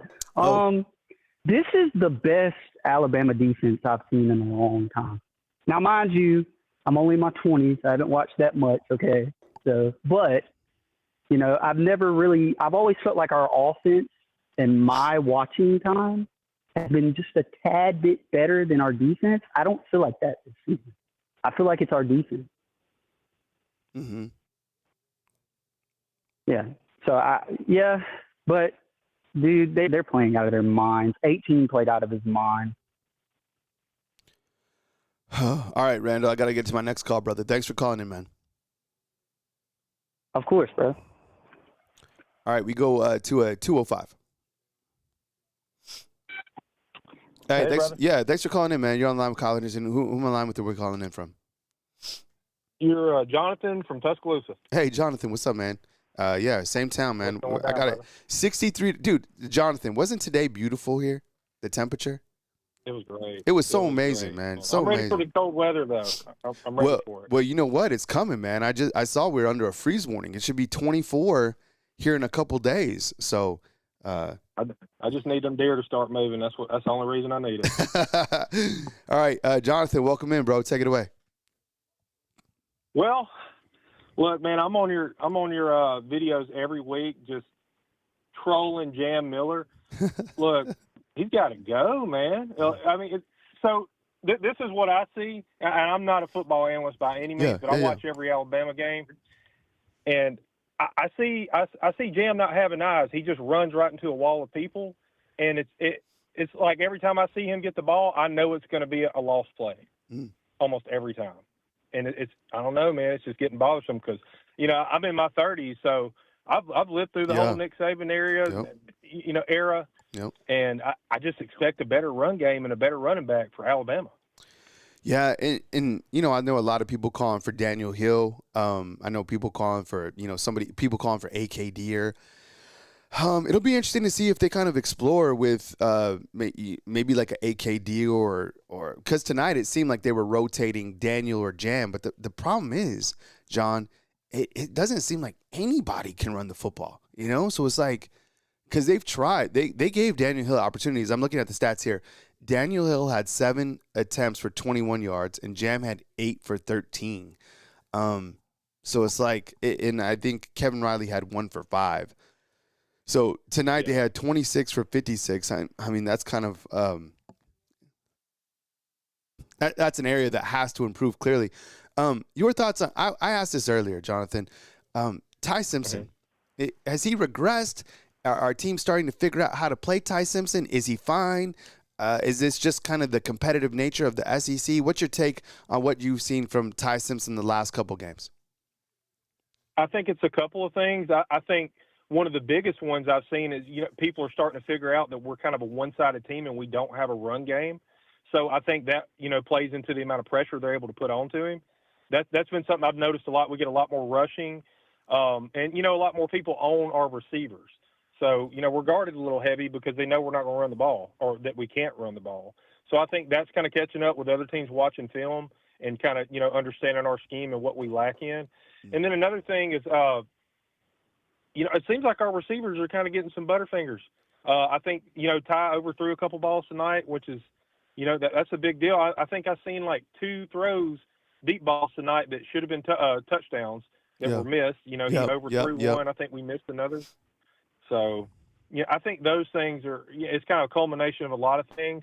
But I think mainly, though, it's our O-line is trash, and we're not able to get the coverage for him to, even as good as he is, to make the throws he needs to make. Yeah. All right, Jonathan, I appreciate it, man. Thanks for calling, and that cold weather is coming for you, bro.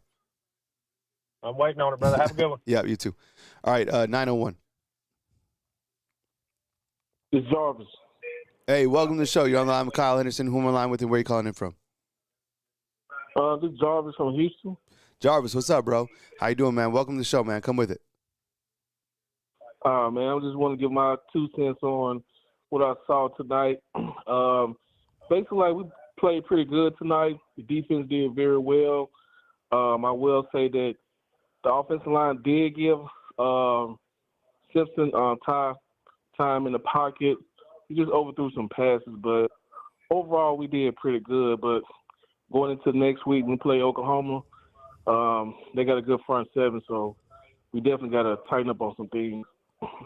What do you think about what's your confidence level in a kicker Connor Chalty, man? Because this dude goes out there, man, and I start sweating.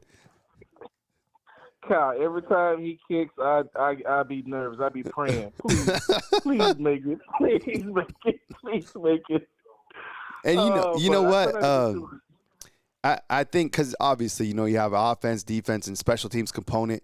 And I will say this. Look, tonight he did hit 2 field goals that were in that 40-yard range. But I want to give props to the punter, Blake Dowd. Man, yeah, this guy's a good punter. And we had a heads-up play tonight by Jalen Mbakwe, right, who went down there and kind of kept the ball in and made it. At the 1 yard line. Yeah, man, that was a hell of a play. And think about that, because LSU had some momentum at that point of the game. You know what? I think as we look back to like the critical plays of this year, that's one of those plays, Jarvis. I'm telling you, because if LSU gets the ball in the 20, you know, who knows what they're capable of at that point of the game. Maybe they tie it up somehow or whatever, but they couldn't do anything because they were pinned in their own end zone. So like I said, bro, the defense is playing lights out, man. I mean, you got to give it up, man, because Kane Womack, that was he had to walk through a lot of fire, but this defense, he has them playing some inspired football, right? Yeah, the defense is playing very well. Like I said, the guys are coming in their own at the right time. That D line, number 42 Pierre. Yep. The number 90, what's number 90, Simmons? Yeah, London Simmons. That's my dog. He's a freshman. Yeah. The freshmen, like, they're coming in at the right time. So as long as we continue to just clean up some certain things as far as when it comes to the offensive line, because they're not creating any holes for the running backs to run the ball. That's what I'm seeing. So if they're able to clean up that to where we can create some holes so they can, the only person that I can see that I wish they will have to run the ball again is Riley. Because he's a one-step type running back. Once he see a crease, he's gone. With Jam Miller, I'm starting to see Jam Miller starting to hesitate with his when he's trying to pick which direction he want to run the ball. Because he has somewhat of a hesitation now. So, but with Daniel Hill, he's mostly seeing the gaps. But if we can just open up those holes, then we get that running game going. I know Ty. I know a lot of people looking at Ty. He didn't do so well tonight because he did overthrow some passes. I do see that he do need to work on the deep ball a little bit more. But overall, we just need to continue clean up those small mistakes, and I think we're going to be okay. Word, man. All right, man. I appreciate it, man. Thanks for calling in, bro. All right, thanks. Yep. All right, 865, I think we got Angel from Pigeon Forge. Angel, what's up, going bro? on? Yeah, come with it, man. Go ahead. Okay, look, I knew this game was going to happen, a slow-scoring game like this, and people didn't believe me. And like I said, they were trying to ruin Alabama's season tonight, and luckily they shot themselves in the foot too much for that to happen. But yeah, we got to clean up some things on offense, especially in the trenches, because what was that? I mean, can you explain that to me? What was that? I mean, there was this crazy, dumb, horrible, blocking. I mean, it was just like watching a horror movie. It was putrid. It was like I like the win and everything, but man, we could have done more tonight because Bama's clearly the better talented team. And against Oklahoma next week, which I watched a lot of Oklahoma football this year, and they have a legit defense, and I don't think this offense is going to run the football against Oklahoma that good because they got a legit defense, and it's going to come down to defense and the offense to win this game against Oklahoma next week. And I got that game circled around because Oklahoma's got some dogs on defense and also on offense. That Satinga guy, I don't know how Bama's going to contain him. And also John Mateer as well. And Brent Venables, I mean, he's a defensive-minded coach. He's going to try and pick Alabama's offense apart with Ty Simpson. Because I think now the running game right now is that people are expecting to run a lot more than passing. And the gadget plays, those are a little cute and all, but you got to stop those plays. We got to just play normal football. That's all we ask. No gadgetry, no fancy stuff. Just get the job done. But if we keep doing those passing plays, it might cost us a game. I'm just being real here because what we saw tonight, I don't think it's going to pass against Oklahoma. And I know we're going – the next week is Oklahoma. I just really believe this team has to step up offensively in order to beat Oklahoma. Defense can handle its own, but right now this offense, like Ty has not regressed. It's the offensive line issue, and possibly the running backs. I mean, if it's Daniel Hill, start a freshman. Like it's just it's just mind-boggling because we're how many weeks are we in now? 12 weeks next week, Yep. Right? Correct. We should have this figured out a long time ago, but I get it. Some of these running backs are late bloomers, and we just got to do better. But I'm really nervous, Kyle, about Oklahoma next week. Yeah. Honestly. So I'm going to roll Tide, and I'm going to be nervous. We just got to hope for the best. Roll Tide. You'll have a good night. It ain't pretty, but it's a win. That's right, man. All right, man. Take it Roll easy. Tide. Yep. All right. We go 219. Hey, thanks for checking in. You're on line with Kyle Henderson, who on line with the where you calling in from. I think it's really honestly watching the game today. Defense played awesome. Ty Lawson and Pierre. I think the offensive side of the ball, it's not really Ty Simpson. Mm-hmm. I really think it's the offensive line. I think I'm watching film of Proctor, his foot, his way he moves his feet. He just gets unbalanced on the right side. The offensive line, I think, is what's really hurting our running backs at all with Hill and Jam Miller. I really think they need to start doing more of a Jam Miller, maybe play action passing and using Young in the middle. I think Young's got more explosive uphill than Jam Miller does. And also too, Ryan Williams, we got to stop dropping easy passes. He had a really good first down there for a first down, and could have kept the clock going. Defensive wise, I think our defense is. I've been a Bama fan since '05. I think this is probably one of the best defenses I've seen, and that's saying a lot. And I've seen a lot of good defensive players like Kirkpatrick and a lot of with Downs. I think Fab's a great player. DeMar Jackson's great. I think our defense is pretty much set to set the tone to create in the trenches. I just think it's the offensive line. I think the offensive line is not. I think their footwork's really weak, especially in the middle, which really caused a lot of pressure on Ty Simpson. Because Ty Simpson, I think he's a Heisman candidate. I think he should win the Heisman Trophy. Yeah. I think he's actually better than Mendoza.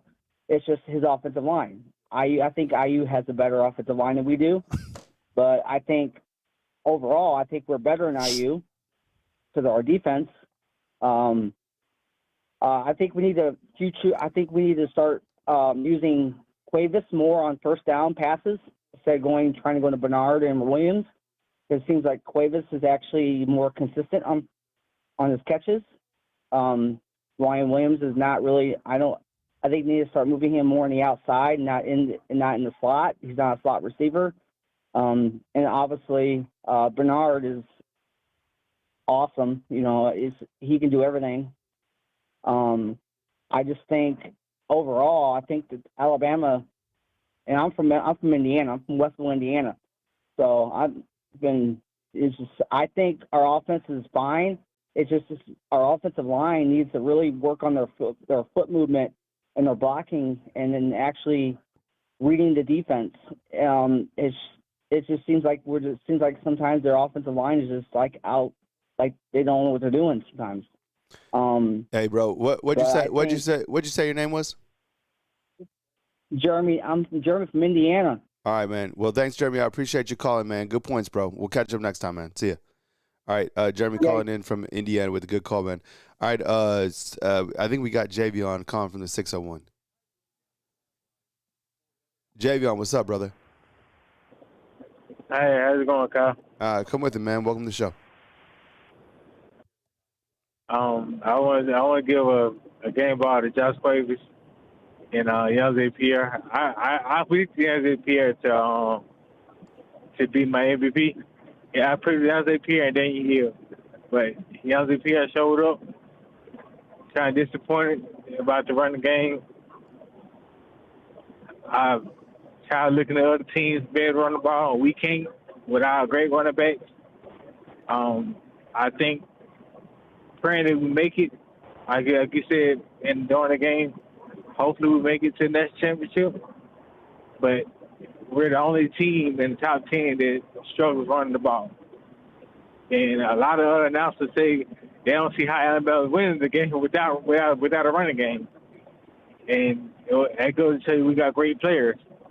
But I just think it's the O-line. I think we need to work on the O-line's coach or do something better. That's all I got, Kyle. You have a good night. Roll Tide. Love you. All right, love you too, dog. Thanks for calling in, Javion. All right, man. Javion with the call from the 601. Stay safe on the road, brother. All right, 850. Let's do it. Hey, you're on the line with Kyle Henderson. Who am I on the line with? Where are you calling in from? Hey, Kyle. It's Cody from Crestview, Florida. Hey, Cody. What's up, man? Welcome on in, bro. Take it away. Hey, I got a couple of things to tell you. I mean, the defense lights out. Offense, I think it's not just the drop passes and stuff. I still think the reason why we just can't run the ball well is when we look at that wildcat formation on 4th and 1, you could see that Formby is shifting left, and the running back is trying to run right. And that's why a middle linebacker has gotten to him at 4th and 1. You should just literally move the offensive line to the right and then make a way so you can actually go to a pitch route and get first down that way, because you're just letting him come at you, like two people come at you at once, and you're not leaving a hole for the running backs to even get 20 or 30 yards of run. They're just getting like 7 yards of carry, which is pitiful. I forgot the kicker formation. I still think I do know that you did a recruitment video about a year ago with that Peter Natoro. He's a 5-star kicker from the 2025 thing. They might want to use a guy who's a walk-on if they got that walk-on kicker still to replace Talty. I don't trust Talty kicking a field goal. But prayers up for me, because I got to go to Jacksonville for my mother's kidney transplant results because of her diabetes. So I'll be on the road for about a week. So I'll probably pop off up now and then on your next films. Roll Tide, everybody. Win's a win, but I do now know that the Heisman right now for Ty Simpson, he is not it. And I still think that the Heisman is completely useless because they're really just handing over two quarterbacks that doesn't impress me at all, because they're really just nothing, to be honest. And it's not even pointless to really talk about. So anyway, thanks, Kyle. Great show. Great post game. Love everybody in the Alabama fans. Keep me in prayers. I'll talk to y'all later. All right, man. Take it easy. All right, and All right. yeah, we'll keep Cody in our prayers as he deals with some of the things that he's going through. You got this, Cody. We're praying for you, bro. You call back and keep us posted, man. We got you in our prayers, bro. 501. Let's do it. Hey, thanks for calling in. You're on the line with Kyle Anderson. Who am I on the line with, and where are you calling in from? Hey, this is Dennis. I'm calling in from Arkansas. All right, Dennis. Welcome on in, bro. Come with it, bro. Hey, I got one question for you, just kind of off the subject first. Yeah. Did I hear you say a couple shows ago that this is going to be your last year? Yeah. A lot of people have asked about that. I'm very open with that. Probably. I kind of, I don't know like the plans that God has in store for me.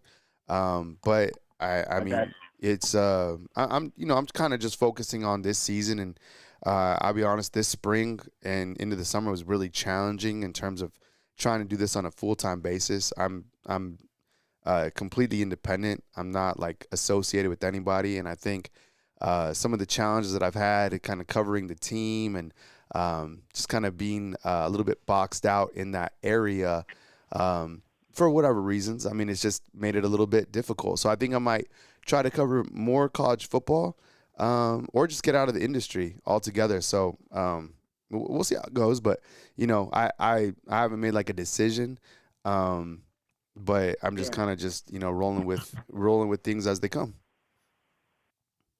man. I hope it happens for you, man, and I hope you stay with your passion. Even if it's just a little bit here and there, man. We kind of need you, Kyle. You. Thanks, bro. Appreciate it, man. For us little guys, because we little guys too, you know. A couple things. Let me go ahead and run through. The first thing is I'm kind of getting disturbed by. I seen the offensive woes. I'm getting disturbed by the play calling of Grub.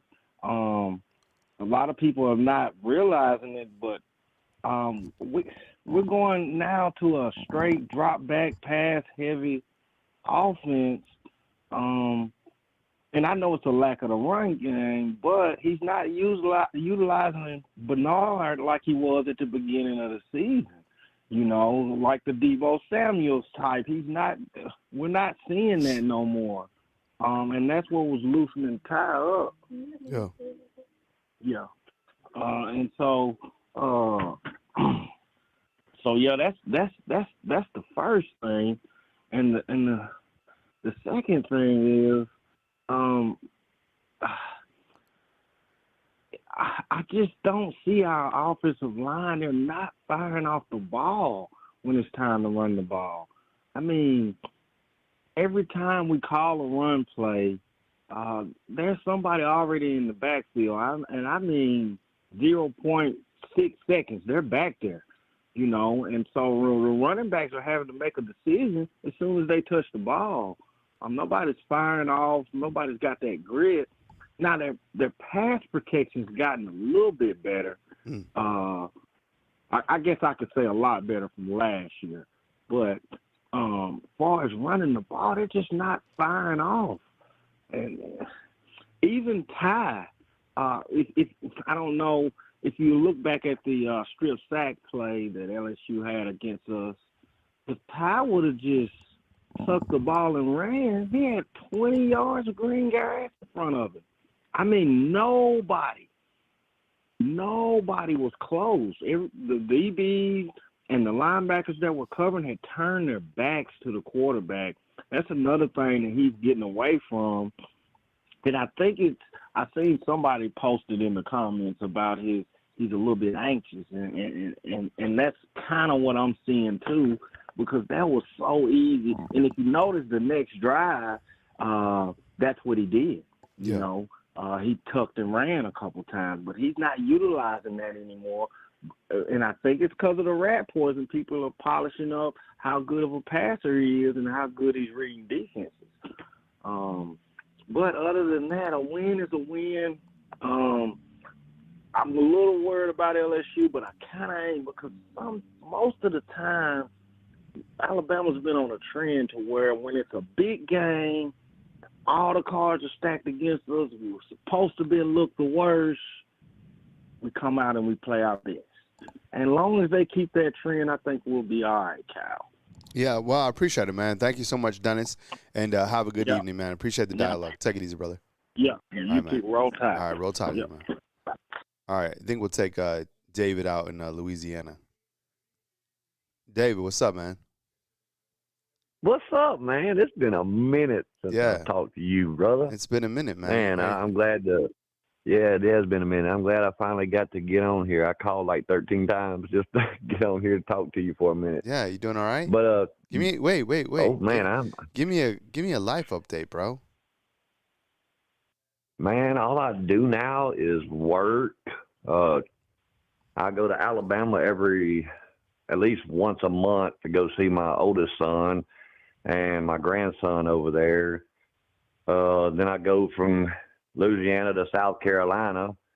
Well, usually whenever I'm in Alabama, I leave from Alabama, go to South Carolina to see my youngest son and my other grandkids over there, and then come back and go back to work. You know, that's what I do. I work, and life has been pretty good, even though my unfortunate situation when my wife passed away. And everything. I remember that. Yeah, I know you went through it, man. That's how life is, man. You've been on my mind. You've been my prayers, man. So, anyways, David from Louisiana, man, your takeaways on this game tonight.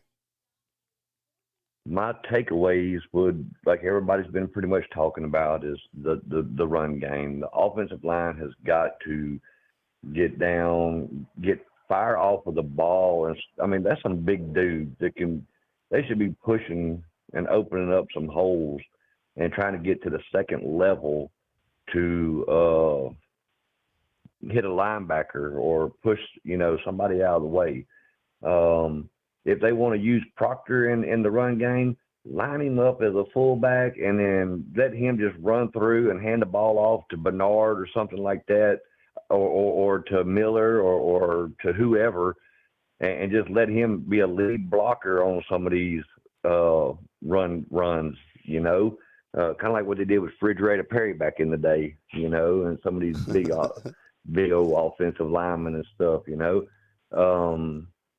But it's like I heard someone say earlier about Ty being, flustered and everything like that. I could see it on his face whenever they'd pan in on him walking off the field when they had to punt.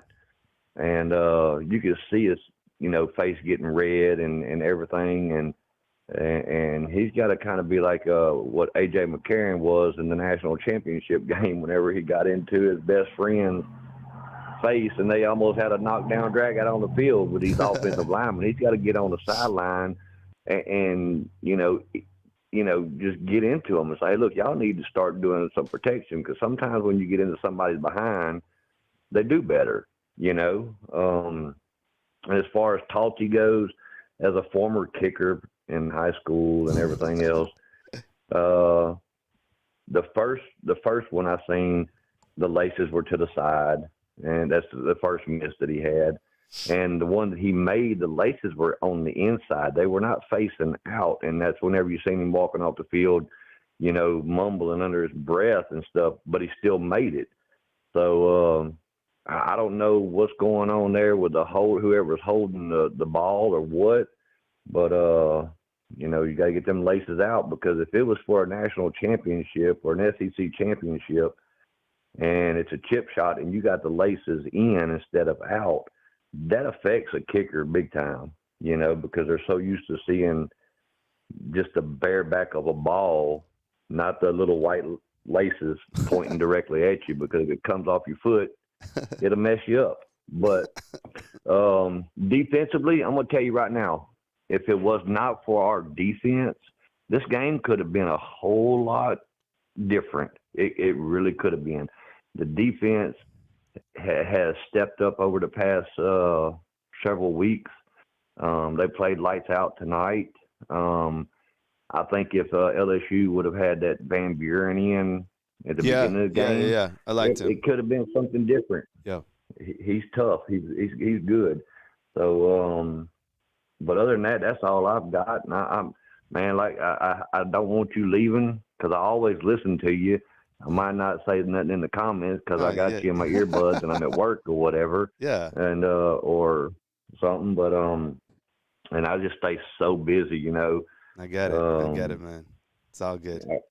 Keeping my head afloat and everything else. But Oklahoma next week going to be a good game. Yeah. Then after that we'll have a little scrimmage against nobody, and then it'll be on to the second most hated team in the SEC that we don't like, and this was a rivalry game tonight. A lot of people don't understand that. This was a rivalry game. LSU can't stand us because we control, we dominate, and we lead the series right now. But with that being said, brother, I'm praying for you. I hope you stick around a little bit longer, and even if it's twice a week, just to pop on and talk a little bit of football or whatever.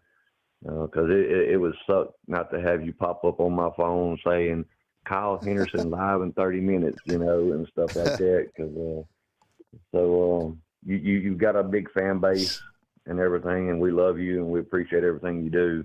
Thanks, brother. And, appreciate you, man. Thank you so much, David. With that being, you're welcome, brother. With that being said, roll tide, roll, and God bless each and every one of you, and God bless the United States of America. All right, sounds good, brother. All right, see you, David. All right, man, take it easy. All right, brother. All right, you too. We'll take this 251. Hey, how's it going? You're Hey, on the what's line up? with Hey, Kyle what's up, Henderson. Who am I Kyle? on the line with, and where are you calling in from? Hey, what's up, Kyle? It's Matt from Mobile. How's it going, man? Matt, dude, we this is like Bama football after dark, dog. You doing okay? Yeah, I'm a little bit tired, but wanted to give you a shout. Just because we talked about the run game, and I had my hopes up. I was thinking that they were going to do a bunch of toss sweeps, and I thought it's crazy. I thought about you tonight because they ran one toss sweep, I think, to Daniel Hill, and I forget what happened. I think he got crushed or something like that on it. But it's been a popular topic, man. But I'm curious to get your thoughts. Your thoughts on the run game or anything that you learned tonight? Go ahead. it just on the toss sweeps and stuff. We ran that one to Lassier Brooks in the beginning of the game, and maybe it's just that I just personally just love those plays. Just because at least it gives the runner a chance to use their ability.